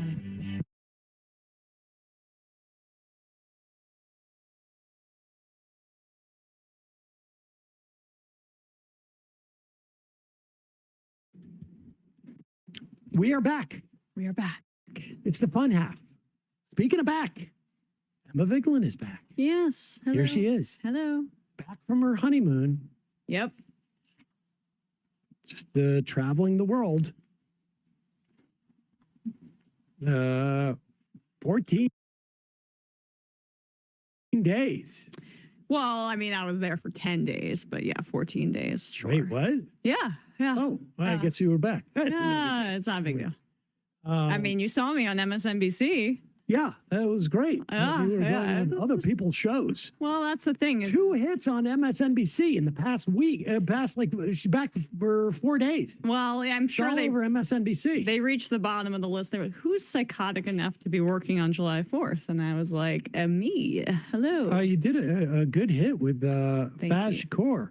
Oh, yes. On Zohran Mamdani. That's pretty awesome. Yes. It was fun. But yeah, I did that a little bit so people can check that out. But yeah, I had fun on the honeymoon. I don't know how we got talking about this, but how we got talking about you going on your honeymoon? See, I'm not talking correctly today. Just everybody give me a little bit of grace. Saving it for MSNBC. Yeah, exactly. Yeah. MSNBC gets your A game. Let me ask you, did you travel into a country where they were anti-vax, or was it weird coming back into this country where our knowledge of medicine is being basically driven back into the 14th or 15th century? Yeah. 16th century, probably. It was a little bit jarring to just go through customs, and the lines were extremely long, and you just have this thing wash over you like, oh, if I were still in the country I was in, I could have likely gotten pretty cheap health care. Oh, everything, the food is a little bit safer. Oh, they believe in public health. Not so much here. We're back to like what? We believe in public health. It's just you need to have a watch. For it to work. Right, to be a we're going to monitor everyone, make sure none of them get vaccinated against anything. Here is, this is number 23. Congratulations, ladies and gentlemen. The measles was declared in 2000 to be eliminated in this country. And congratulations, America. Today,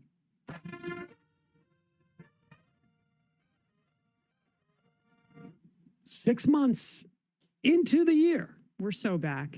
6 months, or 6 months into the year, we have already declared the highest number of cases of measles since that time where we eliminated the measles.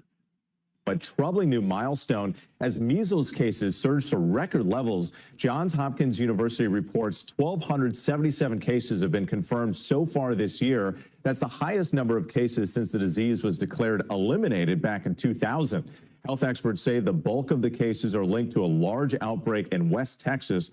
3 people have died from the measles this year. A troubling new There you go. They're leaving out, I saw in the write-up, maybe it was the Washington Post on this, that 92% of the cases are for people who are either unvaccinated or it's unsure if they are unvaccinated, meaning there's no record of it either way, which would indicate that they're unvaccinated. And that's a pretty high correlation, right? Striking coincidence.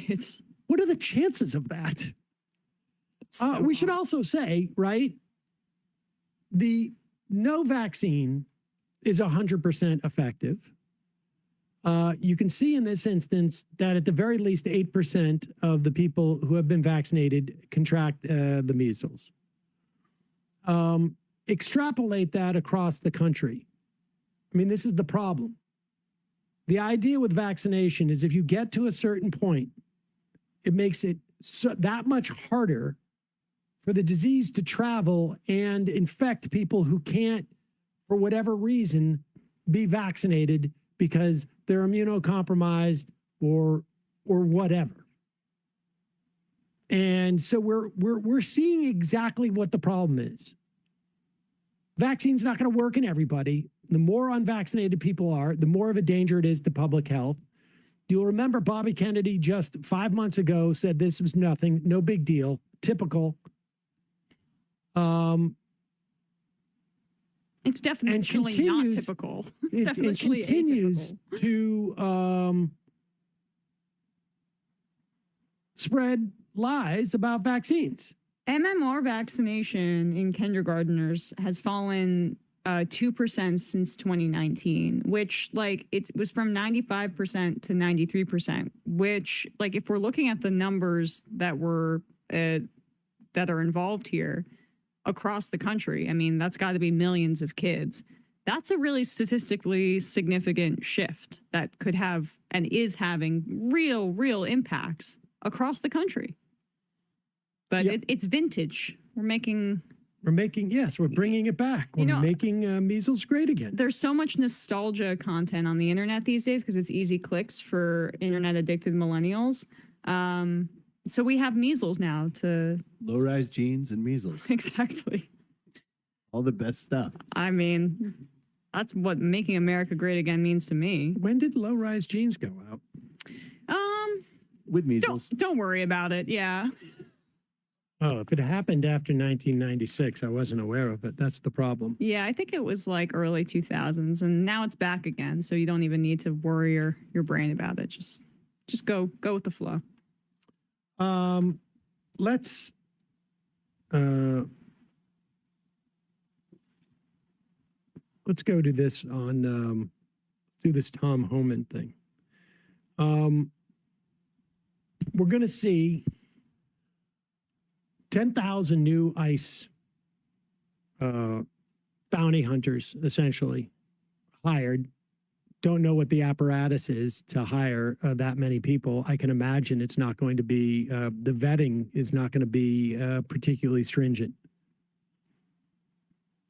I think it's probably going to be something to the effect of like, do you have your own nightstick? Okay. Are they still offering those signing bonuses? $10,000 per signing bonus. I mean, this is going to be like, it's basically a dipshit hiring program. But not just the dipshits, but ones who have absolutely zero sense of humanity. That's Trump's DEI, dipshit, equity, and inclusion. Exactly. Here is Tom Homan about a week and a half ago talking about what we will get if this big Republican reconciliation bill passes. The media's been hitting me up lately. Well, Homan's lying. They're not arresting just criminals and public safety threats. They're arresting non-criminals. What they're afraid to tell you is, yeah, they're in the country illegally, so they're on the table too. Pause it. I just want to be clear on something. So, if you are in the country without documentation, so-called illegally, you are not a criminal. It is a civil violation. You are no more a criminal if you come into this country without documentation or overstay without documentation. You are no more a criminal than you are if you've gotten a speeding ticket. You are no more a criminal than you are if you have gotten a jaywalking ticket. It is a civil violation. Donald Trump was found civilly liable for rape. He is not a criminal in that sense. He did not receive a criminal conviction. Now, people can say, well, he's done other things that appear to be criminal, but he was not convicted of being a criminal. He was only civilly found to commit rape. It is a greater offense than being in this country without documentation. So he's lying in terms of criminality. Yeah. But again, this has been the agenda of the Republicans, is that we're going to deport everybody. There's no difference between an actual criminal and a grandma who's been here for 20 years. And you should have been able to decipher that, I think, if you were paying attention to politics at all, right? I mean, well, I mean, only people who would espouse, who would talk about politics would be paying attention to something like that. But we'll get to that later. But just to be the statistics on this, a 14 times growth in the number of people detained at any time without criminal histories by ICE under this administration for the first 6 months. So I was with the president yesterday during the big, beautiful bill ceremony at the White House, and he made a mistake and let me to the microphone. We need that big, beautiful bill passed. I'm listening to me. I'm telling you right now, they passed that bill. We're going to have more money than we ever had to do immigration enforcement. You think we're arresting people now? You wait till we get the funding to do what we got to do.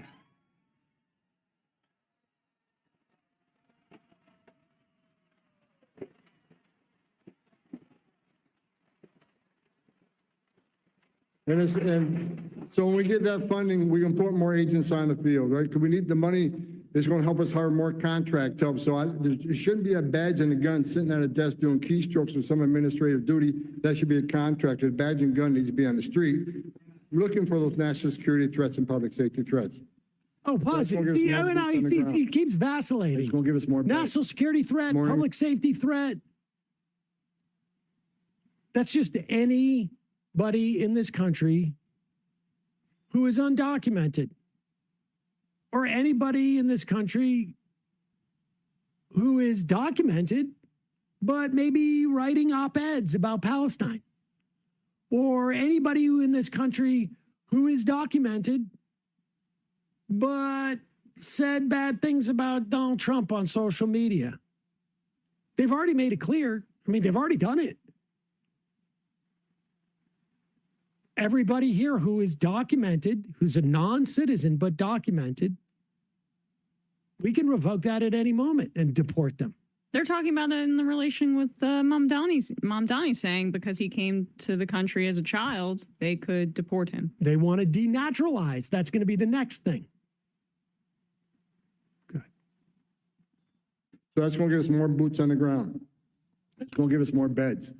This morning, I looked at the beds. We got about 1,400 empty beds. 1,400. We'll fill them by tomorrow. So we're playing the chess game. We got to move people out and put people in. No, we need 100,000 beds, so I can fill 100,000 beds, and we're going to move them as fast as we can. But we need more beds, so we don't. In the morning, we say, okay, well, we only got this many beds, so let's only arrest this many people. No, we should be coming to work every day saying, get everybody you can get, and we got the bed waiting. That's where we need to get to. This type of talk is so twisted. They're going to fill it with grandmothers, with kids, with parents. They don't care. They're talking about people as if they're cattle. No, he's talking about it as if he's a private prison executive. Yeah.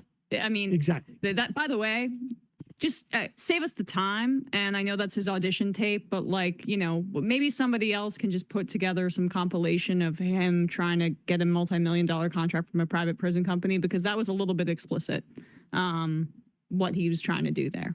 That's what he's saying. It's a problem that our concentration camps aren't filled to the brim, and there's got to be people that get rich off of that. Now, it is easy to look at the clip that we just shared of Tom Homan speaking at the Faith and Freedom Coalition from 2 weeks ago, saying, we're going to arrest everybody. we're not just going to arrest, rapists and violent criminals. If you are undocumented, you are a criminal in his eyes. If you are even documented and you do stuff that we don't like, you are a criminal in his eyes. And so we're going to deport all these people. Now, if you have not paid attention to the news at all, if you are not somebody who interviews political figures, if you're not somebody who reads the newspaper, if you're not somebody who watches any type of media that would show what Donald Trump has been campaigning on, if you were not someone who was aware that Donald Trump came down and said, Mexicans are rapists, I'm sure some of them aren't. If you're not anybody who has a platform that talks about politics, it's possible you may not have been aware of this. Or, I guess, if you've been willfully ignorant, like this guy. Insane. We were told there would be no. There's two things that are insane. One is the targeting of migrant workers, not cartel members, not gang members, not drug dealers, just construction workers showing up in construction sites, raiding them, gardeners. Yeah. Like, really? Or Palestinian students on college campuses. Or not, like, there's a Turkish. Did you see this video of this Turkish students at Tufts University that wrote an essay? And then there's video of ICE agents, I don't know. Is that the woman? Yeah. Yeah. What was her essay about? It was just critical of Israel, right? It's critical of Israel. Yeah, I mean. And that's enough to get you kicked out of the country. There's a long history of anti-colonial activism in U.S. colleges, that led to South Africa changing and all of that. And I think this is a continuation of that. I saw Mark Ruffalo responded to this clip actually on social media, and he was like, you're either not this smart or you're not this dumb. Pick one. Exactly. Pick one. Now, listen, I wanted to see if there was any possible way, if there was any type of sign, right, for instance, that we could have had. But putting aside the Trump being a known liar for his entire political career, and that being arguably the defining characteristic about him as a public figure. Say that Rogan believed, because they had a one-on-one conversation, that he has put that all behind him and he's a new man.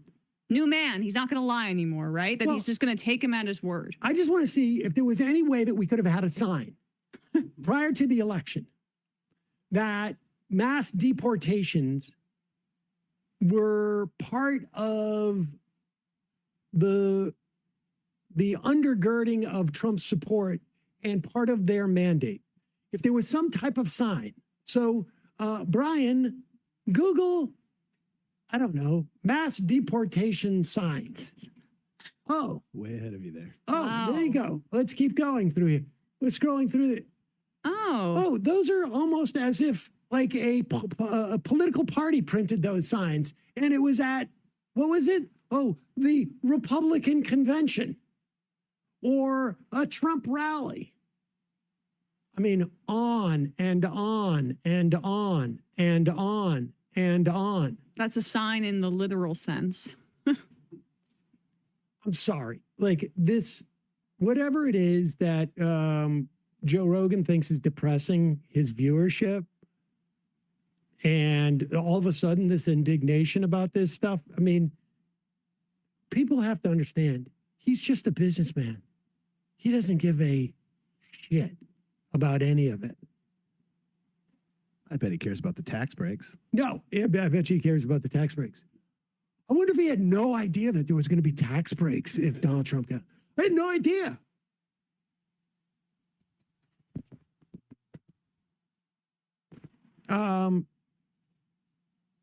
He knows. I'm sorry. I just don't think he's that stupid. Listen, I will agree that he doesn't read anything other than is presented to him by his, right-wing buddies or billionaire sycophants. But I don't think he's that stupid. In the meantime, in the ramp up for these new ICE officers coming, because this is coming, and to the extent that they were in any way holding back, which I don't know that they were, we're going to see more and more arrests. I mean, now it's like it's a story if you see ICE working in your city. I guarantee you in 6 months, it's going to be a story if you don't see ICE for a day. I mean, the people of Los Angeles right now are being terrorized. Yep. Terrorized. No, there was a meeting in where activists are meeting folks like Chicago, talking and communicating with LA activists about the way that you can confront ICE, the way that you can protest. There's a lot of good work that's being done by people on the street. More people have to join them. More people are going to have to get involved in this, and they're going to have to do it relatively quickly. Here is an easy thing for folks to do. I've mentioned this app before. It's called ICE Block. MSNBC, I think it was NBC or MSNBC. MSNBC did an interview with the developer of ICE Block. Josh, are you not concerned that the administration might come after you personally for the development of this app?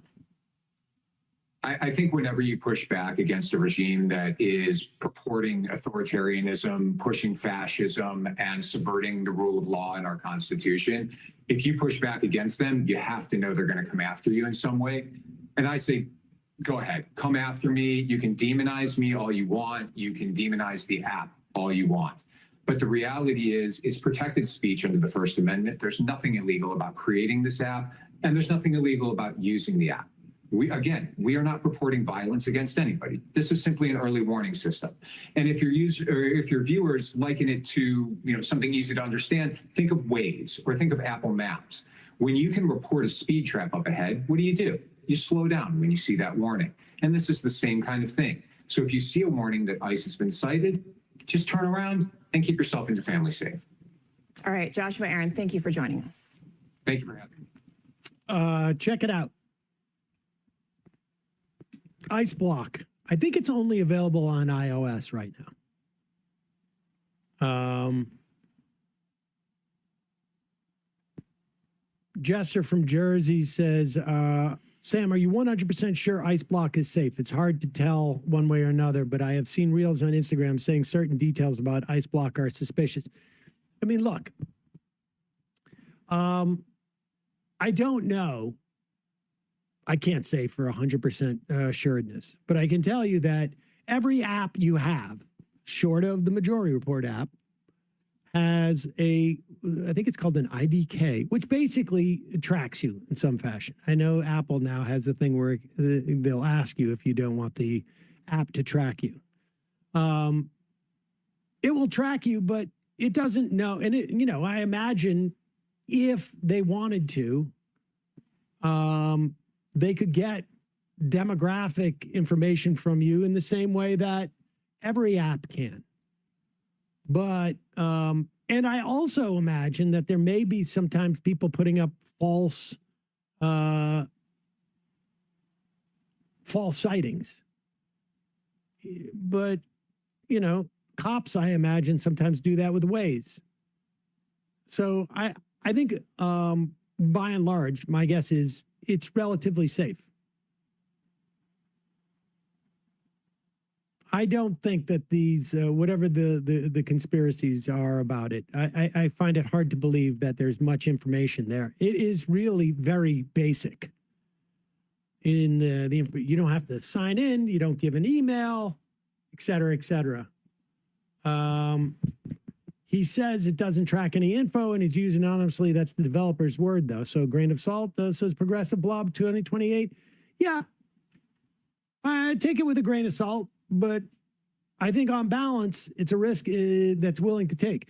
Listen, none of the stuff that progressively we're going to have to start doing is going to be without risk. The best you can do is get a decent assessment of what that risk is and make an assessment as to whether that risk is worth it.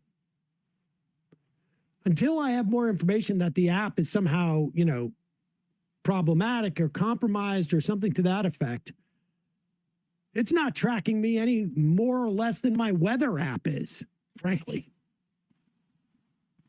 So I use it. I'm waiting. I'm walking around constantly looking for ice now. Every time I'm on the subway, I'm like scanning everybody, getting ready to take a video.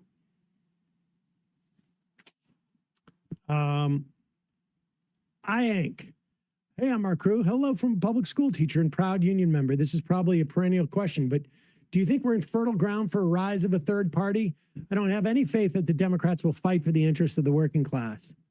Well, even Zoran Mamdani currently thinks that the best avenue to power is through a Democratic primary. So I just don't think we have the capacity to build these systems in this current moment where we're all hands on deck with an authoritarian takeover of our government and a fascist one.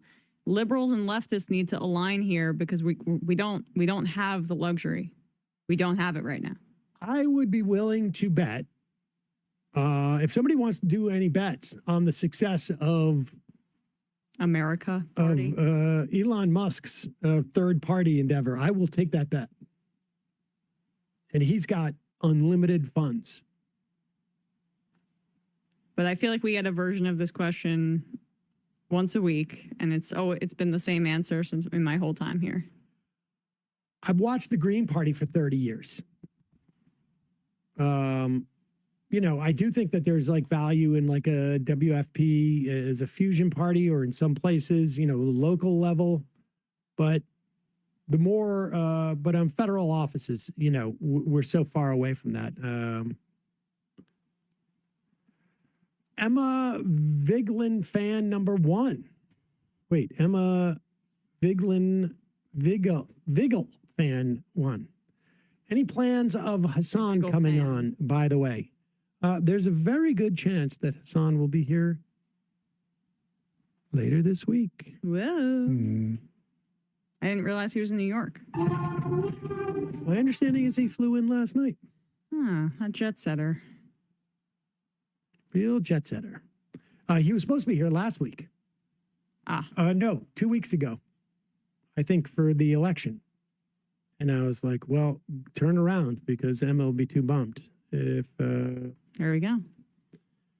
Count of Monte Cristo, the left wing of the German Social Democrats split into the Communist Party back in the 1900s instead of retaking control of the party from the conservatives who took over, and look at where that got them. And I imagine they also had a parliamentary system then, so it actually made more sense, although it was a little bit problematic. Yeah, I mean, also, when there was more party turnover in this country, there was also more power concentrated in the big leaders of the party, right? There were, at the time, I don't think that the Senate even had elections when there was that amount of kind of turnover and change. So it's so entrenched and recalcitrant right now. The prospects of what we're talking about here are a little bit unrealistic in my view. All right, let's do a little play in 4 acts, shall we? Sure. We're going to probably ultimately need a tear sheet to do the 4th act. But here's the 1st act. It's Elon Musk. Oh, you got it. Okay, Elon Musk on Tucker Carlson's show on X. Is Tucker Carlson still on X? I think so. That was from a while ago. He's not still on it? Or 24. He's not still on doing a show with The Twitter. X is out of the logo. I don't know. Interesting. I'll double check. Very quietly, Yeah. he went away. Maybe. Here's Elon Musk on that show. This is in, I feel like, the summer of 2024. Less than a year ago. Maybe, a little less than a year ago. And here is Elon Musk with a prediction about what's going to happen when Donald Trump gets into office. You know, I think part of why Kamala is getting so much support is that if Trump wins, that Epstein client list is going to become public. Yes. And some of those billionaires behind Kamala are terrified of that outcome. Yeah. Do you think Reid Hoffman? Oh, do you think Reid Hoffman's on that list? All right. Well, that explains why Harris was getting all The billionaire money. Billionaire money was because they were so afraid of the Epstein list coming out. The DOJ may be releasing the list of Jeffrey. And now let's go to Pam Bondi. In February. This is early February. The heat is on. Less than 3 weeks after Donald Trump's in office. Sorry, Kamala Harris's billionaires. Your day is about to end or come up or whatever.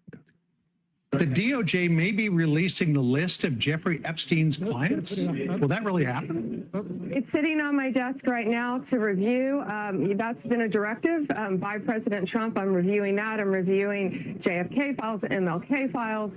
That's all in the process of being reviewed because that was done at the directive of the president from all of these agencies. So have you seen anything that you said, oh my gosh?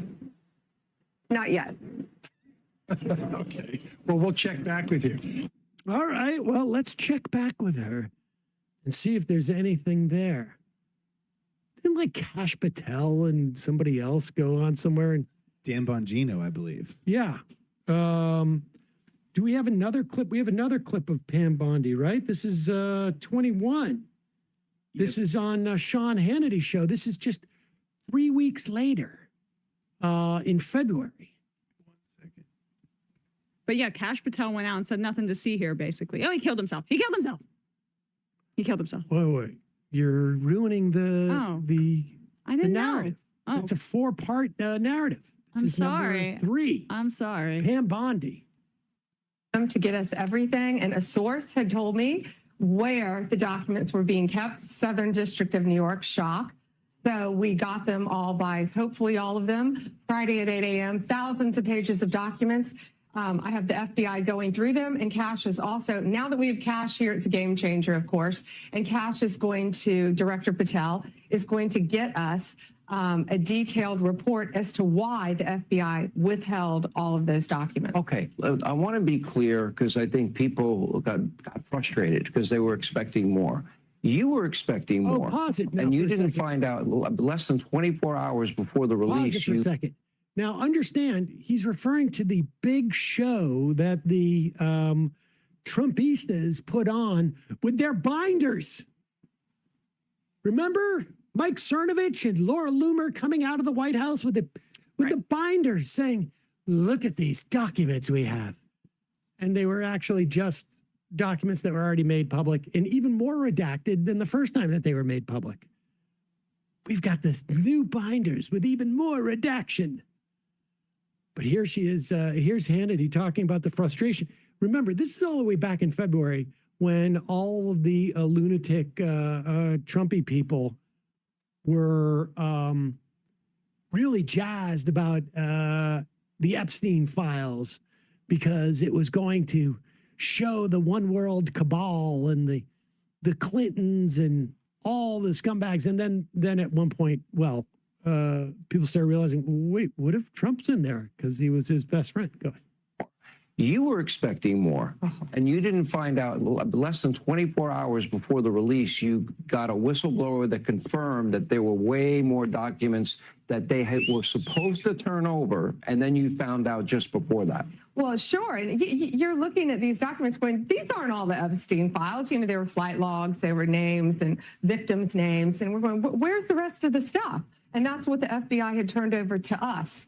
And so a source said, whoa, all this evidence is sitting in the Southern District of New York.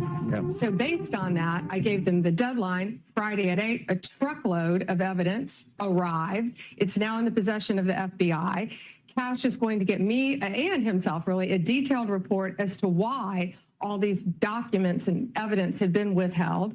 And, you know, we're going to go through it as fast as we can. but go through it very cautiously to protect all the victims of Epstein, because there are a lot of victims. Well, you had identified in phase one over 254. Okay. Now, is that the only thing that would be redacted? Will everything else be made public that you get in your possession? Yeah, the FBI hasn't had, obviously, they haven't looked at the thousands of pages of documents that they've just received Friday. Yeah. The Cash has a team going through them, and it's always about protecting the victim. But you know what? We believe in transparency, and America has the right to know. The Biden administration sat on these documents. No one did anything with them. And why were they sitting in the Southern District of New York? I want a full report on that. You know, sadly, these people don't believe in transparency, but I think more, unfortunately, I think a lot of them don't believe in honesty. And it's a new day, it's a new administration, and everything's going to come out to the public. The public has a right to know. Americans have a right to know. And that goes the same with the JFK files, JFK, RFK files, Martin Luther MLK. King. Yep, absolutely. What are the things that, and maybe some people don't understand the need to redact. In the case of a victim, that should be pretty obvious to Pause it people. for a second. What I love here is he is about to say, like, well, you're probably going to have to redact the president's name. Like, and people don't understand it. Remember when Donald Trump was like, oh, we're going to release the JFK files. Epstein files, yeah, but probably not, because you don't want to do that. You don't want to do, because innocent people get injured. The reason the Biden administration didn't release this is because they didn't make it a core campaign promise. They were smart enough to know that actually some of this has like blackmail material, most likely collected via Mossad and stuff like that, that the FBI says we can absolutely not release. So we're not going to make it a campaign issue that we're going to run on. That's why they're in this situation here, is because they can't release this information because it's too juicy, and they're not actually interested in dismantling our security, our national security let's see state. Hannity sort of like explain why. We understand why victims would have to be redacted, but why would you ever redact perpetrators? And maybe some people don't understand the need to redact. In the case of a victim, that should be pretty obvious to people. What are the other things that maybe you'd have to redact? Well, national security? No, of course. National security, some grand jury information, which is always going to be confidential, but we'll see. Let's look Trump through them Jr.'s name.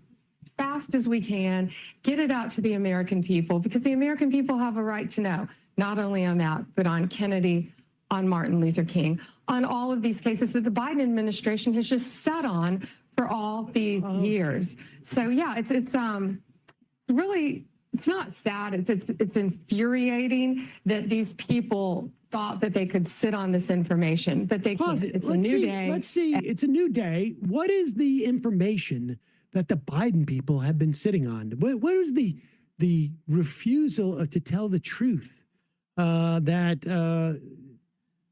the Biden people have been sitting on? Oh, what's this? Oh, exclusive. DOJ FBI conclude Epstein had no client list, died by suicide.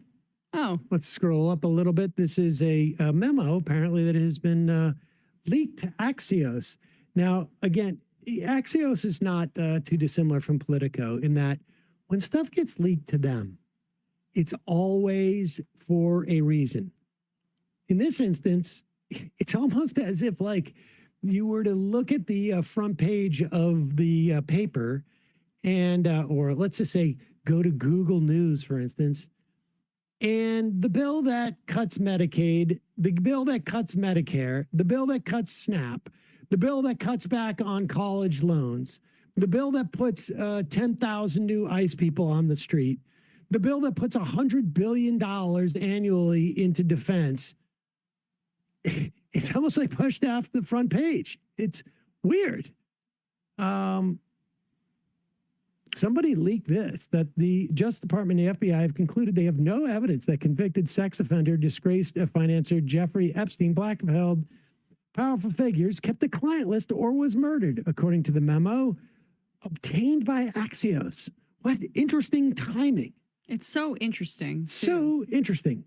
The administration is releasing a video, both raw and enhanced versions, that says it indicates no one entered the area of the Manhattan prison where Epstein was held during the night he died in 2019. Which is interesting because the first piece of news that we got after he died was that saying that basically the cameras had been Turned off. That's weird.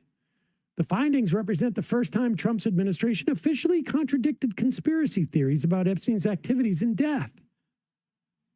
Theories that had been pushed by FBI's 2 top officials before Trump appointed them to the Bureau. That being Cash and Dan Bongino. They were among those in MAGA world who questioned the official version of how Epstein died. They have since said Epstein killed himself. Which also is still possible. The question is, how did he have the means to do that? Like, it doesn't necessarily need to have been a murder or a hit. It could have been, you know what you've got to do. Here are the materials. Here's where these cameras are turned off, X, Y, and Z. And in that clip, she said that they had truckloads of evidence and referred to the February one, where she said that the list was on her desk. But now they're claiming publicly that there's no list. So which one is it? Donald Trump was quoted in New York Magazine in 2002. I've known Jeff for 15 years. Terrific guy. He's a lot of fun to be with. It is even said that he likes beautiful women as much as I do, and many of them are on the younger side. Then you have audio of Epstein saying Trump and claiming before his death that they were best friends. Well, I mean, a lot of people probably say that about Donald Trump. By the way, who was president when Jeffrey Epstein died? It must have been Biden. No. What? It's weird. It was Trump. It was Trump. Pam Bondi, Julie K. Brown, who's like the investigative reporter down in Florida that uncovered a lot of this, tweeted back in February around this time. It's interesting to note that Pam Bondi was Florida's attorney general from 2011 to 2019, a period of time when Jeffrey Epstein's plane records became public, victims' lawsuits were filed, and a lot of new evidence against Epstein surfaced. So questions should be asked about why she didn't take up the case or launch a probe when she was attorney general of Florida. That is so strange. Well, it's not like that Trump, I don't know. Acosta? Appointed a labor secretary who was the guy who actually gave Jeffrey Epstein his first sweetheart plea deal. That's weird. Acosta was a U.S. attorney under the Bush administration and gave Epstein immunity from federal prosecution. It allowed him to plead guilty to lesser state charges. That's such a coincidence that he appointed both Florida attorney generals who let Jeffrey Epstein slide to prominent posts in his administration. I don't know, a little odd. I suppose there's you're going to claim it's a similar coincidence to the increase in measles and the greatest amount of measles we've gotten, and the fact that 93% of the people who've contracted them were not vaccinated. How about the fact that the guy who was on not Harvey Weinstein, Jeffrey Epstein's defense team was also on Donald Trump's defense team, one Alan Dershowitz, who... What? I saw over the weekend has been spending his time or his retirement. Still, he's an activist for his number one pet issue, which is that the age of consent laws are way, way too high. Not even joking. He's emboldened enough to make that argument right now. Wow. He kept his underwear on. Wait, what was that? Yes, that's his claim about his massages with Epstein, is that he kept his underwear on. Well, Trump wished Ghislaine Maxwell well. I don't know. I recently bought this completely not appropriate. I mean, not related to this, but I recently my favorite pair of underwear company, they run out of underwear, so I had to buy a new one. It was like a British brand, and it is the first pair of underwear I've owned where it does not have like a hole in the front so that you can urinate. And I don't know why that comes to mind when Alan Dershowitz says I kept my underwear on. Oh. Yeah, it's That's very not specific. exactly what we would call in law school exculpatory. Not exactly. It's all a distraction from the MLK files, though. You're right. They care so much about that. All right, let's see here. Yes. Let's take a couple of phone calls, shall we? The number 646-257-3920. 646-257-3920 is the number. Lastly, let's get to this. You'll recall that on April 2nd, was it, or April 1st? What was that day called? Liberation Day, where Donald Trump announced that he was imposing completely bat crap crazy tariffs on a whole array of countries in the world, even some countries that don't even trade with us, even some that were only populated by penguins. Based on like a trade deficit algorithm formula that it was so dumb that even I, horrible at math, could tell how stupid it was. Don't be an egghead. We did it because it was necessary. And then they had all the countries in the world were lining up, hundreds of countries. Please, Mr. President, make a deal with me. Make a deal with me. And I picked out, and it turned out like there were only two deals to be made, one with Vietnam and one with England, and they were very small bore deals. Okay, then there's going to be a new deadline for everybody. July 9th. We're going to do it on July 9th. No extensions. You better come begging to me. Apparently 100 of those countries could not find the U.S. government's email because they haven't heard from 100 of the governments.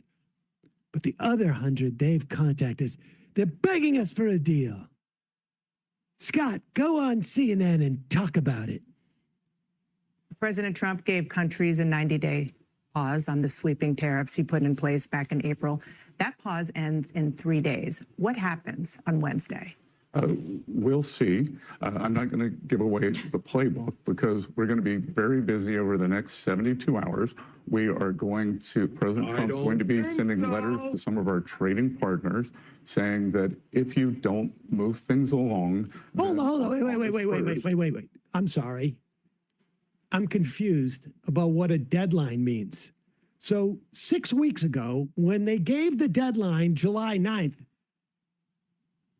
he hadn't sent the letter yet saying that this is the deadline. Or, because usually when it's a deadline, you tell people beforehand that it's a deadline. Mm-hmm. Interesting technique here. It's like football. You get 4 downs. So, all right, let's just go back a little bit in this. I'm just trying to figure out the way they're operating. We had a secret deadline. It was just like secret probation. You didn't know the deadline was coming up. And now we're going to tell you that the deadline's about to pass. Saying that if you don't move things along, then on August 1st, you will boomerang back to your April 2nd tariff level. So I think we're going to see a lot of deals very quickly. Pause it. I'm sorry. Go back close to the beginning. Because I thought the July 9th deadline was when we were going to go back and boomerang to Liberation Day. But now, July 9th was the deadline from when we're going to inform you that the boom is in 3 weeks. Okay, I get it now. I think I get it. Of course. This is brilliant strategy. Go ahead. Sweeping tariffs. Just take it from there. It's like probably 15 seconds. He put in place back in April. That pause ends in 3 days. What happens on Wednesday? We'll see. I'm not going to give away the playbook because we're going to be very busy over the next 72 hours. President Trump's going to be sending letters to some of our trading partners saying that if you don't move things along, then on August 1st, you will boomerang back to your April 2nd tariff level. So I think we're going to see a lot of deals very quickly. And, Dana, we're going to send out probably 100 letters to small countries where we don't have very much trade. And most of those are already at the baseline 10%. But you said August 1st. Do you mean what's going to happen in August? So countries will get a letter saying that if we have not reached an agreement, then you will go back to the April 2nd level. Starting when? On August 1st? On August 1st. Okay, so there's basically a new deadline. It's not a new deadline. We are saying this is when it's happening. If you want to speed things up, have at it. If you want to go back to the old rate, that's your choice. It's a new deadline. What's this deadline? Well, this was the deadline. See, President Trump puts things off. And so if we didn't say the deadline was July 9th, when we want the letters out by August 1st, he would think he would send all the letters out August 1st. They wouldn't get there in time. This is how you know he's being tough, right? Is like, it's a hard deadline, except for like 3 more weeks. My dad would do this. Yeah.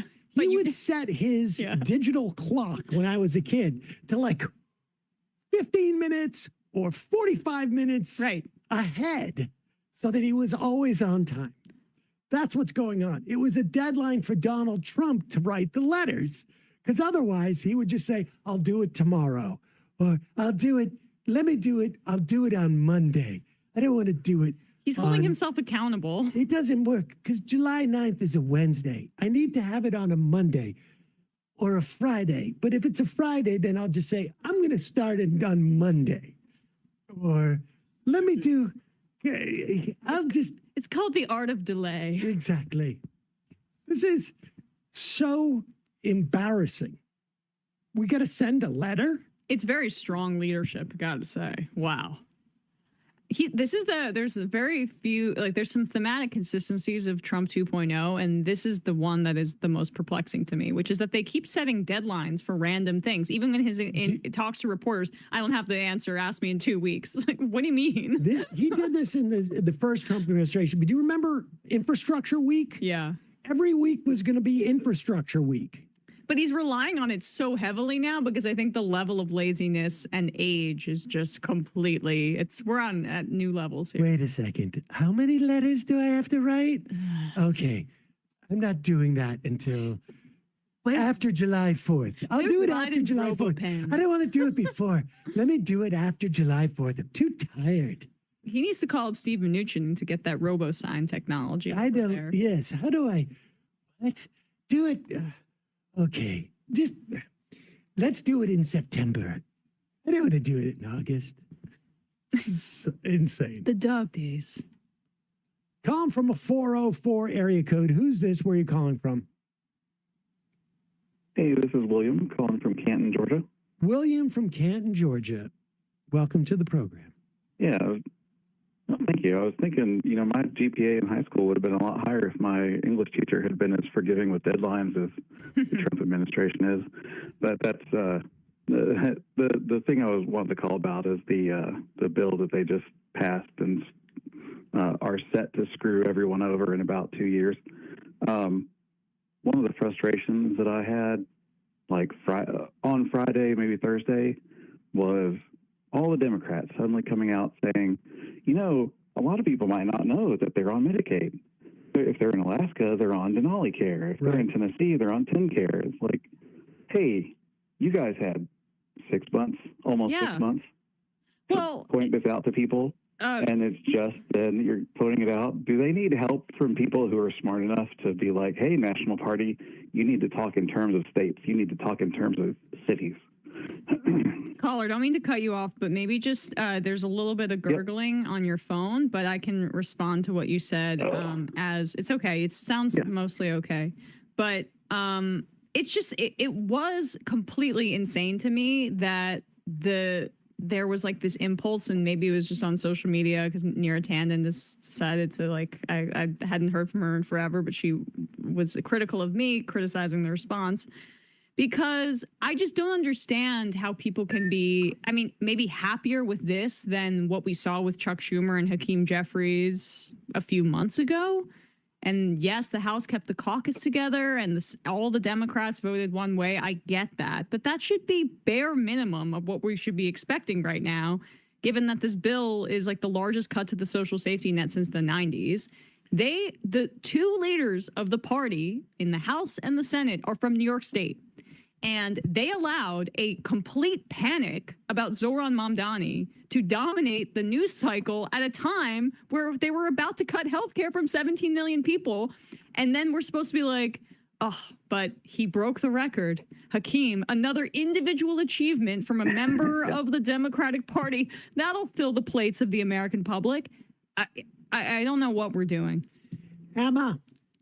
it'll be nice comfort for them when they're. Wait a second. You don't understand. Donald Trump is going to be in the toilet at one point, and we're going to be able to stop him when all the Republicans decide they're not going to listen to him anymore. Now, if you will, please, caller, I'm going to let you go because I've got a book tour I've got to get to. I appreciate you calling. All right. But there's a book tour. I'll take it easy. Yeah. I mean, you're focused on keeping the left pro-Israel. That's what we need. Listen, the plan is going exactly as we planned. In February, I said it was just a matter of time until Trump was so weak that all the Republicans will run for him.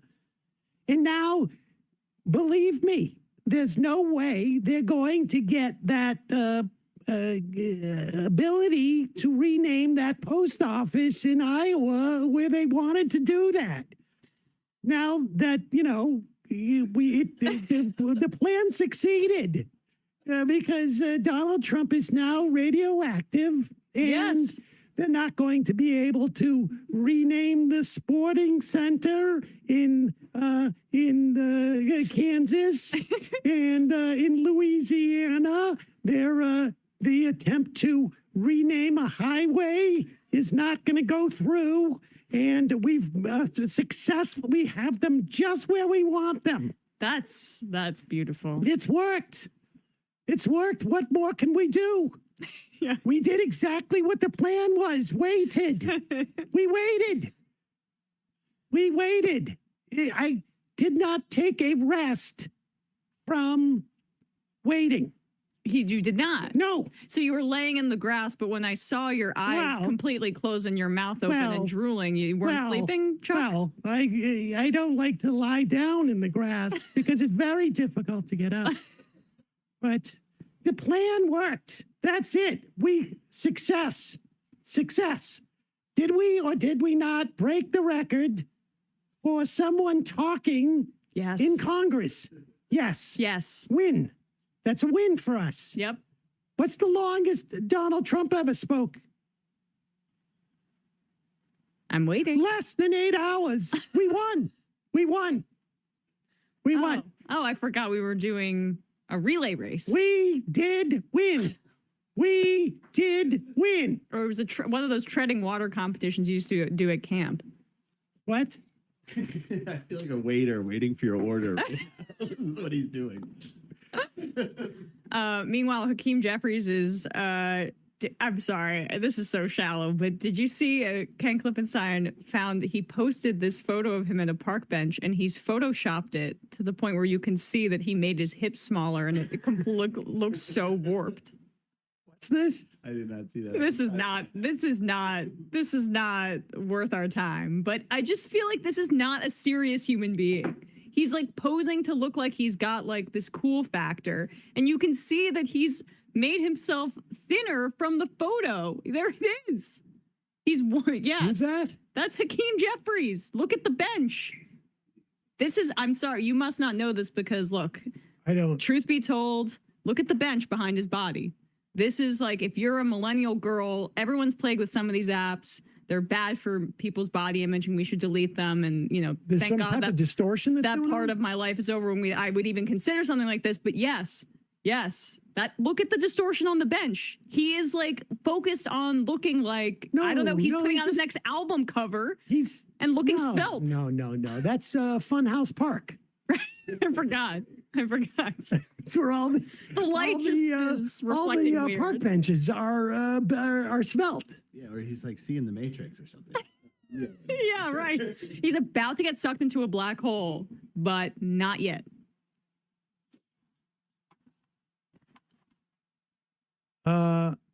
Timur from the 5. Hello, MR crew. Welcome back, Emma. Sam, your Schumer impression is great, but it can't last more than 5 seconds at a time because it slightly shifts into Jordan Peterson before too long. Well, so doesn't Schumer. Just letting you know, maybe work on it a bit. You know what? Hey. I got the glasses, for God's sakes. Yes, you picked those up. I think your Schumer is top notch. Hey, it moves around. It's weird doing it with the glasses. And it's also weird. I need Schumer. I need to hear a Schumer clip first. But he's so busy right now. We're waiting.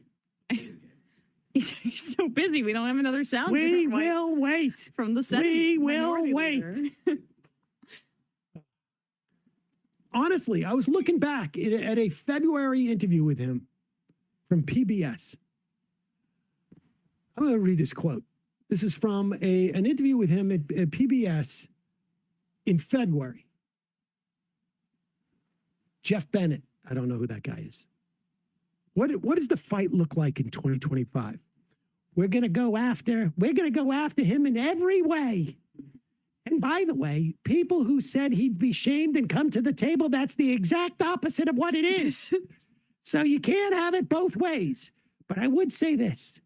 In 2017, when he was last here, Nancy Pelosi and I said, we're going to go after him on health care. He was very unpopular with that. We're going to go after him on tax breaks for the rich. And then we won the House and we picked up some seats in the Senate in 2018. Same thing's going to happen now. You know, it's funny that Schumer says this in 2025 because wait till he finds out what happened in 2024. Donald Trump won again. And the same thing's going to happen now. And we're going to go after him in so many different ways. We're doing so much better on the social media led by Cory Booker and Tina Smith in our house. The young guns. In February, everybody must have been talking about how Cory Booker and Tina Smith were doing great on social media. Oh my God! I'm sure the MSNBC crowd loved it. Has social media been blown away by this? I didn't realize that.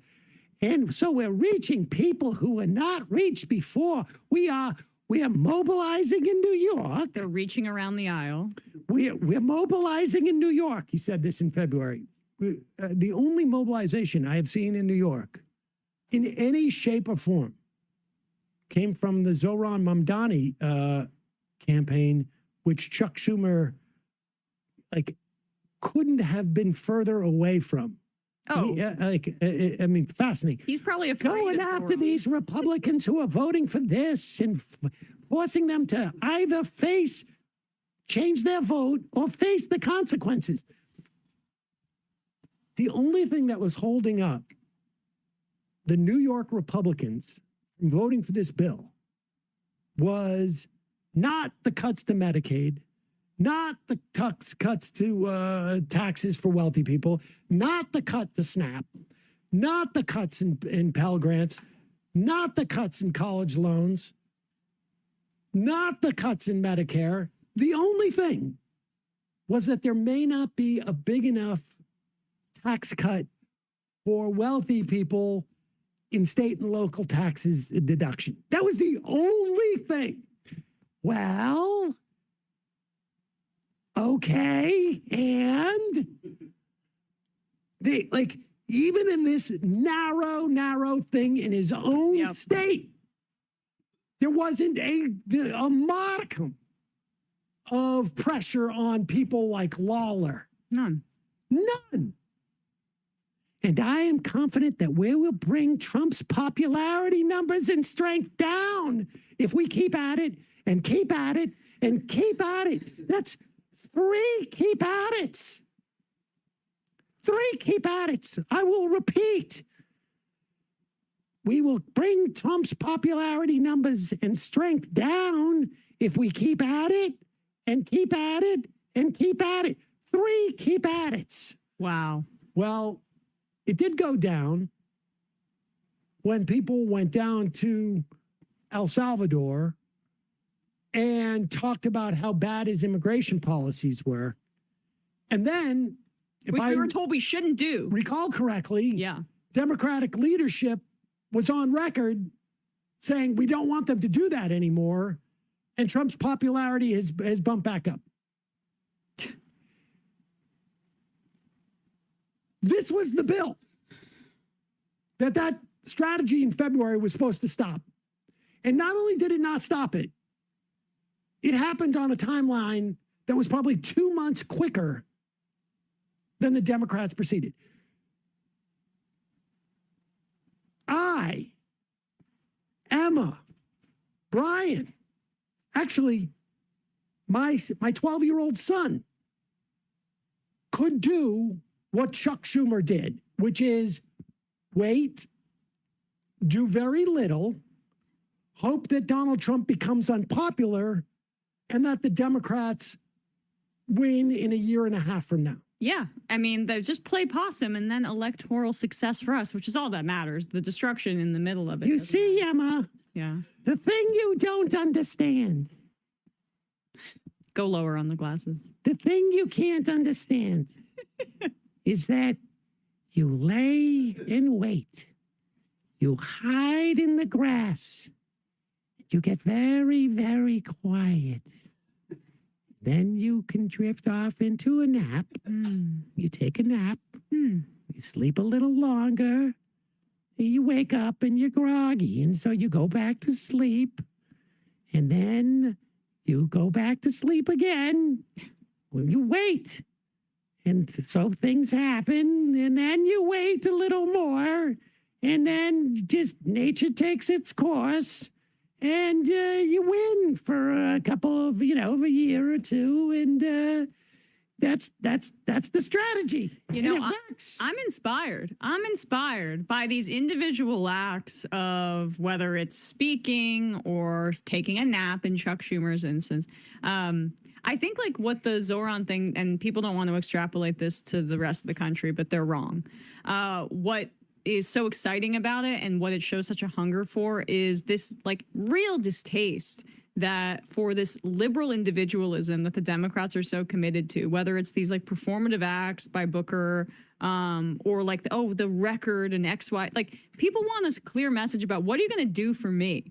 And he is completely incapable of meeting that moment. And so is Hakeem Jeffries. And unfortunately, so are a majority of Democrats. I mean, on the federal level. I think it's fine for Hakeem Jeffries to hold the floor if it gets some news reports and draws people's attention to it. But there seemed to be an abject failure. First off, they relied on the cuts to Medicaid. And then after the fact said, one of the difficult parts is that there's a different name for Medicaid in every state and people aren't aware of it. Okay. The failure of the Democratic Party to have an aggressive immigration policy of their own, not one that is aggressively trying to counterfeit the Republican ones, left them completely incapable of bringing up the problems with making ICE have a budget larger than many countries' militaries, making ICE a police force with a budget 10 times that of FBI. I mean, they were completely silent on this, and it is because of their horrible immigration policies, because they are so timid and so afraid of getting, like, in some way being seen associated with immigrants. It's disgusting. It is aside from the moral issues associated with it, which we have talked about forever, as a campaign strategy, as a legislative strategy, as any type of a political strategy, it has been an abject failure, and total and abject failure. The time is 3 months ago really a year ago, really 2 or 3 years ago, to make it clear the importance of immigrants to our society, to our communities, and the need to bring them out of the shadows, to bring them into our system so they cannot be exploited in terms of work. You hear people complaining, well, I didn't know they were going to take, my neighbor away. I thought they were just going to go for the criminals. Why is that? Because Democrats are so timid and so afraid to have made that distinction that there are people out there with a completely blinkered notion of what the Republican Party was going to do. And the Republicans give you this huge gift. We've watched months of videos of ICE rounding up moms, grandmas, grandpas, pounding on a guy who's weed whacking a lawn, going into construction sites and tackling people. And the Republican Party gives you a gift. We're going to spend hundreds of billions of dollars on this so that we can house these people in detention centers so we can round them up more.